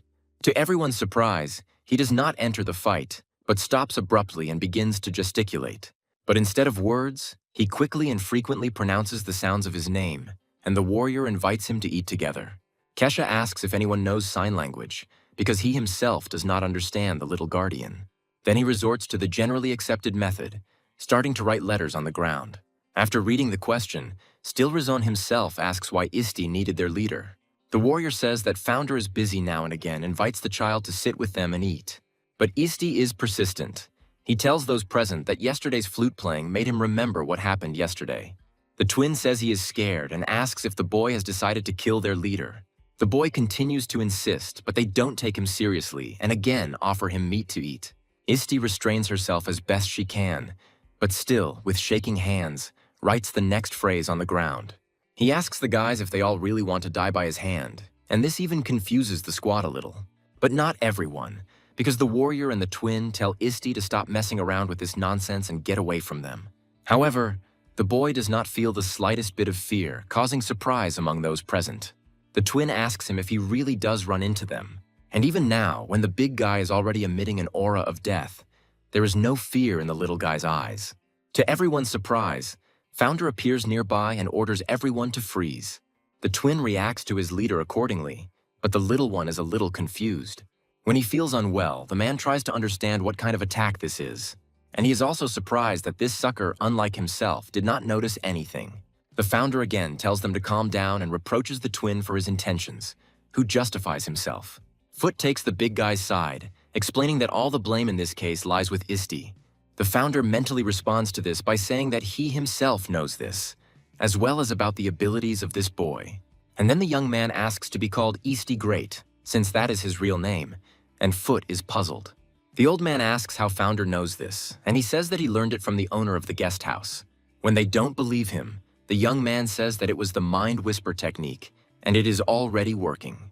Then Founder suggests cleaning up, but the Celestials doubt that this is an appropriate occupation for a leader. Still, the young man manages to defend his position, and the couple leaves, talking about food. They look into each other's eyes for quite a long time, and Founder is lost in memories. He remembers the day when, while still the head of the Alliance, he saw this boy for the first time. Great stares at the stranger with the same gaze, ready to attack at any moment. The Founder doesn't pay attention to this, remembering that the boy was about 3 years old when they last met. His older brother, Grand, dragged the younger one around with him everywhere, even though he was about 10 himself. At that time, he expressed his reluctance to part, but Founder promised that they would meet again. And then the head of the Alliance gave Grand a promise to teach him to fight and give him a special gift. But that was not all. The old man told the boy one more thing beforehand. Now Founder is apologizing to Great for yesterday, admitting he was a little rude. Realizing that the young man is using sign language, the teenager is impressed. And this was precisely the third condition. For this little man, Founder learned sign language. Now the young man tells Great about why he mastered sign language and talks about the promise he made. The boy likes this and shares that Founder also made him a similar promise in the past. But then the man said that there would be one condition, and Grand asked him about it again. The Founder asked the boy to take care of himself and his brothers, and also to study well with Dream. The head of the Alliance invited the guys to come back to him as soon as they learned everything from this man. Now Founder recalls with special trepidation and tenderness how reluctantly Grand agreed and was sad. He says that since the Guardians do not forget him, he continues to live, and Great understands these words. The boy says he heard something, and Founder asks him what it was. In the memory, the head of the Alliance asked to remember one very important thing. According to her, no matter what happens to the guys, even if they are injured, they should not lose each other. Great says that this is why they decided to leave the Master, because that is what their adopted father told them to do. He says that he still cannot believe in the death of the Founder, but the latter allows him not to believe it. The boy asks his interlocutor where he is from, and then admits that he likes him. The Founder says that he, in turn, likes that they no longer want to kill him. Greta calls out to a familiar voice, asking what he is doing in this place. The young people tell the younger one to come to them immediately and say that his older brother is calling him. He also meditates, thinking that the heir to the great celestial library is smug and cunning. Grand is sure that this rich man deliberately decided to insult them all in public with his words. And all this just to avoid doing what you don't want to do. Not everyone can afford that. And all because he can't even imagine what kind of connection there was between them and the Founder. This is precisely why his words are unforgivable, because he should have first sincerely honored the memory of the deceased. The Guardian leader calls out to Galore, who responds, informing him that he has brought everyone else to him. However, he makes a slip of the tongue when he starts talking about great, and Grand urges his interlocutor to continue. Later, the older brother asks the younger one why he did this, and he apologizes. Great tries to explain himself, saying that Founder speaks sign language well and apologized. Grand asks if his brother likes anyone who knows this language, but he denies it. And then the little one breaks down and tells the older one that Founder praised him and is glad that everything is going well for them. Hearing this continue, Grand venomously asks why this man needs such a thing. The younger one admits that the words of his interlocutor made him feel warm, as if the Founder himself was speaking to him. The boy continues speaking but stutters, giving himself time to find the right words. He says that this person's look is friendly and attentive. He feels that he likes him. However, seeing that his brother remains gloomier than a cloud, the boy apologizes to him. The young man is deep in his thoughts, trying to find the hidden meaning in the Founder's words. Galore interjects into the conversation, saying that the bastard is speaking the language of snakes and they need to act. But Grand leaves both of them, warning that he needs time to think things over. Leaning against the door on the other side, the young man thinks hard about what happened. Images from the previous day flash before his eyes, and he mentally calls Founder a bastard. However, remembering his look and words, the young man admits to himself that he reminds him of his father. As night falls, Founder silently expresses hope that the Guardians will develop self-respect. Taking the necessary tool in his hands, the young man thinks that this is all he has left to do. This seal can contain a spirit that has lost its mind and awaken a scattered mind. It all comes at a price, but Founder can't help but help his old friend. He plunges deeper and deeper into these thoughts, but a familiar voice does not allow him to do so. Kesha asks what Founder is working so hard on that he didn't even hear him the first time. He says that he drew the seal to help the head of the healers, and the boy becomes interested in this. And then Founder realizes that the owner of this body is not at all familiar with the head of the healers. The boy bombards him with questions like why and how he is going to do it. And then Founder says that this seal will capture the chief healer. This causes even more delight. While Kesha continues to be delighted, the young man wonders whether the master from the Eyeflower Academy has solved the cipher. The warrior asks how the leader is doing and says that in the morning they want to catch a boar. The Founder announces his intention to tell his subordinates what else needs to be done. Still, Ryzen has no idea at all, so he asks directly what their leader is talking about. According to the Founder's plan, he must first get rid of his rival and then obtain the healer's treasures. The squad likes the idea, and the young man can't believe they fell for it. When night falls on the healer's main fortress, nothing foreshadows trouble. But suddenly, where there should be no one else, something flashes, barely perceptible to the eye. The man hears a special signal, which they agreed on only with trusted people. And going to the window, he opens it, which is also a sign to act. Noticing the scroll on the table, the owner of the room starts to move. He reads a letter about the fact that the heir to the library arrived at the fortress 4 days ago and about the rest. He is informed that the letter was sent anonymously, but the young gentleman knows who the sender is. He is firmly convinced that this man wants to start a serious conflict in the main fortress of the healers. The subordinate gets scared and starts thinking about it hard, but he is alarmed by the master's behavior. And then he carefully asks if he has finished deciphering the secret text.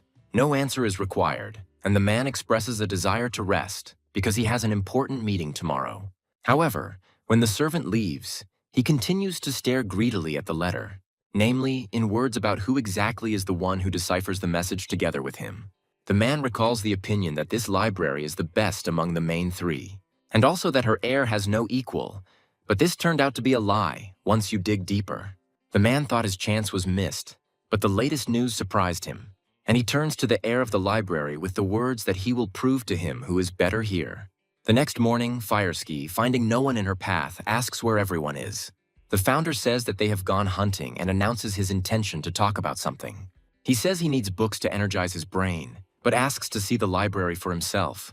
Fireski agrees to take his interlocutor there, but says that the passage is only open to the first floor. The Founder says he understands this because he is the heir to one of the 3 great libraries. But he is not upset because he only needs the first floor. Founder notices Fireski's confusion and asks what else he wants to tell him. The man begins to speak, literally squeezing out the words about the guest from Eyeflower Academy. He says he doesn't know how the man found out about everything, but asks the heir of the Great Celestial Library for a meeting. The Founder is amazed at how quickly his idea worked, but he is happy about it. When they meet, The young man introduces himself as View Wise and states his affiliation. The founder reciprocates the feelings and says that he never even hoped to meet such talent in this place. View says that the library's heir is much more talented. He has heard about this since childhood. He adds that he has always dreamed of competing with Bright Holy, and the founder is jubilant because everything is going according to his plan. And they start choosing aspects of the competition, figuring out who arrived here and when. So far, their discussion is proceeding quite politely, but founder understands what is going on here.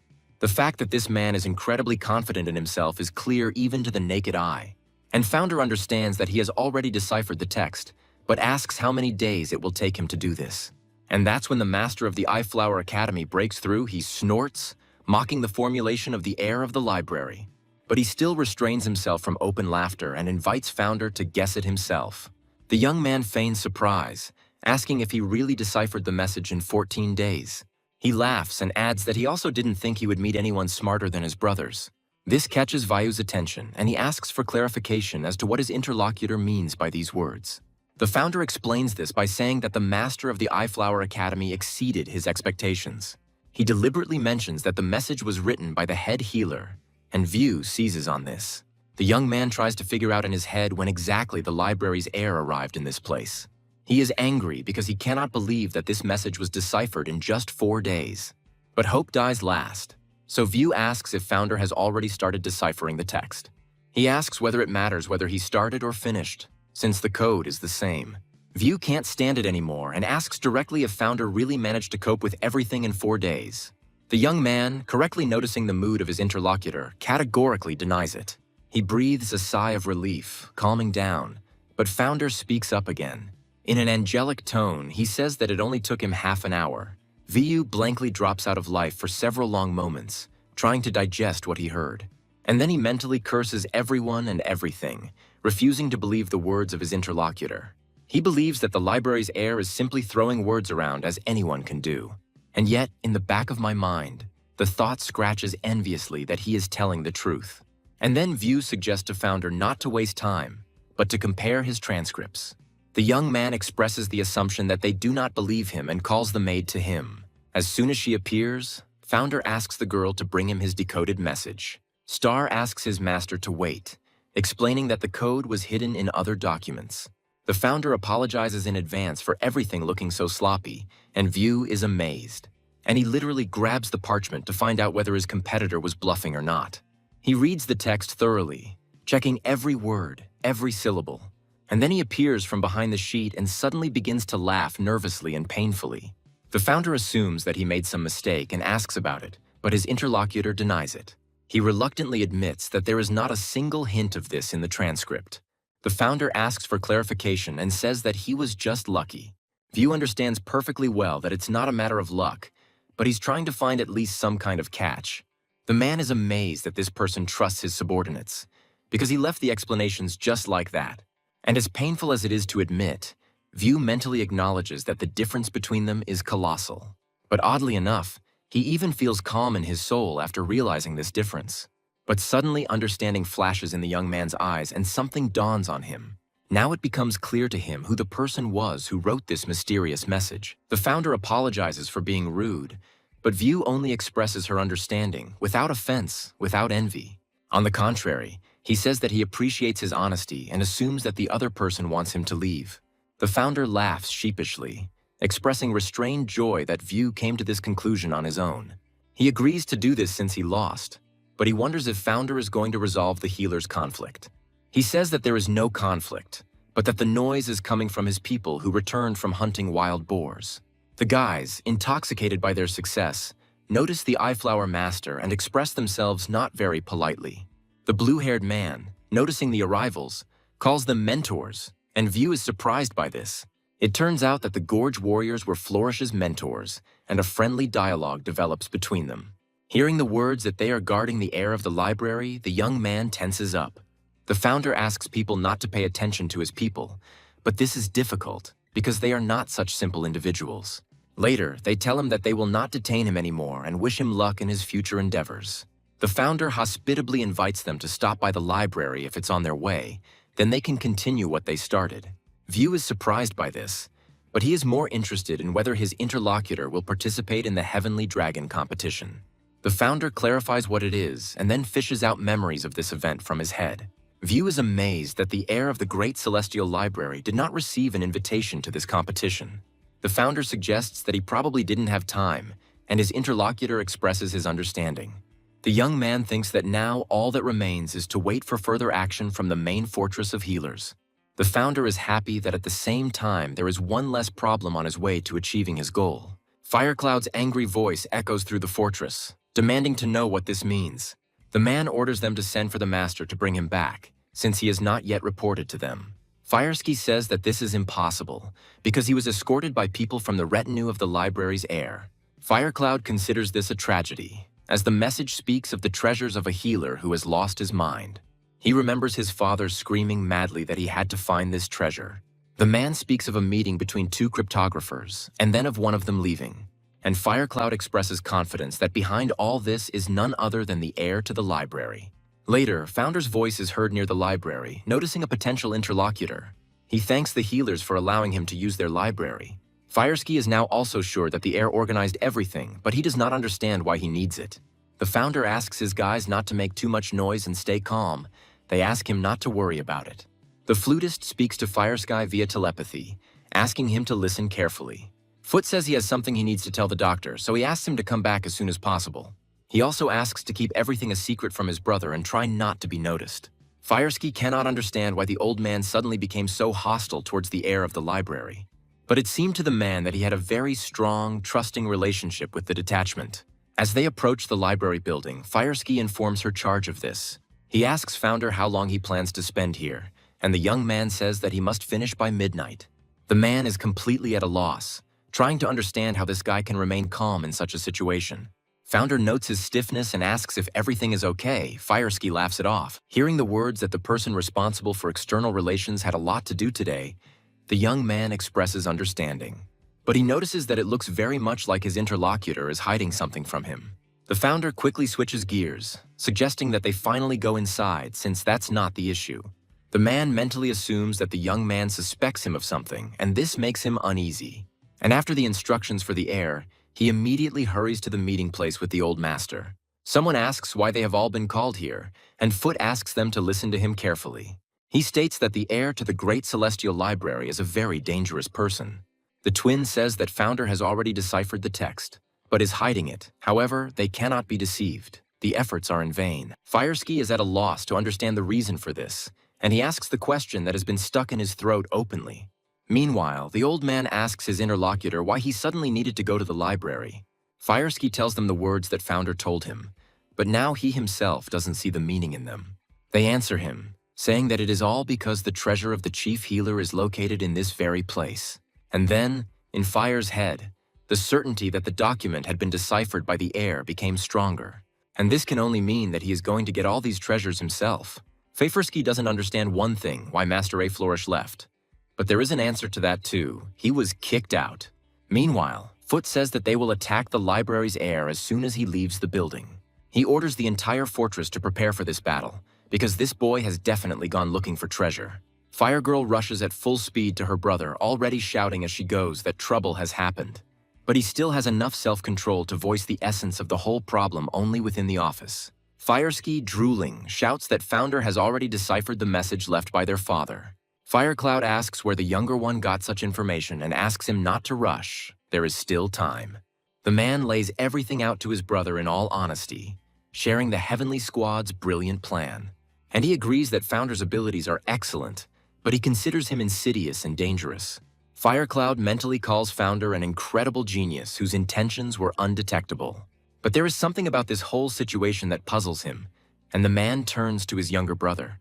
Turning to him, which causes surprise, Firecloud notes that finally everything will soon be over. And then there will be no code, no treasure. For this reason, the man asks to call all the elders and healers, and tell them the whole story so that everyone can gather just in time for the library's heir to leave the library. Meanwhile, the founder continues to go about his business without rushing anywhere. He turns the pages measuredly, maintaining an impassive expression on his face. But suddenly the young man sighs heavily and mentally wonders why he even took on all this. Although he said that he was going to harm the fortress, In reality, he has no intention of doing anything of the sort. His comrades then became inspired, proposing to shake up the atmosphere in the main fortress of the healers. The founder also recalls that he even behaved accordingly for this, and now everyone is definitely excited. And the Heavenly Squad is laughing at the fact that their plan to deceive the main fortress of the healers was a great success. The founder notes the spaciousness of the interior and expresses his intention to see what treasures are in this place. He remembers the words from the clue about the place where the shadow points in the moonlight.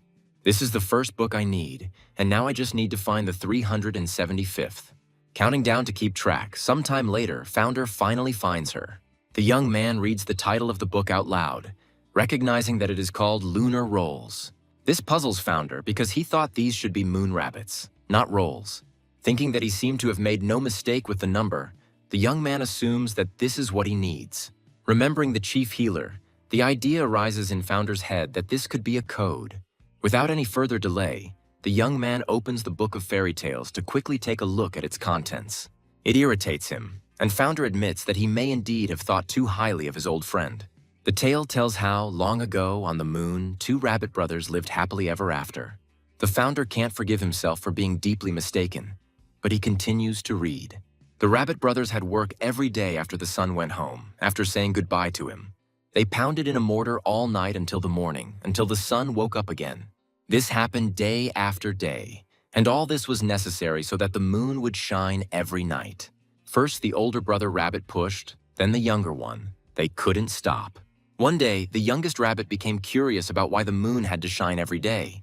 And then his older brother suggested to his younger brother to look at people who make wishes. One boy, turning to Lady Luna, asked her so that he could please a certain girl. The woman expressed hope that the moon would continue to shine brightly and that she would be able to recover. People even simply enjoyed watching the beautiful moon because they considered it very beautiful. The younger rabbit then realized that all these people were making a wish, and the older one confirmed this. And they decided that this was why the moon should shine, forgetting how hard their work was. And the next morning, people rejoiced that their wishes had come true, and their smiles gave the rabbits strength. And the rabbit brothers continued to pound, and they pound to this day. That is why the moon shines so brightly today. And all for the sole reason that these little rabbits work hard on the moon every day. As soon as he finishes reading the last word, he slams the book shut without hesitation. The founder is impressed by the story, trying to understand where he went wrong. The young man does not believe that he misdeciphered the message and made a mistake in completing the task. Thinking that he might have missed something, founder plans to reread everything from the beginning. And he again turns to the message that the chief healer of the fortress left for his inquisitive mind. Recalling the lines about Strong's greatest masterpiece being unmatched by anything else, founder understands something. The man suggested looking at the sky, saying that one glance would be enough to replenish energy. The happiest moment for him was the day when he saw the treasure that smiled at him. The founder reads the title of the book, which is called My Treasure, Fire Cloud, and Fire Sky. And now the young man understands what the treasure of the fortress's chief healer is. Later, a large crowd gathers in front of the entrance to the healer's library, chattering incessantly. There are also warriors here, ready at any moment to defend noble lords or to resist the enemy. One of the warriors thinks that this is too much, but his brother-in-arms does not share his concerns. Kesha is also worried about Founder, but Foot reassures him, saying that their leader has been warned about the potential outcome. The boy is still scared. He notes the serious attitude that he senses from the healers. Foot also stands his ground, asking his young interlocutor not to worry, and then acknowledges the presence of the leader. The flutist starts screaming, addressing Founder, and then Kesha becomes truly scared. As soon as the warriors hear the old man's voice, they become ready for battle and begin to move. As they draw their weapons and take up fighting positions, Foot himself begins to get nervous. He recalls his words that there is no need to worry so much, because everything is more than under control. The old man turns to the leader, starting to tell them what he really wanted to tell them. And Fireski addresses all the people of the main fortress of healers, giving a predetermined signal. As dozens of hands fly into the air, a multitude of voices of gratitude to the founder cut through it along with them. The Heavenly Squad cannot understand the reason. The healer's behavior seems incredibly strange to them. The thing is that some time ago Firecloud figured out that they were being played a joke on. After all, if a split occurred in the Heavenly Squad, these people would not ask for anyone's help. The man believes that he would be more likely to believe that these people had agreed on such disinformation in advance. Therefore, Firecloud suggested that they go obediently to the library, but meet the heir of the library calmly. The young man, meeting such a greeting, mentally greets his rabbit brothers. He assumes that the younger one, having heard the older one's explanations, believed them unquestioningly. Well, the elder now notices the gaze of the heir to the great celestial library directed directly at him, and his own is changing quickly, and the man, albeit silently, expresses his respect to Founder. He also does not express any negativity, also exchanging the same silent remark with his silent interlocutor. Sometime later, cheerful male laughter rises above one of the parts of the main fortress of the healers. The chief physician, who has already come to his senses, expresses joy that his treasure has returned to him. He thanks the guys and says that he wrote this story himself for his sons, who really like it. Noticing Fire's tears, the old man asks why he is crying and if something bad has happened to him. Firecloud suggests that Strong is very happy to hold the book in his hands. He confirms this, adding that he will become even happier when he reads it to his sons in a dream. Firecloud mentally admits that he doubted Founder's abilities, but now he has put those doubts aside. The man recalls how the young man, having brought this book of fairy tales, said that this was the very lost treasure. Firecloud was puzzled, and his younger brother suddenly remembered the fairy tale about the Rabbit Brothers. Overcome with nostalgia, the man recalls that as children, their father often read them this story. But despite the book's fond memories, Firesky doubts it's the treasure. The Founder tries to dispel his doubts by showing that the code is based on the lunar calendar. The young man asks to show the book to the chief healer and see his reaction. When Founder turns to Firecloud, he says that the moon rabbits are also Strong's treasure. The young man suggests that for the old man they are even more important than the book itself. And now the chief healer himself admits that only the smiles of his children make him happy. At that very moment, both men are finally convinced that Founder was right. A little later, the doctors acknowledge the fact that it is their turn to fulfill their promise. Firecloud recalls that the library's heir needed a poisonous insect. Firesky confirms this. The younger brother shares his thoughts about this boy wanting to collect the 3 main sources of energy. His interlocutor says that he doesn't know, but perhaps with this insect he will just collect them all. After all, in addition to the poisonous insect, the remaining 2 ingredients are also required for the complete picture. Therefore, it cannot be denied that either the heir of the library has the rest, or that he has already used it all. The man recalls that when he first met Founder, he thought he was just ordinary. However, now everything was different. The heir to the library turned out to be resourceful and an excellent cryptographer. At the same time, he is very calm and reasonable. Neither the crowd nor its shouts can upset him. Firestar wonders if the library's heir has a hexagonal serpent. But even if that were the case, the man wondered if Founder could withstand 10,000 smoking sessions. The elder teases the younger, assuming that he is ready to help the person he likes. Although Firesky denies this, he says he wants the Book of 10,000 Incenses to fall into safe hands. Firecloud agrees that the book could be useful to Founder, but the techniques in it are dangerous. If a person gives in to temptation and has no principles, he will step onto the wrong path. It's easy to overdo it with elixirs and power sources, as their own father is an example of. After all, although he was considered the best healer, he suffered from all the medicines that he tried on himself. Firecloud suggests ending this conversation, as they might be mistaken or jumping to conclusions. And the elder brother asks the younger one to prepare a poisonous insect while he meets with the heir of the library. Later, the man says that he doesn't even know how to thank Founder for making his father happy. And he adds that thanks to the heir of the library, the atmosphere inside the fortress has become much more lively. The Founder thanks his interlocutor for such words and says that all that remains is to wait for Strong's recovery. And the young man expresses his willingness to assist the healers in this difficult task. To do this, he hands Firecloud a book and asks him to study it. The man opens the book, flips through a few pages and is taken aback. He can't believe his eyes when he sees the magic seal, and Founder tells him more about it. The young man believes that using this seal will be enough to help the chief healer recover.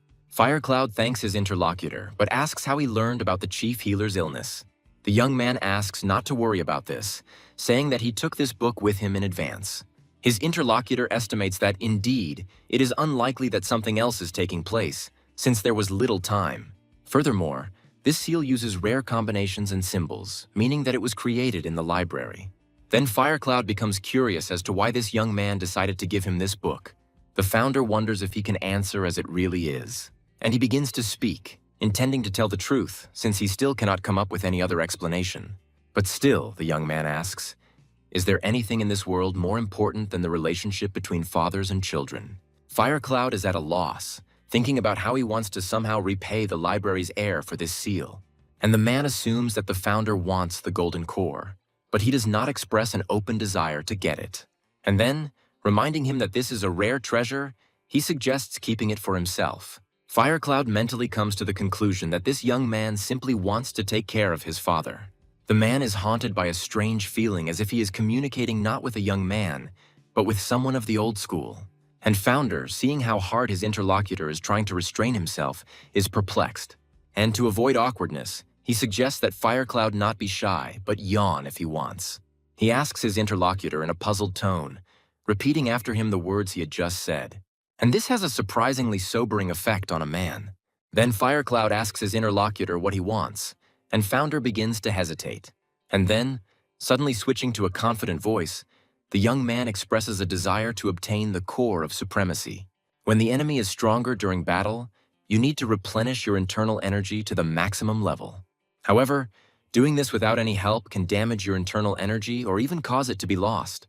The core of excellence has the ability to hold energy within itself and preserve it, and is therefore valuable. A sudden thought occurs to Firecloud, and he asks if Founder really wants to start a war. The young man is puzzled, not understanding what happened to this guy's face because he was trying to be noble. And yet, Founder says that he is taking it in reserve, saying that 30 cores would be enough for him. Firecloud thinks about war again, but his interlocutor insistently emphasizes what he said earlier as a reserve. The man agrees to prepare the order, only asking for a little wait. He also expresses interest in why the library's heir would need a poisonous insect. He directly answers that he is collecting 3 sources of energy, which surprises the young man's interlocutor. Founder is just talking about the hexagonal serpent when Firecloud takes it all as a joke. The man is taken aback when he hears how lucky the library's heir is that the creature crawled to them on its own. After a rather long pause, Firecloud asks his interlocutor again what he said. Later they go to the dungeon and the healer fulfills his promise. Handing the box to Founder, he explains that it contains a poisonous insect. The healer informs about the time required for the beetle to be digested and about the way to exit this room. Founder expresses understanding and says goodbye to Firecloud until the next time they meet. When the gates close in front of him, the man looks at them silently for a while.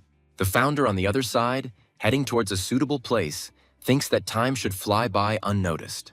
Making himself comfortable, the young man places the box with the poisonous insect in front of him and opens it. The Founder expresses his joy at having received this beetle and notes that it smells wonderful. Assuming that it is no different from the bronze beetle, the young man decides to see for himself. Inside the insect is a pill, and Founder notes that it is completely odorless. But it doesn't matter, because once he eats it, he will have all 3 main sources of energy. Listening to his sensations, Founder does not feel any special taste. But then a very bad thought occurs to him, and the young man's body involuntarily shudders. Founder starts sniffing both and realizes that he can't smell anything. Then the young man decides to test something else by biting his cheek from the inside until it bleeds. Unfortunately, Founder doesn't taste blood either, and this can only mean one thing. But he doesn't want to believe it, so he wonders if he really has lost all his feelings. Meanwhile, Firesky, noticing Firecloud, states the fact that he has returned. The younger one assumes that Founder has already eaten the bug. The older one thinks that he won't be able to bear it and will soon leave. Hearing that it will happen in an hour, Firesky asks again, and Firecloud says that this is the maximum. The man begins to talk about the smell of a poisonous beetle and admits that he does not believe the heir of the library. So he suggests staying here and waiting a bit until Founder comes out.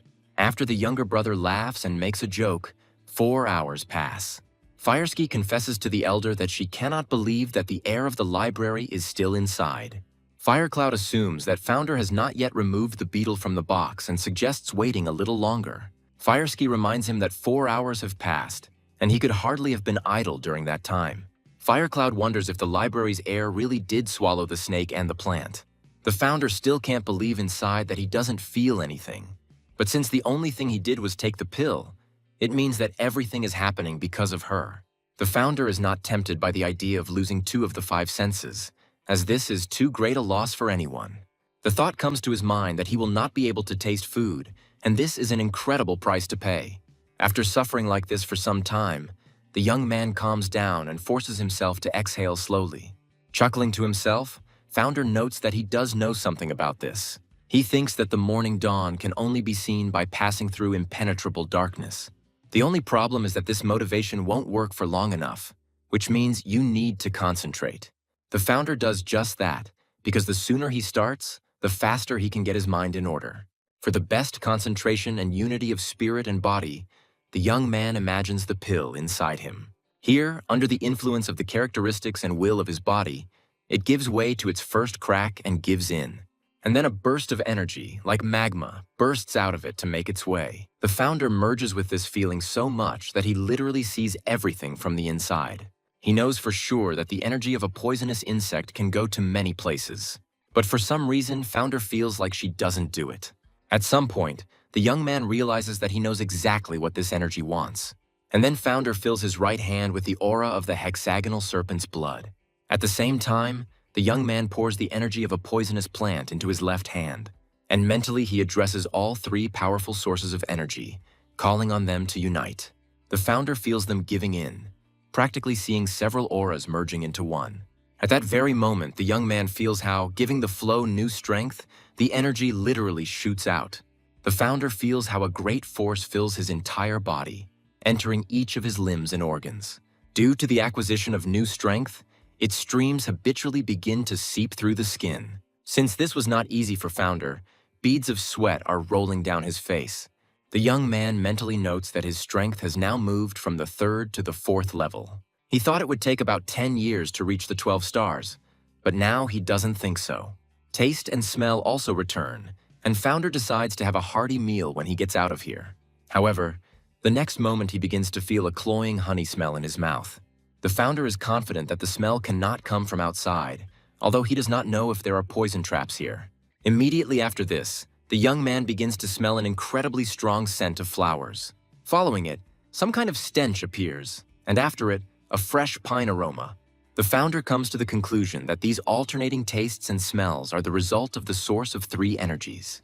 The harmony that happened to him allowed the young man to feel all the scents of this world.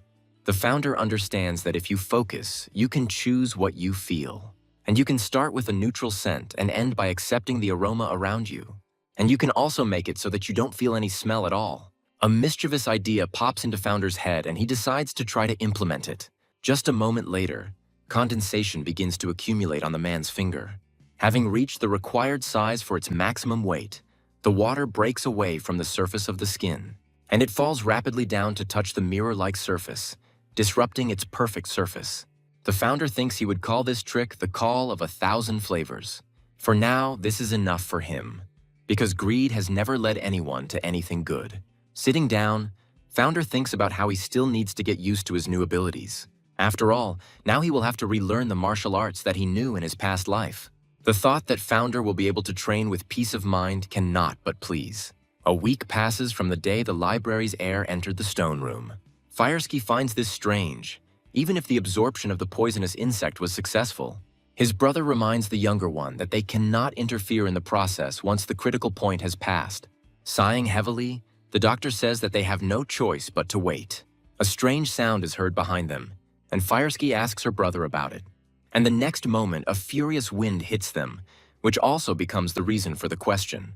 Landing behind the brothers almost silently, Founder asks if they were really waiting for him. The library's heir is approached, and he admits that he left later than he planned. The junior doctor laughs nervously and says that they didn't wait for him that long. Firecloud says he can't smell the poisonous bug, suggesting that Founder didn't eat it. The young man finds it very funny that the first thing he was asked about was not how he was feeling, but about the insect. And he honestly says that he is tired, since he has been training intensively for the past 7 days. Fireski is curious whether the heir absorbed the beetle or not, and asks him directly about it. A little later, the Founder is asked if everything went well, and he replies that a lot happened. The Healing Brothers admit that they have heard a lot about the exploits of the library's heir from the Heavenly Squad. They gave each of them an elixir of strength, but none of them could stand its smell. Dream Holy also came this week to take the 1,000 Guardians with him, and he was very angry when he found out about all the rumors swirling around these guys. The founder mentally regrets that he was not able to meet his adopted sons again. However, he expresses confidence that they will meet again when the time comes. Firecloud says that the eldest of the squad asked for something to be passed on to the heir of the library.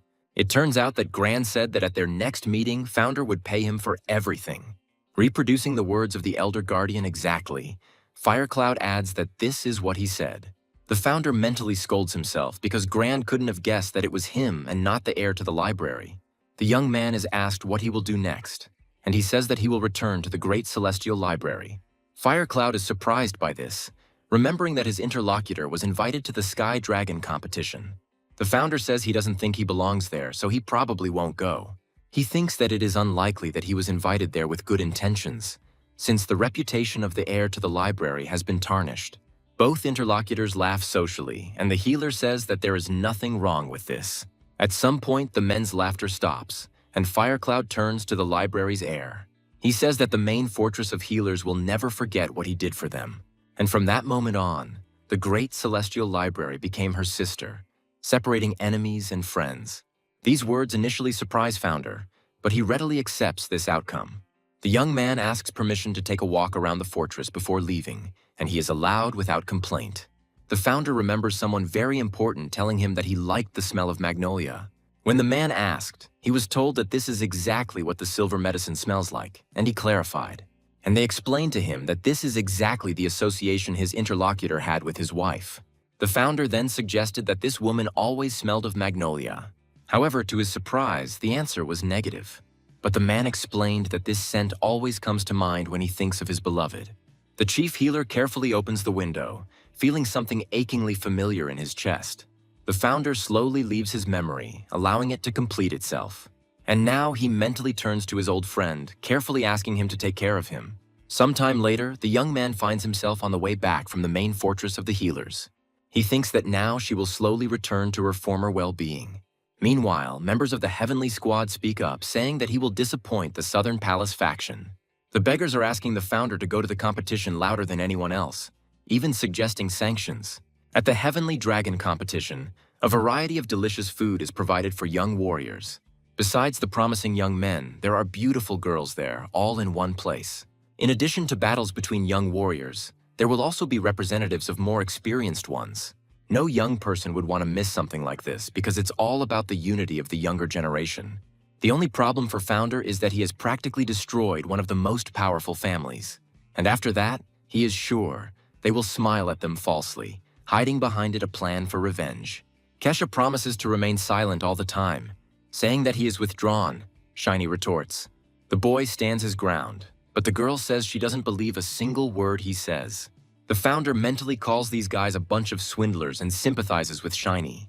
And then he asks the coachman to stop and take a break, to take a walk, and he accepts the order. The young man also turns to his warriors, asking them to slow down as well. They ask him what's going on, and Founder says he just wants to show them something.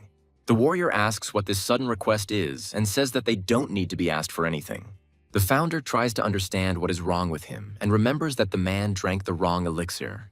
And the warrior says that they need to be given orders because it sounds cool, and the order will definitely be carried out. Twin and Foot also agree with their comrade, saying that they are Founder's defense squad. The latter agrees to call it an order and is praised for this difficult step. The founder says he wants to make sure that the problem with the mercenaries who tried to kill him is finally resolved. One of the twins thinks out loud, asking if they aren't being taken over by another squad. The founder admits that he is not familiar with that squad, so he does not know what exactly they do. Thinking that he has no choice, the young man names the Heavenly Squad as the only ones to whom he can entrust this task. The boys immediately became emotional, asking their leader not to even worry about something like that. Still Risen can't believe their leader wants the head of the mercenary leader brought to him.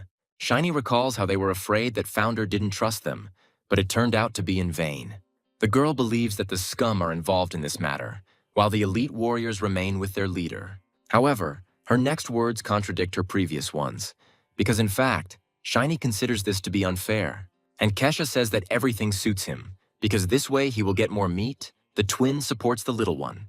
The founder says goodbye to one part of the squad until they meet in the library. The rest join the leader. The men also reciprocate and say that they will then set off on their journey. Meanwhile, in the healer's main fortress, Firecloud addresses his interlocutor with a question. He asks him what they owe his visit to, and he begins to talk about the rumor about the Heavenly Dragon competition. Namely, that the heir of the library refused to participate. Harmony suspects the fortress of being among those involved. He is the head of the honor squad of the Southern Palace faction, and assumes that the healers have some kind of grudge against them. Firecloud feels uneasy under this look, although the words of the man opposite sound quite friendly and caring. However, this faction usually sends an honorary detachment when a problem needs to be resolved quietly. The healer says that they are not offended at all, but he really cannot leave the fortress yet. The interlocutor clarifies that the issue is in the production of drugs, and Firecloud calls this one of the problems. Harmony suggests that this is why the magnolia blossomed at this time of year, although this is strange. Firecloud agrees, saying that the medicines they produce now have that smell. Then the man says that he heard rumors about the arrival of the library's heir to the main fortress of the healers. Firecloud tries to be friendly, asking how they knew about it but not denying the truth. And then he also honestly admits that he invited Founder to decipher the text, and he succeeded. Hearing the words that the library's heir had not been here long, the man clings to them. Firecloud confirms that Founder was here, but left the healer's main fortress this morning. Harmony says that the library's heir has been invited to this year's Heavenly Dragon competition. Firecloud shares that Founder had gone home, but he was sorry he couldn't be there. Harmony expresses understanding, but in his mind he is finally convinced of his own assumptions. He addresses Founder mentally, telling him that if the faction calls him, he is obliged to obey. Firecloud suggests that the Southern Palace is interested in a visit from the library's heir, even without taking into account the fact that this young man is quite outstanding in his own right. The man asks to tell him what Founder is like, because he notices the healer's affection for him. As he begins to speak, Firecloud pauses, unable to help but be drawn into memories. He himself asked his brother where this scent came from, and he was told that the heir to the library had touched the pine tree. And it is for this reason that these coniferous trees began to smell like magnolia. The realization washed over the man like an avalanche, and Fireski continued to chatter, unable to stop. And to conclude it all, drawing a bold line, he said that the heir to the library received an infinity of aromas. At that very moment, the older brother imagined how it all happened incredibly clearly. He thought that although this man was strange, he was also incredible. Firecloud then became curious as to why this young man had done exactly that. Exactly there. As if he knew what the silver medicine and the scent of magnolia meant to the chief healer. And now the man tells his interlocutor that the heir to the library is a wonderful person. He remains silent for a while because he finds Firecloud's behavior strange. It raises questions as to why the healer thought for so long just to say those few words. Firecloud, meanwhile, says that the library's heir is not one to go back on his word. And the man, asking if he can ask his interlocutor for something without waiting for an answer, asks him not to look for it. Harmony retorts, saying that it is not up to him to decide, but the head of the Southern Palace faction. The healer asks if his interlocutor could ask him about this on behalf of the main fortress of healers. And Harmony slowly and leisurely begins to repeat his interlocutor's words. And then he asks if the main fortress of healers really wants to sabotage the Southern Palace competition. Firecloud chuckles politely, saying that such words are a clear exaggeration, and he is not trying to sabotage anything at all, but simply expressed his concern. Harmony suggests that Firecloud believes that harm is intended for the library's heir. He asks if he really thought so because of his concern, but says that he is not worried about the heir. The man sitting opposite does not respond to this. He's waiting for the continuation of the unfinished remark. But the silence drags on, and then he asks if the healer is worried about him. There is no answer, and the man mentally assumes that Firecloud has begun to get confused in his own thoughts. And at the same time, he understands that in order to catch up with Founder, he needs to leave immediately. Giggling nastily, Kesha asks if their leader knows that dessert is supposed to be sweet. The Founder tells the boy that this is exactly what the dish is and invites him to try it. Shiny joins the conversation, asking if he is really making fun of them. And then they simultaneously say that no one can stop them from eating sweets. Still Rizan, walking behind these children, does nothing but exhale heavily. And while Shiny and Kesha are choosing sweets for themselves, something catches the man's attention. Harmony addresses Still Rizan by name, and Still Rizan greets him with a deliberately upbeat air. The man remarks that they haven't seen each other for a long time, and the beggar asks him what he is doing here. However, he does not wait for an answer, saying that he himself knows the reason for Harmony's appearance here. Kesha asks his bro who this is, and Still Risen tells him what faction this person is from. Sheenie expresses her impression by saying that the heavens have heard her. The boy is also happy about the opportunity. But Still Risen asks the guys to be quieter and asks Harmony if he had been somewhere else before this. The man answers honestly, and his interlocutor offers to give him advice before meeting with the heir of the library. The first thing Still Risen says is that Founder has a simply bastard character. It's so bad that half of his subordinates have left, unable to tolerate such treatment. Harmony remains silent, and this prompts his interlocutor to continue talking, as one should not talk to the Founder. The man turns the young man into a person who responds even to sincere prayers with feigned arrogance. Harmony asks if his interlocutor wants to say anything else, but he answers negatively. Then the man simply turns around silently and walks away, leaving Stillison puzzled.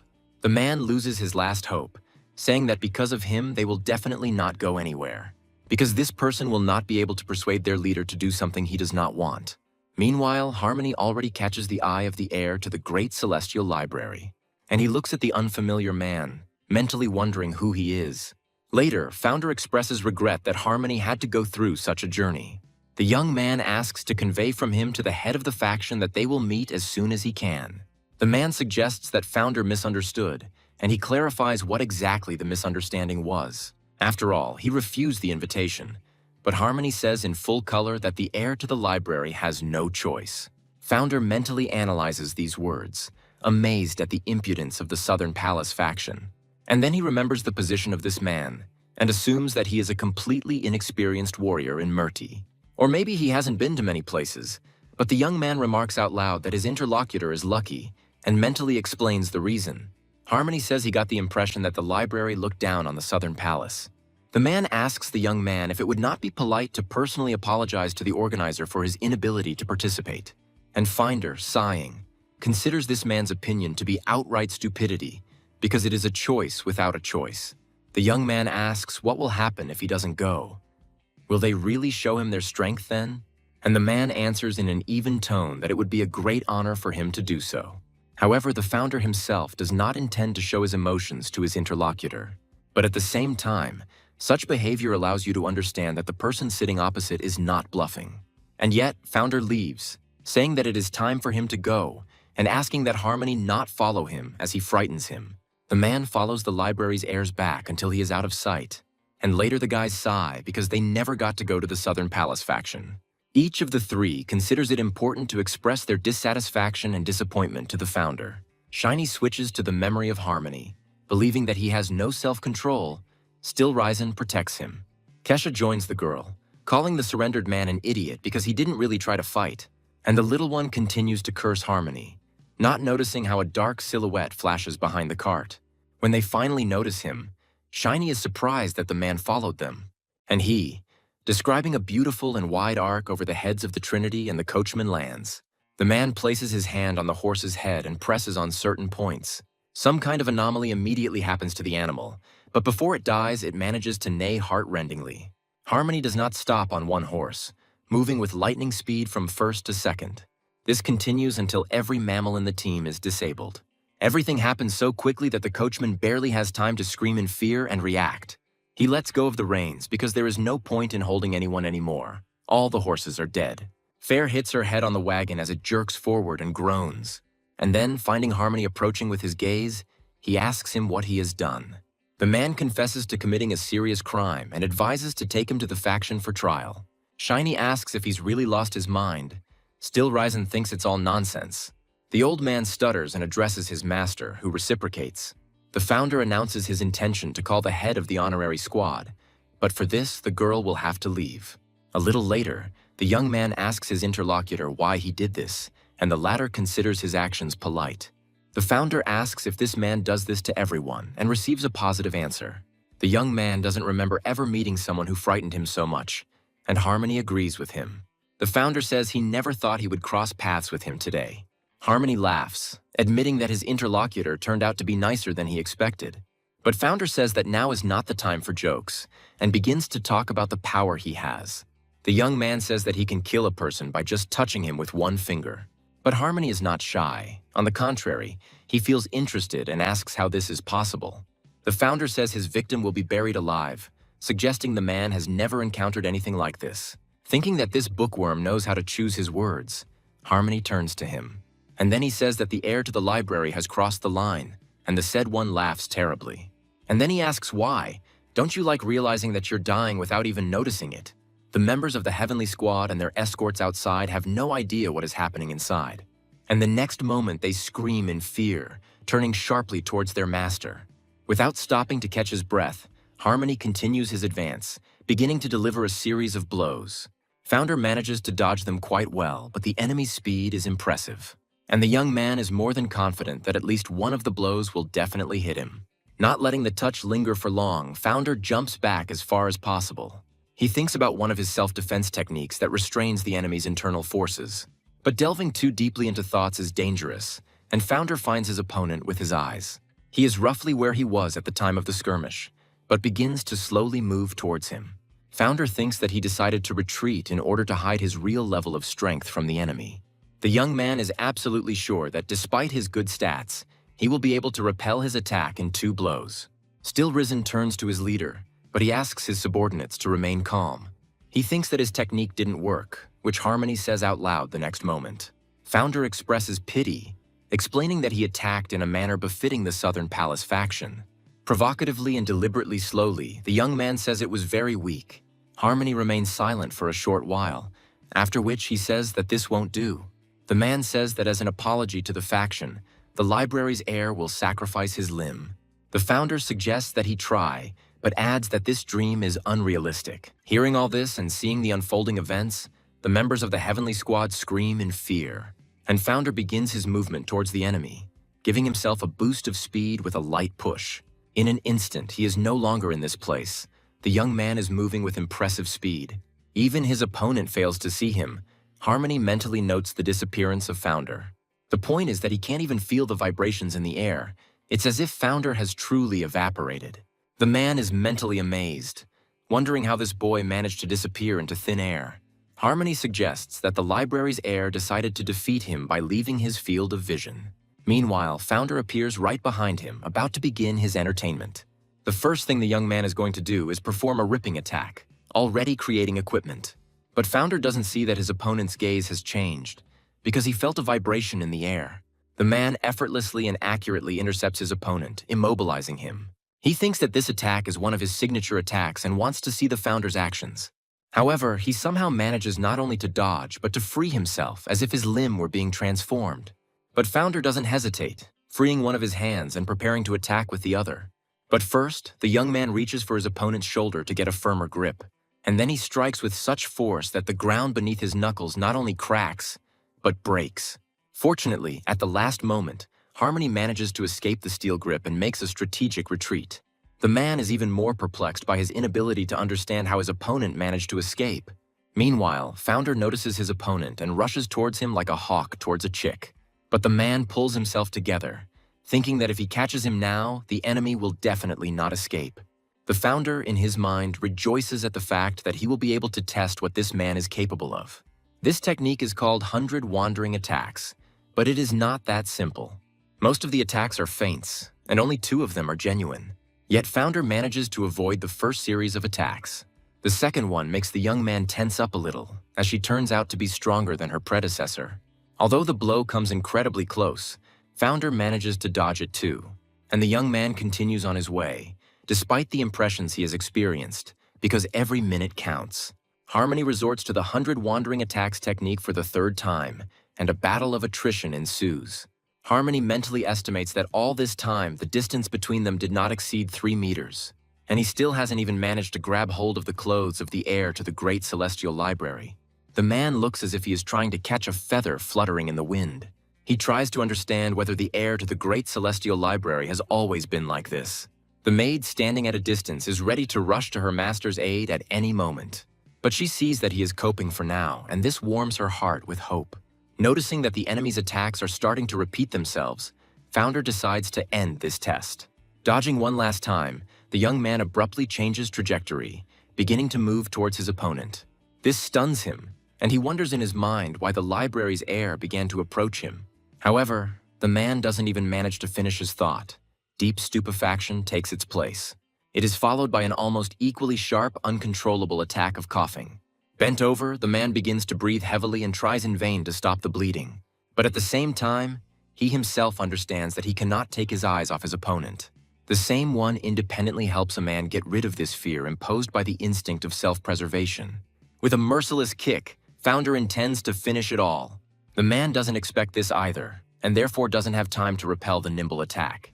Later, Harmony comes to his senses from the voices and the sudden pain caused by his own body being thrown around. Trying to finally come to his senses, the man, breathing heavily, wonders what is happening. No answer is required when he sees the silhouettes of people and hears the statement that he has woken up. The Founder asks the man why he didn't listen to what others told him. Remembering the words of the library's heir, Harmony agrees that it was rude of him. The Founder says that if they had agreed, he would have come to the competition next time. And now he can't even return home because his cart is broken.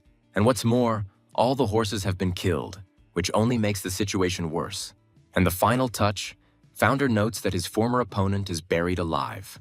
The man, his voice low, asks if the library's heir really intends to kill a member of the Southern Palace faction.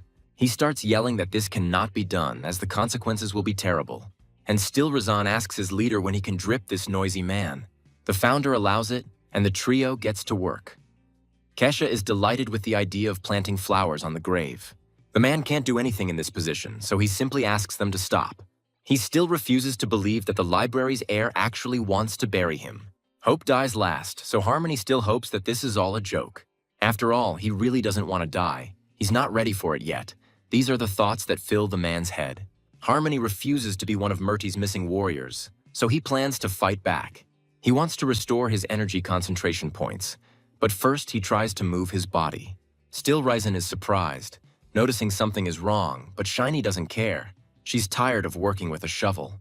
The man understands what is going on. This man has restored the flow of energy to the acupuncture points. The Founder, observing these ups and downs, notes that everything worked out exactly when it was supposed to. The young man assumes that the man didn't even realize that he was affecting his acupuncture points. And at the same moment, Harmony notes that the flow of his internal energy stops. The man recalls the healer's question about whether he knows what kind of people are guarding the heir of the library. Harmony did not answer then, but was ready to listen to his interlocutor, and he said that he was familiar with them. Firecloud took particular pleasure in calling everyone by their most famous nicknames, and his interlocutor said that he was not afraid of them, but the healer countered that it was not they who needed to be afraid. The one to fear is the one who stands at the head of the heavenly squad, namely the heir to the great celestial library. Harmony thought that he was only being instilled with fear, but now he understands that everything is completely different. For the heir to the great celestial library truly turned out to be his worst nightmare. Many hours later, the fresh embankment gently but stubbornly moves back and forth, and at some point, a hand emerges from it trembling with exhaustion. Harmony reaches out to the light of the moon, as if he owes it alone for his miraculous salvation. The man expresses great joy at being able to move again before dying. Checking his reflexes, he makes sure that everything is fine with his body, but he doesn't understand what it was. A couple appears on the horizon and notes that they are just in time. The man asks them who they are. The beggars laugh, asking what Harmony did that still Rizan buried him alive. The man tries to analyze these words, coming to the conclusion that the heir of the library is behind everything. Although he doesn't want to say it, Harmony still forces himself to ask where he should go. Sometime later, he is congratulated on his resurrection and the beginning of his second life. Shiny and Kesha bombard the man with questions like how he breathed underground. Still Ryzen reminds Harmony of his words about not being one to joke with their leader. Kesha agrees with her brother, adding that if Founder had been spoken to politely, he might have agreed to everything. And while the little one continues to act smart, Star appears and says that Harmony is already waiting for their leader. A little later, the heir of the library invites the head of the honorary detachment to sit down. The man follows his advice, but already feels how much he is shaking. He sees only one explanation for this, that his body has remembered that the heir is to be feared. The Founder, meanwhile, asks if the man really thinks he will do that to him again. Harmony denies this and reflects on the fact that feigned concern is more disturbing than open anger. The Founder says that that was the first time, but now it's the second, and he's never generous twice. Harmony expresses understanding for this and asks the library's heir for forgiveness for his rudeness. The Founder thinks that such obedience should be rewarded and is amazed by the man's compliance. But he remembers that one of his acquaintances also became the same after his premature burial. Founder says out loud that, although Harmony was rude, he can deserve forgiveness, and he agrees. The young man notes that it is already late and suggests that his interlocutor meet tomorrow, who again echoes. And then it dawns on the man, and he asks what it means that they will meet tomorrow. The founder doesn't like this lack of insight, and he asks what Harmony himself thinks about this. The trio begins to express joy that they were finally able to achieve what they wanted. But Harmony still doesn't understand, and everyone asks the leader for permission to explain to the dim-witted one. But in the end, they simultaneously blurt out the words that they are going to the Heavenly Dragon competition. Kesha's excited cry rises into the air near the dragon ship pavilion. He really likes this place, and Shinny admits that she only knew about it from stories.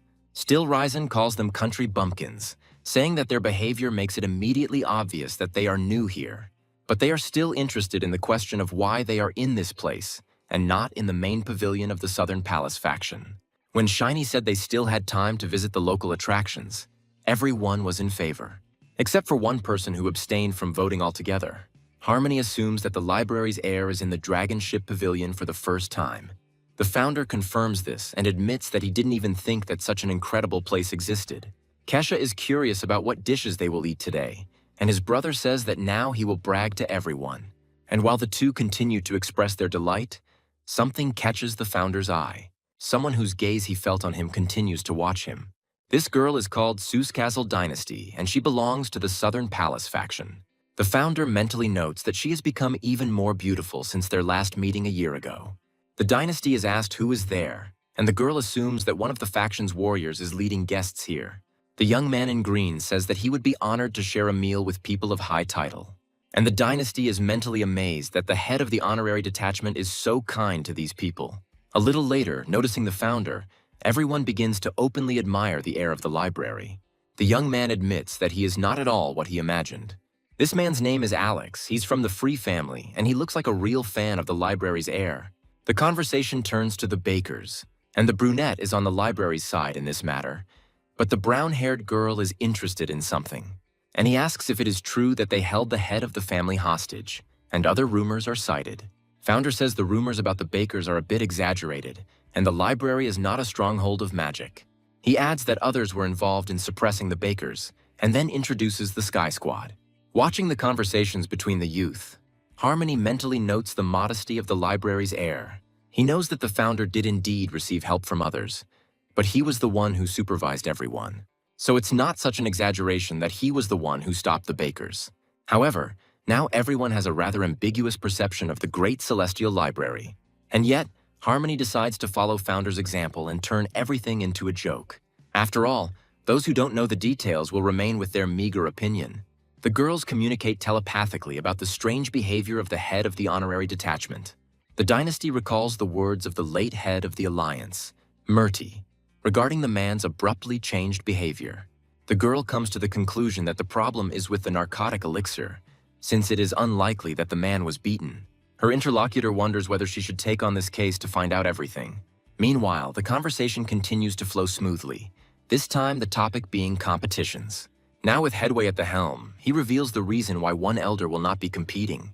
He speaks of vice, suggesting that the girl has not yet recovered from the death of the head of her former alliance. And although the founder continues to chat cheerfully, he thinks that time is the most important thing for Weiss right now. To the young men of the Thousand Guards too, because time is the best medicine. As he finishes his remark, Founder notices something and takes a closer look at those present. He senses the two exchanging energy waves, suggesting they have hidden motives. Suddenly another guy gets up from the table and addresses the heir. His name is Bell, and he offers the library's heir a drink, trying to provoke him with an unflattering remark. But Founder, hearing that the Great Celestial Library cannot boast of martial arts, only smirked. And he accepts the offer of a drink to ease their disappointment, offering to pour for his interlocutor. The young man brings the bottle to the first glass, but for some reason the liquid does not flow out. The founder is surprised by this turn of events, and he is not the only one. Because the very next moment the cupbearer himself admits that he finds this something strange. After all, the jug is more than full, but for some reason the wine stubbornly refuses to pour out. Bell continues to repeat this phrase, adding completely inappropriate questions, and then he says that very strange things are happening, and starts laughing with some kind of abnormal laugh. The founder remembers him as a sweet and gentle boy, but now this child has become a laughingstock. The young man understands perfectly well that this is his job, but he gives credit for his stable technique. But despite all this, he's not going to give in to this man's provocations and turns everything into a joke. And yet, the founder is well aware that the number of provocations will soon increase due to his ignoring of previous attempts. But Harmony, on the contrary, is furious that these suckers are showing off like that in front of the heir of the library. He thinks that no one present is fit to hold a candle to this man. Idlecid mentally says that this time he will act tougher. The founder assumes that this young man is going to shoot him with fish bones. He is in anticipation.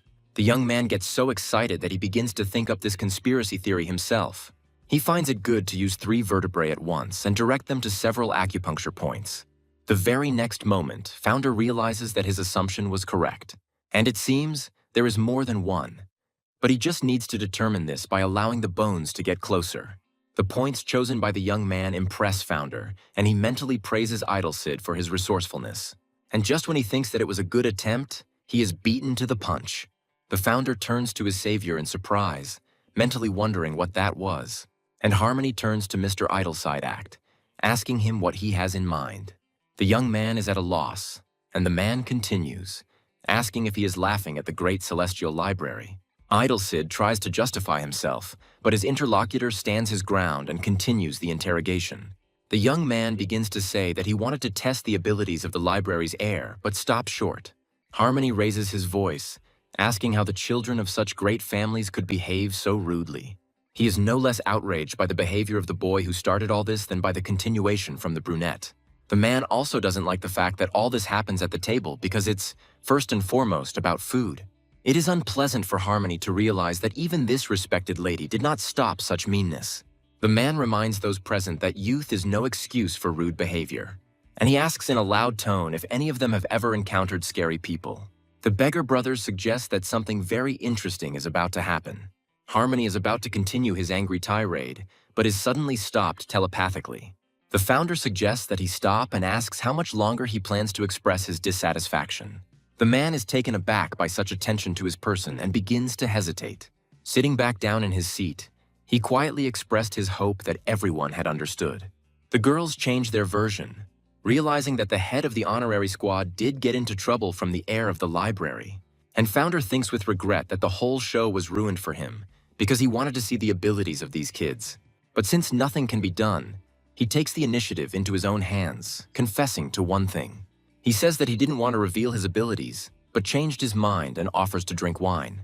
Hearing words of support directed at him, Bell expresses his gratitude to the library's heir. Sometime later, Master Holy is offered another drink, but he refuses, diluting everything with a joke. He says that he has had enough for today, as tomorrow they are heading to the Southern Palace faction. When this happens, Founder slowly leaves the cart and takes an appraising look at his surroundings. Meanwhile, someone announces in a strong voice the arrival of the young masters. The Founder smiles a tender smile, thinking that he hasn't been here for quite some time, and what appears before his eyes is nothing other than the great and beautiful faction of the Southern Palace. The measured admiration of the view is interrupted by a familiar voice greeting the heir of the library.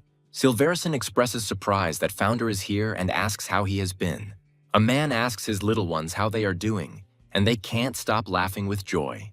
As soon as he sees Founder, View rushes towards him, remembering that the heir to the library was not going to come here. Gates also appears here, politely greeting his young acquaintance and expressing his joy at this meeting. Harmony warns Founder that he needs to report his arrival to the faction leader.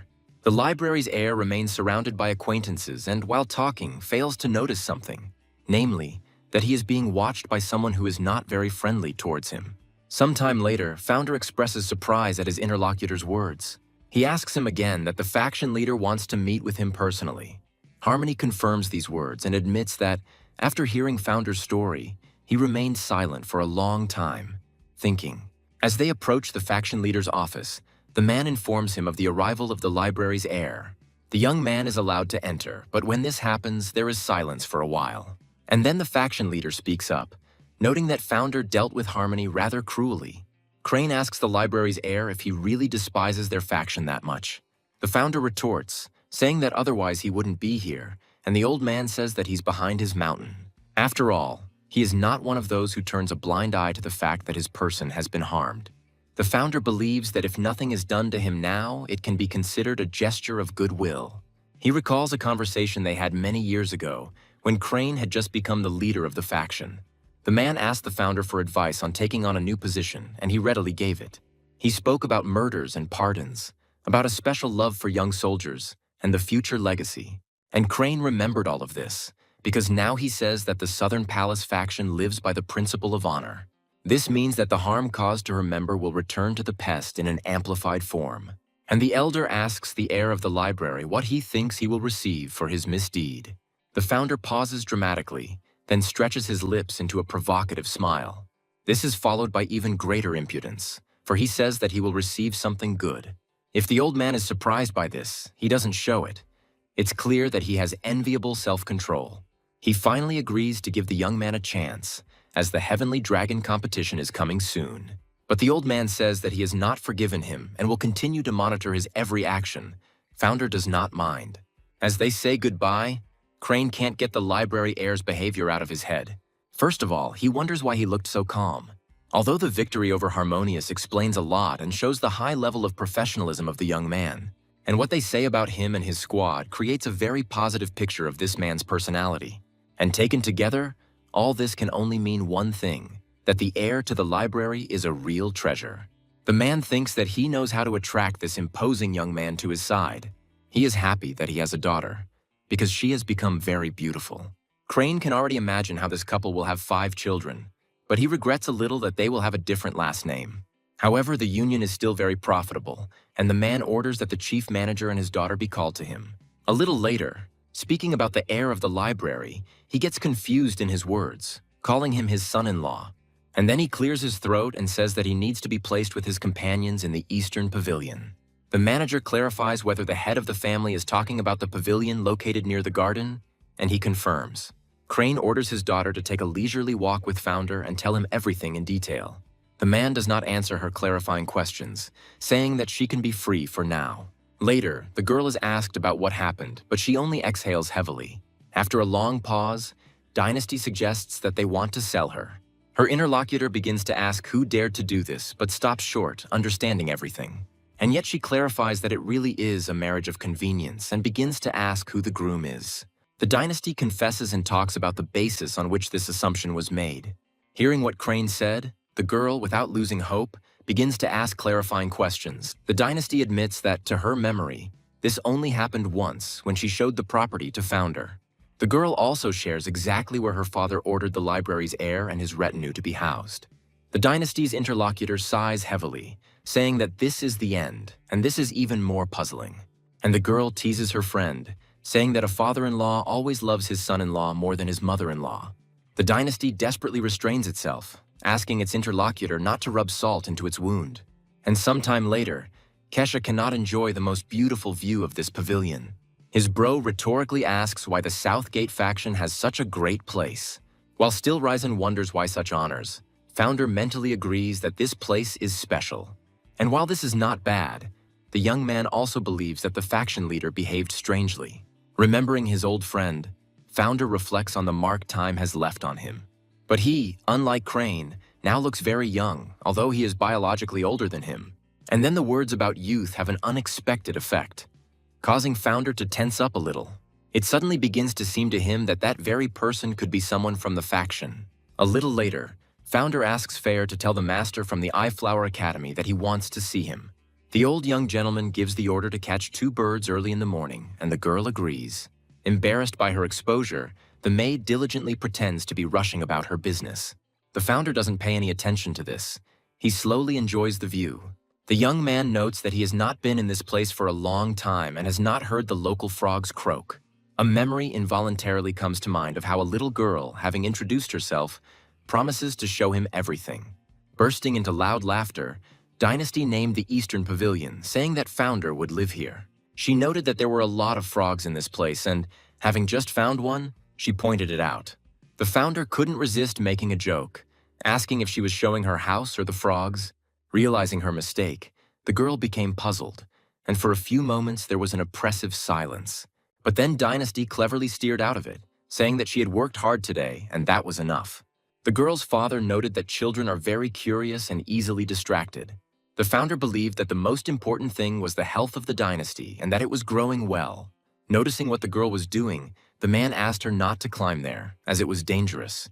But of course, the curious child did not heed the adult's concerns, and at some point, Dynasty's hand slipped.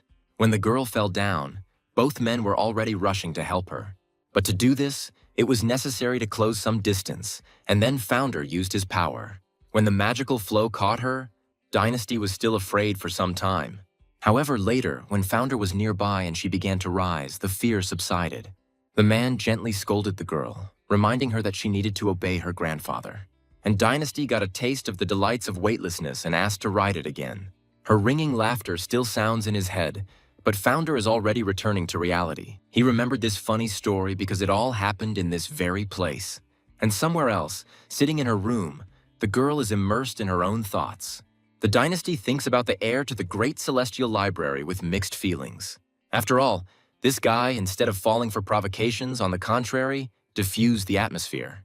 She considers this man to be one of those who stands out even without boasting about his skills. The Dynasty agrees that it would be nice to get to know him better as her father wanted. And yet there is something that the girl does not want to come to terms with. The next morning, the maid is busy with her master's order but suddenly notices someone. And he asks Mrs. Souscastle why she has come to see them, and she begins to hesitate. And then she admits that she came to show the heir of the library their house. Her interlocutor discerns a hidden context in the young lady's words, and she cries out in shock. And then she hurries to Founder and impatiently announces that she caught the birds that he spoke about yesterday. Star offers to bake them, but the young man asks her what she's even talking about.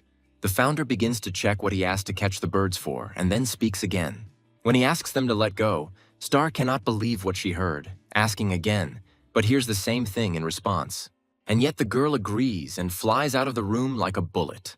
She is absent for literally a few measured sighs, after which he flies into the chambers again and addresses his young master. She announces that Mrs. Sawcastle has come to give the library's heir a tour of the house. Founder is immediately struck by inspiration when he realizes what the leader of the Southern Palace faction is planning. Star keeps screaming, repeating what she has already said, and the young man asks her to calm down. Now he understands everything, because he guessed that such a mansion was allocated to him for a reason. However, he is the Founder, so this is unacceptable. He does not intend to play along with Crane's plans. Star hurries her master, but he interrupts her and asks her to convey something to the young lady. Namely, that yesterday one young lady already showed him everything here and explained it in detail. Star doesn't even know what to answer to this, being in the most conflicting feelings. And then she asks Founder, clarifying what he's even saying. After all, yesterday, from evening until late at night, he talked by the pond with a young master from the A-Flower Academy. Star says that she saw it herself, but Founder insistently asks her to convey these exact words to the Dynasty. Ultimately, the maid agrees, and literally a couple of minutes later is already fulfilling her duty. The Dynasty asks again what was said. She's interested in who this young lady was. Star apologizes and says she can't answer that question, although she's secretly sad that Founder doesn't want to date that girl. When Dynasty lowers her head in shame to hide her burning face, the maid tenses up. This girl has never been rejected by anyone before, but she's also outraged by Founder's lack of tact. While she is thinking about what to tell her father about this, there are those who are ready to accept her proposal. Stillison and Kesha invite the girl to go for a walk in each other's company. The elder, making this ostentatious gesture, speaks up again, giving the Dynasty a promise. He says that they will do everything so that she will not be ashamed to appear with them in public. And hearing Kesha's question about whether they are too beautiful for her, the girls are completely stunned. The leader of the Southern Palace faction is informed that his daughter has gone to the Eastern Garden, and he expresses satisfaction. The man believes that these two should both understand his intention and that their acquaintance will not take much time. Unable to resist temptation, Crane decides to take a peek at these lovebirds. What he sees shocks the man, and he mentally addresses his daughter in a low voice. Meanwhile, the Founder, out of boredom, decides to experiment with something. And to begin with, he creates several points that are filled with different aromas. Among them are the smells of earth, pond, and pine. The Founder slowly inhales them, mentally noting that this aroma creates the feeling of being in a gazebo by a pond. The young man wonders if he has mastered the 1,000 scents technique and learned to mix scents. He expresses confidence that he will be able to create even more complex scents in the future. The young man clearly feels the sparrows that his maid caught and then released. After all, with the help of this ability, he can not only do this, but also identify settlements and smaller populated areas. The founder thinks about the limits of his current abilities, but he is distracted from his thoughts. The beggars announce their return and ask the young man why he is standing there. They invite Founder to go with them to see the competition's main prize. Kesha, as usual, first of all thinks about how to fill her tummy. But then, turning to his potential dinner, he asks him to fly some more since they brought Founder with them. Shiny doesn't share the boy's view, continuing to besiege him and saying that it is not meat. Meanwhile, the Founder is amazed that he sees a descendant of a phoenix in front of him, because this is a rarity. When the bird opens its eyes, the young man wonders why they are that color. While Kesha expresses joy that the half-breed opened his eyes for the first time, the Founder continues his thoughts, suggesting that this is a crossbreed of a crossbreed, since even the color is different. And then he asks his guys to say goodbye to the meat, since he has already seen it, and now it is time to return. Kesha is the most upset of all, and when saying goodbye to the bird, she says that she will come to visit her again later. The Founder thinks that the bird's origin doesn't matter, because he doesn't need it anyway. Leaving the place where the mestizo is being held, Still Rizon says that's all. Kesha says that after meeting the meat, he now wants to eat, and suggests that everyone go have dinner. And Founder, finally stopping, wonders what aromas this place has. On the night of this day, the bird flies up in fear, flapping its wings rapidly. Some drunkard, clearly having had too much to drink, notices a hunched figure near a tree. He approaches the stranger, asking what he is doing there and why he looks like the poorest of the poor. Hitting him, the man asks if the beggar has money, rushing him to answer. However, the beggar remains silent even after a slap of decent force and after raising his voice. Raining a hail of blows on the hunched back, the man asks if his interlocutor was taught to answer questions. The drunkard asks the beggar why he is smiling, and hears that the man sitting there does not even know who he is. However, he says that he knows who the person standing in front of him is. The man tries to be indignant, to resist, but he can't, and they tell him that it's his dinner for today. The drunkard does not give up his attempts, but the beggar holds him tightly, asking him who he thinks he is. Calling the man his food, this inadequate person also tirelessly repeats the question. And the drunkard asks why he keeps repeating this and asks him to let him go. His tormentor, savoring every word, says that no matter what, he will still eat him. Throwing the body aside, the psychopath begins to talk about how the daughter of the Sawcastle faction is very beautiful. But he wonders what it tastes like. The man assumes that it is tasty, but does not know how much. He voices his desire to eat it for the last time, wants to save it for dessert. And assuming that it is very tasty, the psychopath impatiently says that he wants to eat it. The next morning, preparations for the upcoming event are in full swing. Potential participants and those who just came to watch engage in casual conversation. Others simply pretend to celebrate, while in reality they are trying to get drunk as quickly as possible. The founder, sitting at the table assigned to him, mentally notes an insane number of people. The young man thinks about the birds, assuming that they have flown far away since he cannot smell them. At this very moment, they ask him whether the heir to the library is waiting for someone. The founder answers honestly, but suggests that these sparrows are not particularly keen to return. Gates expresses a desire to meet his interlocutor's friends and offers something as a thank you. The founder talks about him as someone who doesn't give up easily, and the man realizes that he's got it right. But he says that this time, Murdy really needs people like the library's heir. The founder becomes wary, asking what happened, and hears that serious events have begun to occur. Those who wanted to confirm the death of the leader of the Murty Alliance stop hiding and make themselves known. Disputes between families become more frequent. Among these people is the Bright Spirit Pavilion. Hearing the words that these people like to flare up, Founder becomes wary because they are not like that at all. Gates continues, telling his interlocutor that these guys buried explosives under Spring Mountain, and then they tried to blow up the sect, which is located right above this mountain. But they encountered the problem of rocky terrain, and in the process they fell out with each other. And although they intended to blow up the sect, they ended up blowing themselves up, but Founder doesn't believe this. Gates continues to tell him stories, and the young man can't stand it any longer, asking about the old man's well-being. When asked for clarification, Founder says that it would be better for his interlocutor to know when to stop. He doesn't answer, but is overcome with nervous laughter. The man disappears, saying that he supposedly needs to meet someone else here. Founder notices Dynasty, but he is worried about how this girl looks. And then the young man remembers what the Beggar brothers looked like after meeting this girl. An involuntary reflex kicks in and he almost chokes on his drink. The Dynasty thinks that the library's heir is laughing at them and suggests that Holy leave this place. The founder mentally says that he didn't intend to laugh at all. The sight of the beggars is to blame for everything. Suddenly, the young man's sixth sense makes him look in a certain direction. And founder begins not only to look at the stranger, but also to seriously analyze him with technology. This helps the young man figure out that the metamorphosis technique was used on this man. This is good news because the founder was already bored, and then some desperate person decided to ruin the competition. But the young man understands that it is best to look around, because there may be others nearby. And indeed, soon founder notices another person with a similar aura. But he is not the only one. The attention of the heir to the great celestial library is attracted by a man. But that's not all.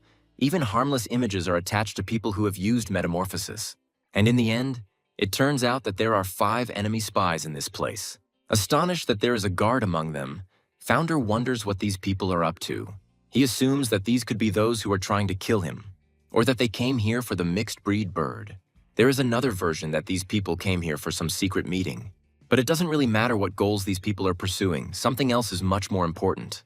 Looking around, founder is surprised that this man does not turn around to look at him. And he expected this, because such closeness could hardly have been an accident. But since nothing happens, founder decides to make this man his third sparrow. And not only him, but oddly enough, it's not like these people were following him. It follows from this that they are not watching him, and do not show their excitement at all. And so, having examined each one, the founder becomes convinced that these people have some other goal.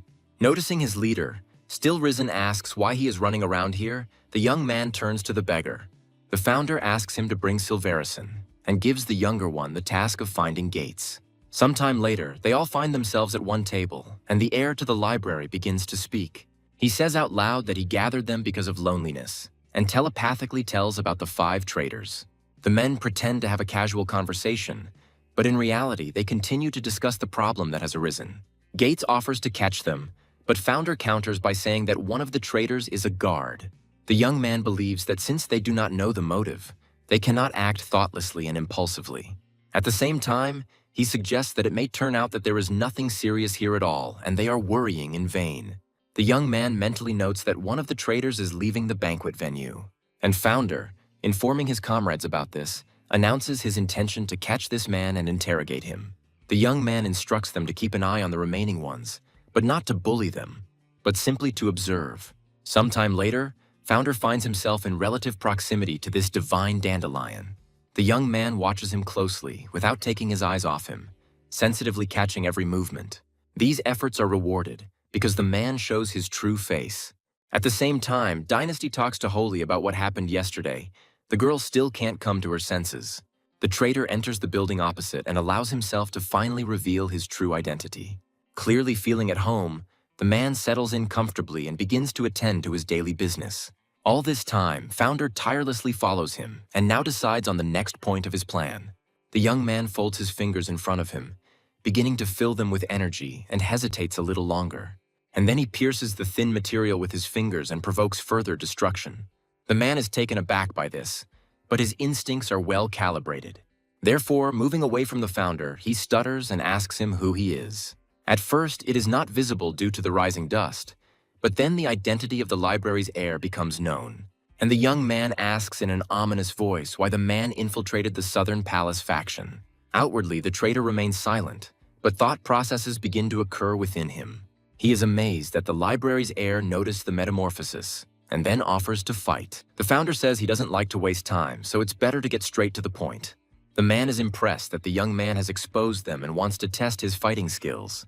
After all, the assumption arises in my head that the heir of the library fights as well as he speaks. And the man arrogantly declares that he is giving his opponent 30 seconds. All this time he will fight with only one hand, to give the heir of the library a head start. If the young man manages to touch his neck during this time, he will receive answers to all his questions. The man also offers to yield to the heir of the library in the first 3 attacks. But he doesn't manage to finish, as the end of his sentence is drowned out by a powerful blow to the face. Founder heads out into the street after his opponent, and meanwhile, a scream is heard outside.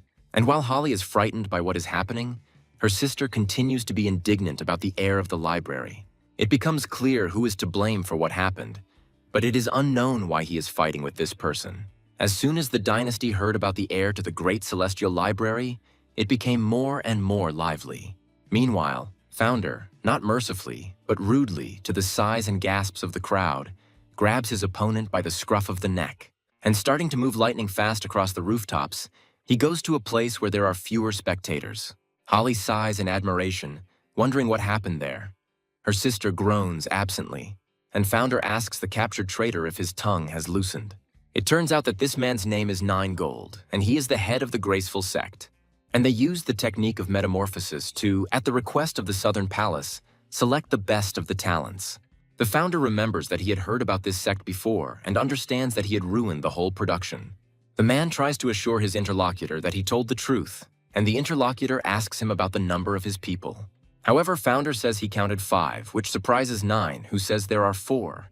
And while the man asks if the young gentleman has miscalculated, he becomes seriously puzzled. Nine again says that he would not lie to the heir of the library and suggests asking Crane about it.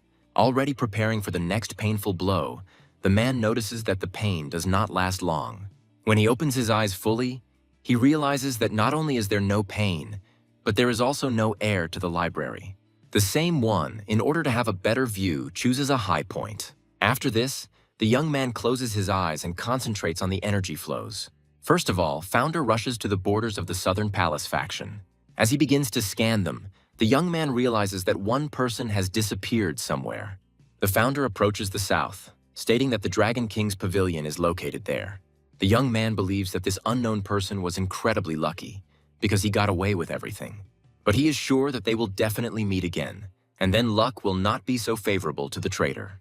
Participants are informed that the first competition of the banquet is called Find the Traitor. Crane says there are 4 of them, all of whom are elders of the Graceful Sect. This competition is not only to assess abilities, but also to ensure that participants spend their time usefully. Someone asks how many people from Graceful are participating, but Crane is not going to reveal this. A person appears who is interested in the level of transformation of the traitors throughout the competition. Crane says they differ, losing their complexity increasingly towards the last day. Young people start discussing this. They want to find and defeat everyone as quickly as possible. Crane is amused by these suckers and says that he is about to say something very surprising. And just when he is about to continue, he is interrupted by someone turning to the leader. The faction leader doesn't like that Flaubert interrupted him. It was rude of him. Meanwhile, the boy tells the man something secret, and he is surprised, although he doesn't show it. But he still repeats out loud after Flaubert that Founder has already caught everyone. Later, he is asked why the heir to the Great Celestial Library was not warned about this in advance. This is Nine Gold pouring out his heart to the head of the Southern Palace faction about how rudely he was treated. Crane tries to reach a peace agreement, but the man continues to moan and complain. But suddenly he falls silent, realizing that he had just behaved too recklessly towards the faction leader. He also gives his stern voice, assuming that they want to tell him something else. But the man is frightened, afraid that the heavens will open up above him. And then he starts to get nervous, assuming that this pressure is justified by the desire to know more. Then the leader of the Southern Palace faction says that now everything is clear to him. Looking back on what happened last time, Crane no longer considers it a mere coincidence. However, when Harmony was defeated by the heir of the library, he did not complain, but spoke to the point. This man also did not reproach the young man too strongly, and this raises questions. But then the man realizes that he himself is loyal to the founder, and even tried to introduce him to his daughter. Meanwhile, Nine Gold turns to his master again and says that he has remembered something. Crane asks to share this, and his interlocutor says that Founder told him something strange. He recalls the young man's words about the number of people and talks about his quick disappearance after that. Nine Gold notes that they had personal permission to change their appearance, but only 4 of them. The man asks his interlocutor with cold fury what he is talking about now. He starts to speak but gets confused, and gradually it begins to dawn on him. A guess immediately begins to sound from Nine Gold's lips, because this is already beyond the bounds of what is acceptable. After the news that a spy had appeared in the faction, the whole thing was turned upside down. Trusted people with special skills informed everyone else about important things they had learned. The search for the spy was carried out throughout the entire Southern Palace faction, but no one was able to find his trace. Someone said that this whole situation was tarnishing the faction's reputation. Others admired how quickly and easily the library's heir had discovered the spy. But there were also those who fought the urge to insult this noble man. Along with everything that was happening, there were those who did not openly express their discontent, keeping everything to themselves. And all this bitterness from one's own powerlessness and the feet of others grew inside like poison. Sure didn't like listening to all this squabbling. He had his own opinion on this matter. And then at some point, the heir to the great celestial library himself returned. He told the head of the Southern Palace faction everything he had learned. And the man frowned sullenly, because on that same day, Founder finally left the walls of his faction. One asks the other how things are going with this whole situation. Sure almost openly demonstrates his dislike for the heir of the great celestial library. But when his interlocutor asks if he is really jealous, he categorically denies it. And he begins to fawn, reminding us of the kind of people the library's heirs squad consists of. He says he's tired of hearing others blame this man for everything. The young man begins to talk about what irritates him most, but his interlocutor stops him. However, he doesn't listen, still saying that he hoped to meet and talk with him today. And while his friend is suffering, the master of the Eyeflower Academy makes fun of him, causing indignation. The young man asks if he's being bullied, and the answer is yes. Sheer begins to scold his friend, but he only laughs heartily. As she strolls leisurely, the girl wonders what her father was thinking about. The fact that Founder left looks like he was deliberately kicked out because he ruined the faction's plans. The girl recalls that she was unable to talk about this with Crane because he was busy. Therefore, wanting to talk at least with her older brother, she shouts out her appeal to him. But inside, it turns out to be empty, and the girl wonders where the young man might be. After all, he wasn't in the training pavilion where she had already been before. Exhaling heavily, Dynasty thinks that in this case, she no longer has any other choice. When the girl looks up the next time, her gaze is strikingly different from what it was just now. Coming to her father, Dynasty says that she wants to tell him something, and the man allows her to do so. The girl asks Crane why he didn't dissuade the library's heir from leaving their faction. The man breaks away from his work and addresses his daughter by name, and she responds with all willingness. The faction leader sends his daughter away in a manner bordering on rudeness, which leaves the girl taken aback. To her naive question, the man repeats his command, telling her to leave it. The pressure from her father is so strong that tears well up in the girl's eyes, and when she obediently leaves, only then does the man allow himself to breathe a sigh of relief. In his mind, he calls his daughter a cutie, and then he gets into more serious thoughts. Crane recalls how he asked the heir of the great celestial library to fulfill his request. After all, the last place where he left his scent was the Dragon Ship Pavilion. The founder thinks that by making this place a search center, searching will become easier. The young man is sure that today's infiltration into the Southern Palace faction was not easy for this man. And apparently, having thoroughly enjoyed his walk, he decided to slip away. But such things are always risky. Still, Ryzen and company inform their leader that they need to go somewhere. The young man does not protest. The founder is asked where all his subordinates are going and is offered to go with them. The young man recalls his conversation with Crane, who said that he would be able to recognize the energy of a traitor. And then the head of the faction appointed a man to help him, who turned out to be Faith, his son. The founder, of course, was puzzled by such treatment of his own son by a father. And now he asks the young master not to worry, saying that his men have gone out to talk to the vagabonds. He advises Faith to rest, as they are going to explore the area after midnight. The founder himself has no intention of remaining idle, deciding to get down to business immediately. He believes that one meditation will be enough to begin with. The young man clearly hears steps approaching him, although their tread is very light. Therefore, opening his eyes, he immediately turns his gaze towards the door, already waiting for his guest.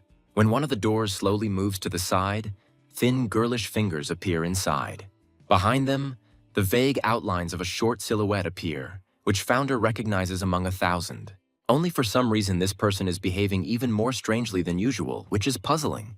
Meanwhile, the silhouette begins its leisurely movement, slowly stepping over the threshold of the room. But when Founder addresses her, the girl responds with a sharp cry and stutter. The young man tells the maid that today will be the last time she comes to his chambers at night. Despite her inner feelings, the girl agrees, and Founder, remembering Bright, sympathizes with her. He doesn't like Star's reaction, So Founder tries to explain why he's doing this. He starts saying that he needs personal space, and that in general he is already a completely healthy person.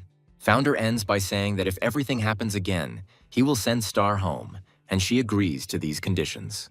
And when the girl leaves his chambers, the young man mentally jokingly scolds her, and then returns back. He thinks that he has lost the connection he established with everyone except the last fifth spy. Opening the window, Founder thinks about how fresh the wind is today. At night, the streets are deserted, which means it will be much easier to find the scent of the one he is looking for. The Founder believes that today he has a great chance to find the necessary trace. As he moves, the young man hears the library's heir being called. The voice comes from above, so Founder stops and watches as Faith approaches him. And then he asks him what he is doing here, to which he receives the answer that the young gentleman wants to go with him. It would be impolite to refuse, so Founder allows Faith to follow him, who expresses his willingness. And although the young man slows down so that they can keep up with him, it is still not easy for the faction leader's son. The Founder is mentally torn between pity for this man and praise. But hearing that Faith is not experiencing any difficulties, she suggests that he add a little more speed. It seems like this room is empty, but it is not. It is just that the one who is in it is extremely quiet. The door opens and a woman enters, stopping right at the threshold. She remains silent for a while, peering into the darkness, and then speaks up. This woman is the fourth ghost, and she asks her interlocutor what he is doing. The fifth ghost in his answer states the fact that he is shaking all over. The fourth one asks him if he has eaten and receives a positive answer. Then she does not understand what the matter is. The fifth one admits that he constantly thinks about the heir of the library. His interlocutor is delighted. The man starts talking about how they saw each other today and he got scared. And although the fifth did not want to be near him, he could not run away because he was unimaginably afraid. The man says there were people there who used the same technique, which is why he survived. 5 also admits that he attended the banquet to look at the daughter of the leader of the Southern Palace faction. He wanted to eat, but first of all, he wanted to look at this girl. But there's a catch. For some reason, he can't remember her face. The man believes that the heir to the Great Celestial Library is the cause of everything. The fourth chuckles. And the fifth says that this is exactly what this heir to the Great Celestial Library looks like. Although he was too scared to get a good look, he guesses that 4 might be scared of him too. The woman asks her friend to be patient a little longer, because they only have a few days left. Then the head of the ghosts will arrive, as will Lady Elderly. The fifth says that this lady is not tasty. The fourth advises the interlocutor to be patient, because after the death of the Founder, soon everyone will be afraid of them. The fifth one agrees with her, but at the same time tries to understand why he is still afraid. And then he says that he knows why this is so. It's all because of the library's heir, but he also sees a solution. The man says he will eat it and laugh in his face. The woman finds it adorable. The Founder, although he wandered until dawn, was still unable to find the tracks he needed. At noon, Silverison and the head of the Murti province of Peaceful Beauty visited him. They reported that, like him, they were unable to obtain any information. The Founder thinks that today they will need to expand the search radius. Faith asks if they are going to search now and receives an affirmative answer. The young man expresses a desire to also participate, and the Founder suggests that they take a thoughtful rest. But even despite the young man's comments about his appearance, Faith says she's fine. But Founder understands perfectly well that his interlocutor looks like this due to excessive use of internal energy. He recalls that Faith, even as a child, was different from his sister. But now Founder suggests that this young man is no longer as serious as he used to be. And when he allows Faith to come with him, he expresses joy, unaware of what lies ahead.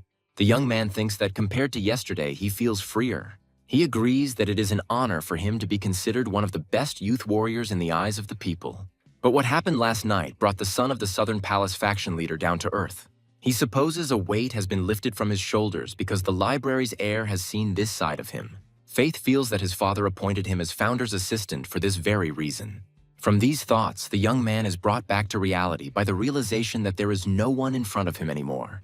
The library's heir appears on the other side, and Faith wonders why he stopped. The Founder suggests out loud and thoughtfully that it is a corrosive poison. But Faith doesn't understand where he came from, and the library's heir suggests moving on. Right on the go, he asks the young man if he also smells this smell. Faith asks if Founder is referring to the smell that was in that place. The library's heir confirms this, beginning to talk about the sensations he experienced then.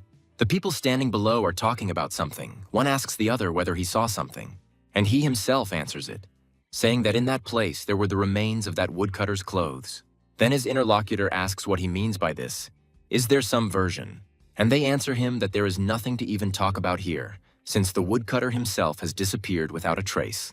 Faith feels nauseous, while Founder wonders about the psychopath's identity. And while he is thinking out loud, the son of the faction leader is amazed by this man's sense of smell. The Founder begins to think to himself, assuming that this psycho is the very traitor. Then the library's heir suggests that Faith search the place, and he agrees. When night falls on the city, someone approaches an old woman in one of the gateways. She asks him to spare her, but the man says that he hasn't had dinner today and wants something thicker. This lunatic compares people to porridge, which he personally brought to him. He begins to grimace, impersonating his grandmother in the way she had just asked him to. And then he suddenly grabs her, saying that now dinner is served. And stretching out the words, he wishes himself bon appétit several times with pleasure. But he is unable to fully finish the sentence due to outside interference. Some unknown force tears the psychopath away from the old woman and pulls him towards itself. He doesn't even have time to really understand what's happening, desperately trying to make out his opponent. Two weapons clash with a clang. Two metals, two wills, two completely opposite souls. And in that split second, the psychopath understands everything and starts laughing madly. He says that the heir of the great celestial library found him and came to him. And the Founder first asks this crazy guy to introduce himself properly. The old woman, watching this whole action, makes inarticulate sounds. Faith asks her not to worry and says that he will take her away from this terrible place. Grandma doesn't even have time to comprehend what's happening before she finds herself in the sky. And Faith wonders in her mind whether the library's heir can handle such an opponent alone. Meanwhile, the opponent still cannot disperse because neither of them wants to give in. But at some point, the energy simply goes off the charts, and they are forced to move away from each other due to an explosion. Five says he knew Founder would find him, but he wonders how exactly it happened. The young man says that he initially wanted them to introduce themselves to each other, but it seems that this is not necessary. Since the psycho already knows him, he is still interested in his name too. The man standing in front of Founder begins to shake convulsively, saying something about his face. Next comes the reason why he doesn't like the face of the heir to the great celestial library. It turns out that he finds him so scary because the young man looks incredibly calm. The fifth one asks why Founder is not afraid or worried when he looks at him.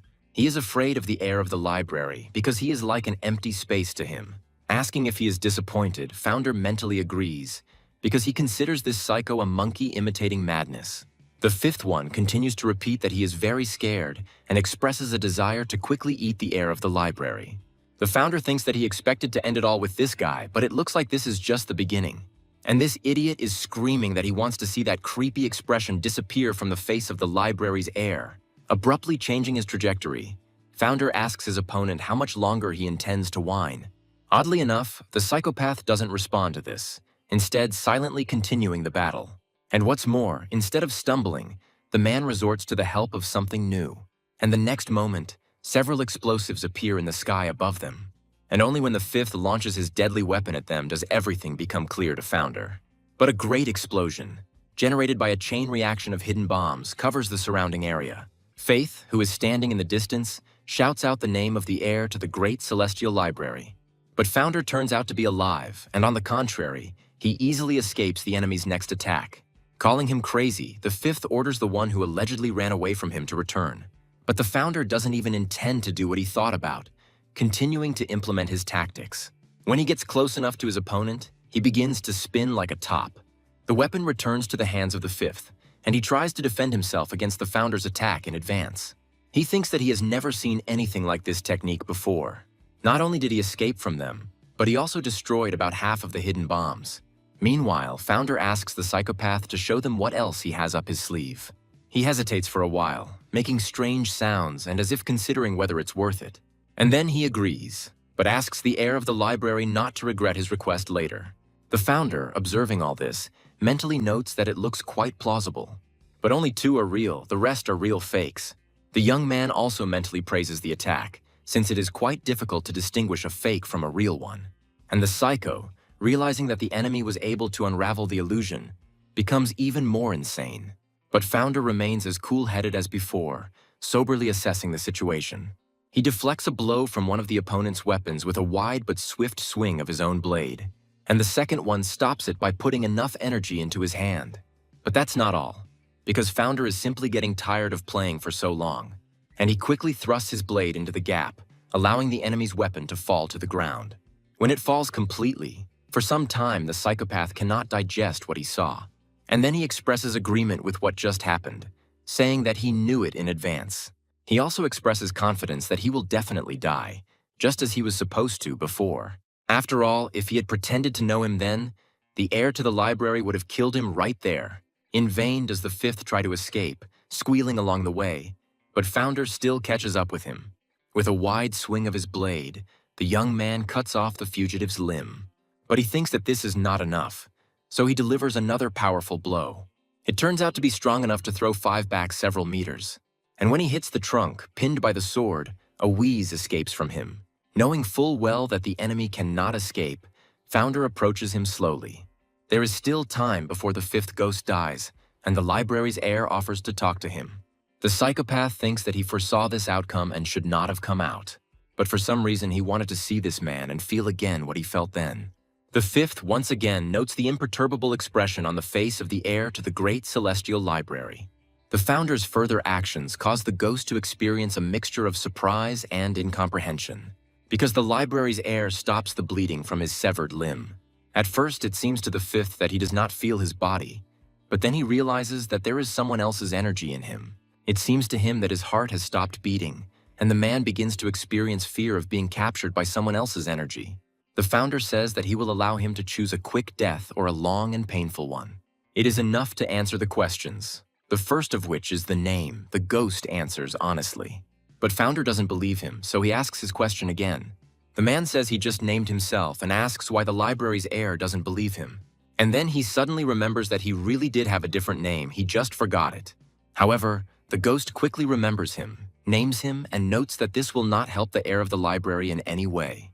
The man asks to kill him, and Founder thinks about it, and the ghost repeats his request. And then he begins to talk about what will happen when Lady Elderly and the prince arrive. He says that then everyone who is now at this competition will die. Therefore, if the heir of the library wants to live, he must escape, otherwise it will be the end. The man switches gears, starting to talk about someone inside them. The Founder is thinking about the global scale of the plan to destroy all the competition participants. Continuing to analyze what he heard, the young man notes that what was said interested him very much. The Founder says he was so interested in it that he would like to hear more. The ghost finds it terrifying that his flesh will be dissolved by his own poison. However, Founder denies these words, saying that he does not intend to do this. Directing a stream of energy directly into the ghost's head, he says that there is a much easier way. When his body begins to undergo pre-death metamorphoses, 5 even manages to make a couple of sounds. After this, leaving the scene, Founder cannot stop thinking about Mrs. Elderly. This woman was the wife of the head of the bakers and was behind all the bloodshed. Moreover, it is unknown whether Seth knew about this before marriage, or whether this truth came to light after their wedding. However, when all of the bakers' plans were thwarted by the library, Mrs. Elderly became furious. But this woman's anger could no longer fix anything, because the Baker family had already fallen. The Founder had already heard of this lady and the 12 ghosts, which could not be said about the prince. Continuing his reflection, the young man recalls the words of the fifth about the traitor within them. But Founder is not sure whether this psycho meant one person or an entire squad. And the heir of the library decides to find out if anything suspicious was happening within the faction. The Founder tells his companion that he needs to go, and he agrees. Faith stops and sighs heavily, losing herself in destructive thoughts. He thinks that instead of helping, he is only burdening the heir of the library. The young man thinks that he is nothing at all, but he doesn't let these negative thoughts get the better of him, reminding himself of how his skills have improved. But it was enough to just spend a couple of days in the company of the library's heir, and this is also his merit. But the young man is in too much of a hurry. His movements are ahead of his thoughts, and his thoughts are confused. He stumbles, and then, gasping and gritting his teeth, he falls from one branch to another, unable to react or stand. Eventually, he falls on his back and just lies there for a while, trying to get his breathing back to normal. The adrenaline that has accelerated the heart to a crazy speed drives terrible thoughts into the head. Faith remembers the face of this monster, and an unpleasant question arises in his head. Could he himself have survived if he had been in the place of the heir to the great celestial library? However, there is something that frightens him no less than the prerogative of being torn to pieces. It is what the heir of the great celestial library himself did to the fifth ghost. Just like what he did later, leaving no evidence behind, but only a witness who was watching all this time, who happened to be nearby. And now the young man understands why the fifth ghost was so afraid of the heir of the library. He can't help but wonder what he would feel if Founder were his own enemy when confronted. And from these disturbing thoughts, the damned breathing refuses to return to normal. Meanwhile, turning to the heir of the library, someone expresses joy that he has come. Silverison says he couldn't even sleep. He was so eager for Founder to return. The man says they didn't learn any new information about the case, but there was still something noteworthy. Namely, that a man from Benny's faction left last night. After listening carefully to the report for some time, the head of the Southern Palace faction chuckled thoughtfully. Summarizing the information provided to him, the man admits that it is not easy to understand all of this. The founder admits that he has not yet identified the traitor and asks about the oddities that occurred during the competition. Silverison says there was something, and Crane agrees with his words. He doesn't remember exactly who it was, Shurigard or Suremount, but he behaved with extreme disrespect towards Shure. But since this guy has pretty good skills, he parried the blow with his bare hands several times. And at some point, Benny's sword ended up in his hands, demonstrating its filigree work. And then, under this pretext, representatives of Benny's faction left the Southern Palace faction.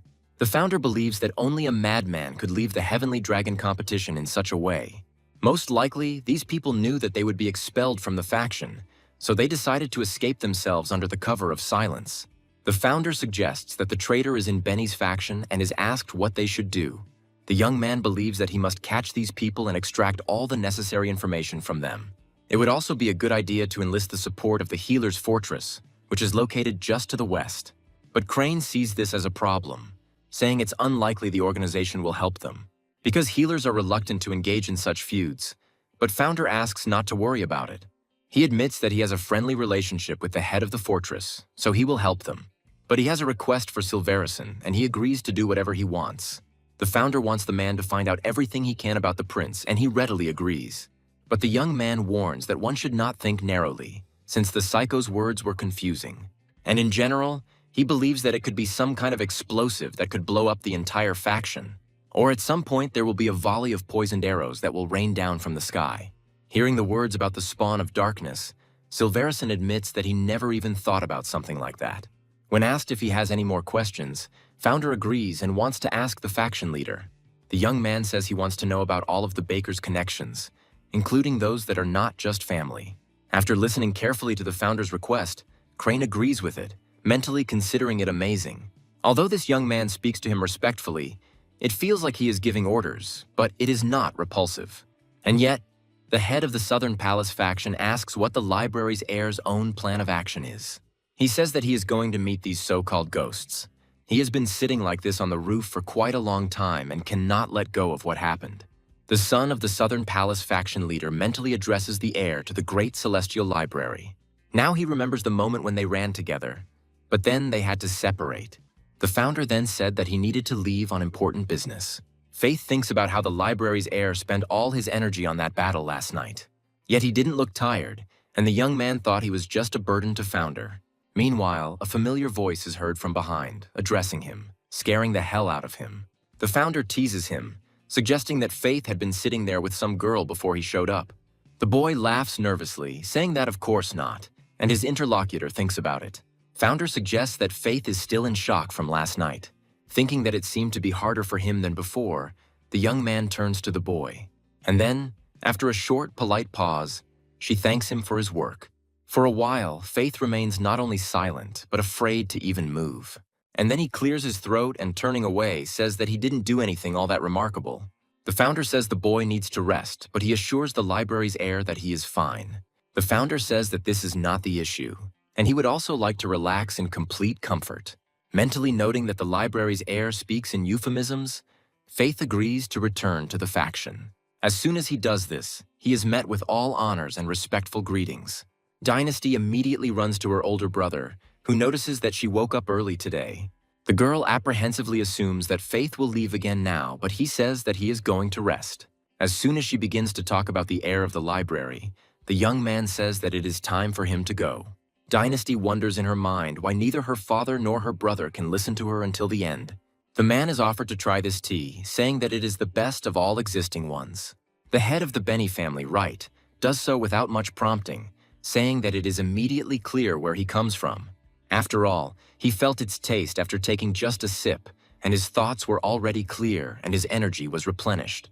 Firecloud says he doesn't even know how to respond to this, but he is assured that these words are not flattery. However, the man says that Benny's appearance yesterday was a big surprise for him. Wright says he's ashamed to admit it, but they left the competition because of him. The task was to find 4 spies, but his son did it before the competition even started. However, the heir to the Great Celestial Library objected to this, saying that the participant was helped by his father. The quarrel did not end there, as some began to side with this self-confident greenhorn. And even though the head of the Southern Palace faction sided with them, Benny couldn't stand such a disgrace. Wright admits guilt, saying that all this happened because he lacked virtue. Firecloud tries to reason with him politely, but the man stands firm. And then the healer says that, according to his interlocutor, it seems that he is not worthy of being the head of the faction. Jumping up at Firecloud, the man mentally wonders if he misheard. But this is not so, because the very next moment the healer calls him a brute. Wright doesn't want to stand for this. He immediately jumps up and rushes at his enemy. He asks the deputy head of the chief healer if he doesn't agree with his words. Fireski bursts inside and shouts his brother's name while Wright is still trying to dodge. And he says that in order to prove his case, he needs the help of the chief strength of healers. But suddenly his attention is drawn to an involuntary glance at his hand.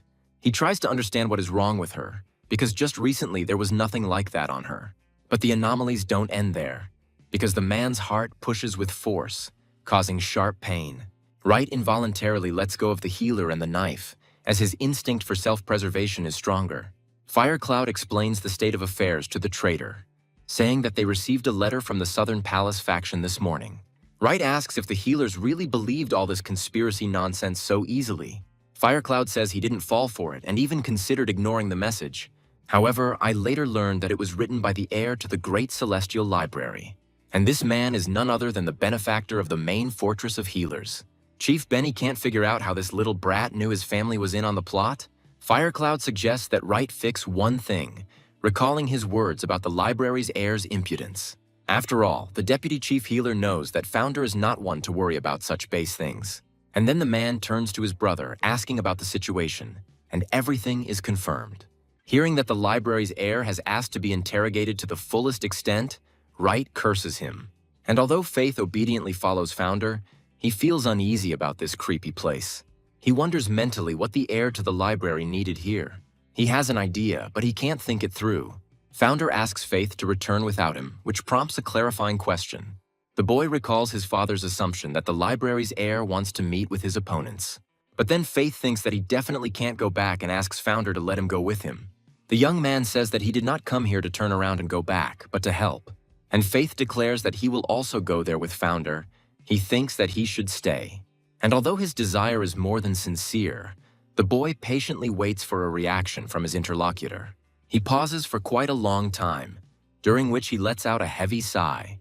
And then he turns halfway around and in a cold tone tells Faith to leave right now. The young man is overcome by such a strong feeling that for some time he cannot even breathe.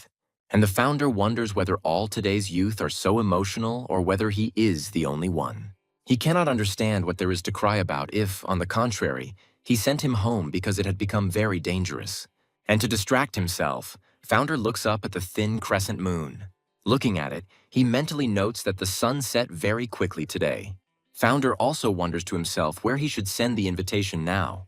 But he ultimately decides to do something a little different, throwing his former opponent's weapon into the air. And then he deftly catches it with his sword and begins to deliberately spin it loudly. In fact, this was precisely his plan. Founder wants to attract the enemy with sound. He continues to spin and throw the weapon into the air, and then catch it again on his sword. And even directs him towards this creepy house, and then repeats everything from the very beginning. Since the moon is shining especially brightly tonight, something good can surely happen. Even from here, the faction's residents see this unimaginable sight. But the children mistake it for dragons. And while the residents themselves are beginning to believe it, the founder wants the prince to drop in for a visit, because he wants to meet him first, and the residents are already starting to get scared, hiding in their homes. The henchman comes to his mistress with a report, stating that he is alone. Mistress Elderly is amazed by this, wondering in her mind whether he is fearless or self-confident. The head of the ghosts continues his report, saying that founder is in an abandoned house. And although they searched the entire area around, they found no helpers, no ambushes, no traps. Ms. Elderly thinks that she doesn't know what he's capable of, but he would make an excellent strategist. She recalls the great losses her son and the troops suffered when they were lured by this man's friendliness, and the fact that the heir of the library attracted comrades to his side that time. But now he is alone. And wanting to understand his motives, she asks the head if he thinks the founder knows about the prince. He doesn't think so, because only the fifth ghost had this information, and then the old woman makes up her mind. She refers to this jug as the Merchant Justice Roth. It turns out that there is an old man behind him, who, turning around, expresses his happiness to the lady. He says he was worried that Elderly would take the easy way out and come back that way. Offering his interlocutor something to take, he deftly for his age throws her some kind of bottle. Also picking it up in a similar manner, the woman thanks Rout for this thing. She addresses the second, third, and fourth ghosts, saying that it is time for them to come outside. Elderly tells the woman that they first need to find out the intentions of the library's heir. She warns the fourth ghost about this man's resourcefulness and asks him to act quickly. Elderly gives the mandatory order to capture founder alive and then cut off all his limbs. After this, she orders him to be brought to her, and now to carry out her order immediately. The woman adds that the amputation of the limbs will only be the beginning of the library's heir's torment, and the latter mentally reflects on how much time it took the spies to find the traps. The founder knows exactly what confused them most, why he came here alone. He comes to the conclusion that in the end, they decided to take the first step, for which he actually came. The young man suggests that he might be the same prince that the fifth ghost spoke of. If he is wrong, then neither the Southern Palace faction nor the participants and guests will exist tomorrow. His thoughts are interrupted by the feeling of an alien presence, and founder understands that they have arrived. Careful not to be exposed, he scans the area, counting the number of enemies. The founder is absolutely sure that there are 3 of them, but for some reason the exact location of the last one eludes him. The fourth one acknowledges the fact that they were late and asks for forgiveness for it. Founder's heart responds to this woman's words with a strange tremor, and it simply drives him crazy. And the fourth ghost, introducing himself, expresses joy that they have finally met. After this, the woman invites the heir of the great celestial library to talk, and founder is still trying unsuccessfully to understand what happened to his heart. He assumes it's because of the incense smell and says out loud that Elderly seems busy. The woman says that she volunteered to meet him because she was curious to see him. Noticing that her fragrance has a strange effect on him, founder decides to ask his interlocutor about it. He approaches from a distance, assuming that fourth does not use incense, and she is skeptical about this. She says warriors don't use incense to cover up their body odor, and founder understands. But he mentally wonders where this smell comes from, and the woman calls the young man awkward.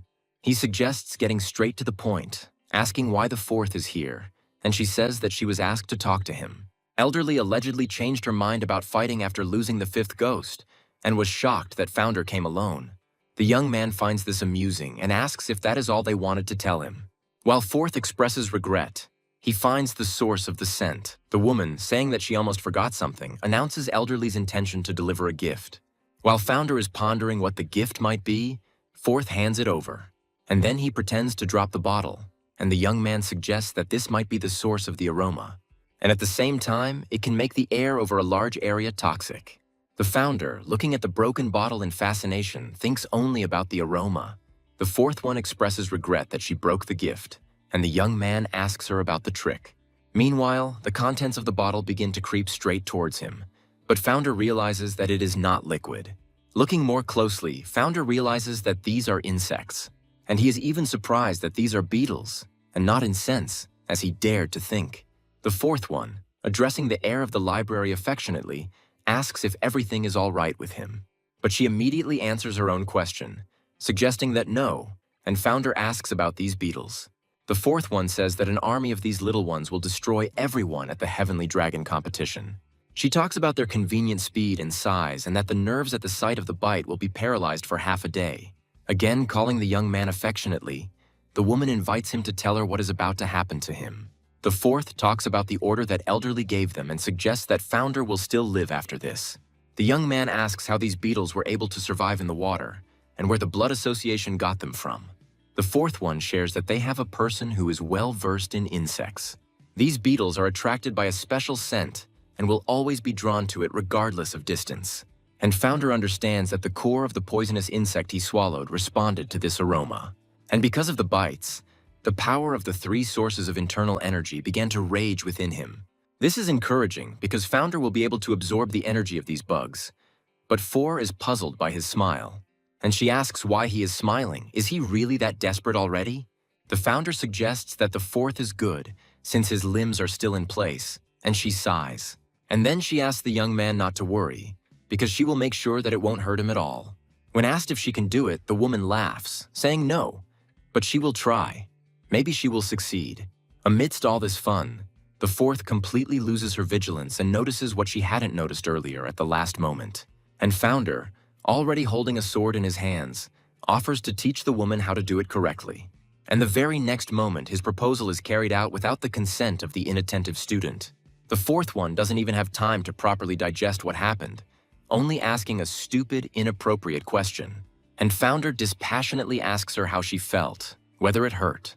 He asks her to smile again, and the woman forces out a nervous, slightly drawn-out laugh.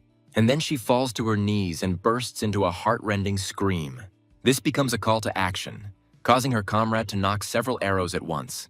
And while they fly straight towards Founder, the woman does not stop screaming from unbearable pain. But this does not stop the young man. He is ruthless with those who were ruthless with him. The Founder deliberately shields himself from the woman so that in the process, her legs are also shot off. While the last of the three opponents also makes his presence known, flashing his sharp blade. But it doesn't take much effort for Founder to be able to deflect this blow. He decides to use a technique called the death loop. When this happens, the ghost cannot understand how this is possible. He mentally notes that he can't even move his sword. This man had never heard of this strange fighting technique before. Meanwhile, his sword behaves even more strangely, tearing itself out of its owner's hands. When the weapon disappears from sight, another hand takes its place, easily passing through the barrier. Grabbing the ghost with one hand, Founder begins to accumulate energy in the other. And the next moment, he is already approaching his goal, wanting to give vent to his power. But the plan doesn't come to fruition, as Founder notices several glares from above. This forces the young man to retreat and allow his opponent to move further away from him. Founder chuckled, mentally noting that this archer attacked at the perfect moment. The young man himself thinks that the residual effect of the 1,000 aromas does useful things. After all, at least this way he manages to return the sparrows to their nests. It is for this reason that he will have to make a strategic retreat for a short time. And the third ghost thinks that if it weren't for the second, he would already be dead. He is about to leave this place, but he hears a familiar voice behind him addressing him. In a weak and trembling voice, the fourth asks him to kill her to save her from suffering. However, the man is unmerciful. He says that he has no time to fulfill her posthumous wishes. The second ghost, trying to catch up with his target, wonders why the bug bites didn't work on him. He is also interested in what kind of energy shield the heir of the Great Celestial Library used. He decides to escape, getting rid of everything that can slow him down, and warn the Blood Association about everything. The second thinks that he doesn't feel like he's being chased and assumes that the Founder is currently busy with the third. However, why there is no one behind becomes clear in the next moment. The thought that this might even be a good thing is interrupted by a silent question and a loud gurgling cough. And Founder, thoughtfully and with a drawn-out chuckle, expresses a desire to go after the second sparrow. And while the library's heir continues to reason out loud, the second cannot understand what the sparrows have to do with it. And yet, belatedly, the idea comes to his mind that he is the third ghost. The same one, having first found a safe shelter for himself, is slowly regaining his strength. He thinks that he was very wrong and that they were all stupid to think that they could defeat this man. And while the third is entertaining thoughts of escape, Founder finds his sparrow. The man encourages himself by thinking that all he has to do is restore his energy. And Founder asks him what he is doing, causing him to scream in fear and surprise. In his mind, the young man notices that due to fear, all of this guy's internal energy has become mixed up within him. The second one, meanwhile, is trying to figure out when this person managed to get close to him and whether he got close at all. The founder even feels ashamed that such a pitiful appearance does not touch him. Then he asks if the second is going to protect the blood association, but receives a negative answer. Then founder gets lost, not understanding why they are in this place at all. The second one says that he will tell him everything, but only if the heir of the library promises to kill him painlessly. And while he is pondering how strong founder is, he gives the ghost his word. But the latter believes that this man is not one of those who so easily grant a peaceful death. But nevertheless, he says that Ms. Elderly and the association are already on their way to the Southern Palace faction. The ghost also says that founder should have been brought there too, but they were too late. By about an hour, which means the Blood Association and Ms. Elderly should be there by now. This turns out to be like a blow to the gut for the founder, because even he is not omnipotent. Even his journey to the faction will take about an hour, and the beetles only need a moment to destroy everyone. The founder doesn't want to give up so easily, thinking that he should return back at least half an hour earlier. Otherwise, something irreparable will happen, and the young man will blame himself for it his whole life. With nothing else to do, founder decides to resort to that very method. Unfolding the opaque fabric to think for just a moment, the young man makes his decision. As he chews the pill, he mentally reassures himself that he won't be late. And the next moment, the space around is literally enveloped in a split second by a bright flash. This forces the third ghost to take cover, but he is afraid to take his eyes off the founder completely. The man still doesn't really understand what just happened, but he already sees changes in the library's air. And suddenly he appears very close and makes a weightless touch. But this lasts literally a millisecond. The next, a flash appears in the sky, which is founder. The third still doesn't understand what happened, but he mentally admires the air of the library. And literally a second before that, the thought of a kept promise matures in his head. Meanwhile, a few hours earlier in the Southern Palace faction, amidst shrill cries of pain, Crane asks his interlocutor one last time. The faction leader is interested in the one the Blood Association calls the Prince. Wright asks him to stop his torment, reminding him of his words that he knows nothing about it. He asks how one can tell something one doesn't know, and Crane gives the order to do it again.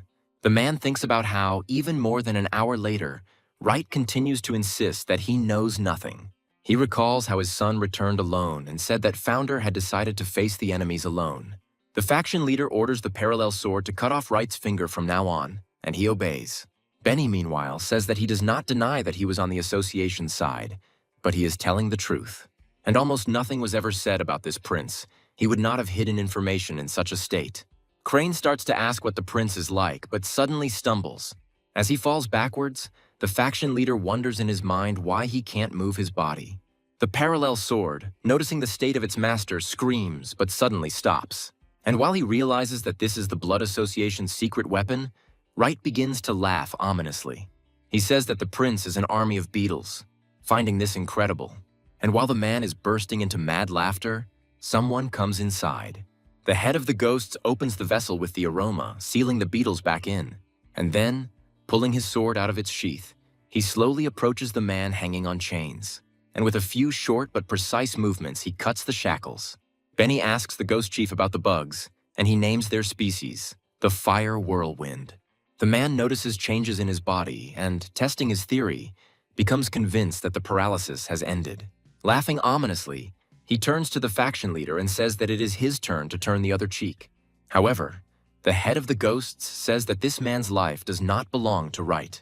When the latter asks a clarifying question, the man answers him vaguely, and he adds that a bloody feast will take place in the Southern Palace faction tonight. Some guests of the Heavenly Dragon competition are still trying to resist, at least verbally. The head of the Blood Association is approached with a compliment on the spectacle she has put on. But when addressing the head of the Southern Palace faction, words are heard about the similarity of this situation to a dream. They accuse Benny of being worse than an animal and ask how he can be like that. And while this daredevil carries out his angry tirade, Wright does not utter a single word in response. But he turns to the head of the association, and she says that she is going to give everyone a present today. At this point, jewelry had no meaning for those present, so she decided to give them something special. And the woman says that she intends to give everyone one last memory before she dies. She says that it will be a tragedy, the memories of which will carry over even to the next world. Saying that this is a gift for centuries, the woman asks if something like this is not priceless. The children's limbs will be cut off one by one as they slowly die, writhing and screaming. They will crawl, trying to delay the inevitable, and their parents, looking at this, will go crazy. Well, the children themselves will also see their parents, which can also drive them crazy.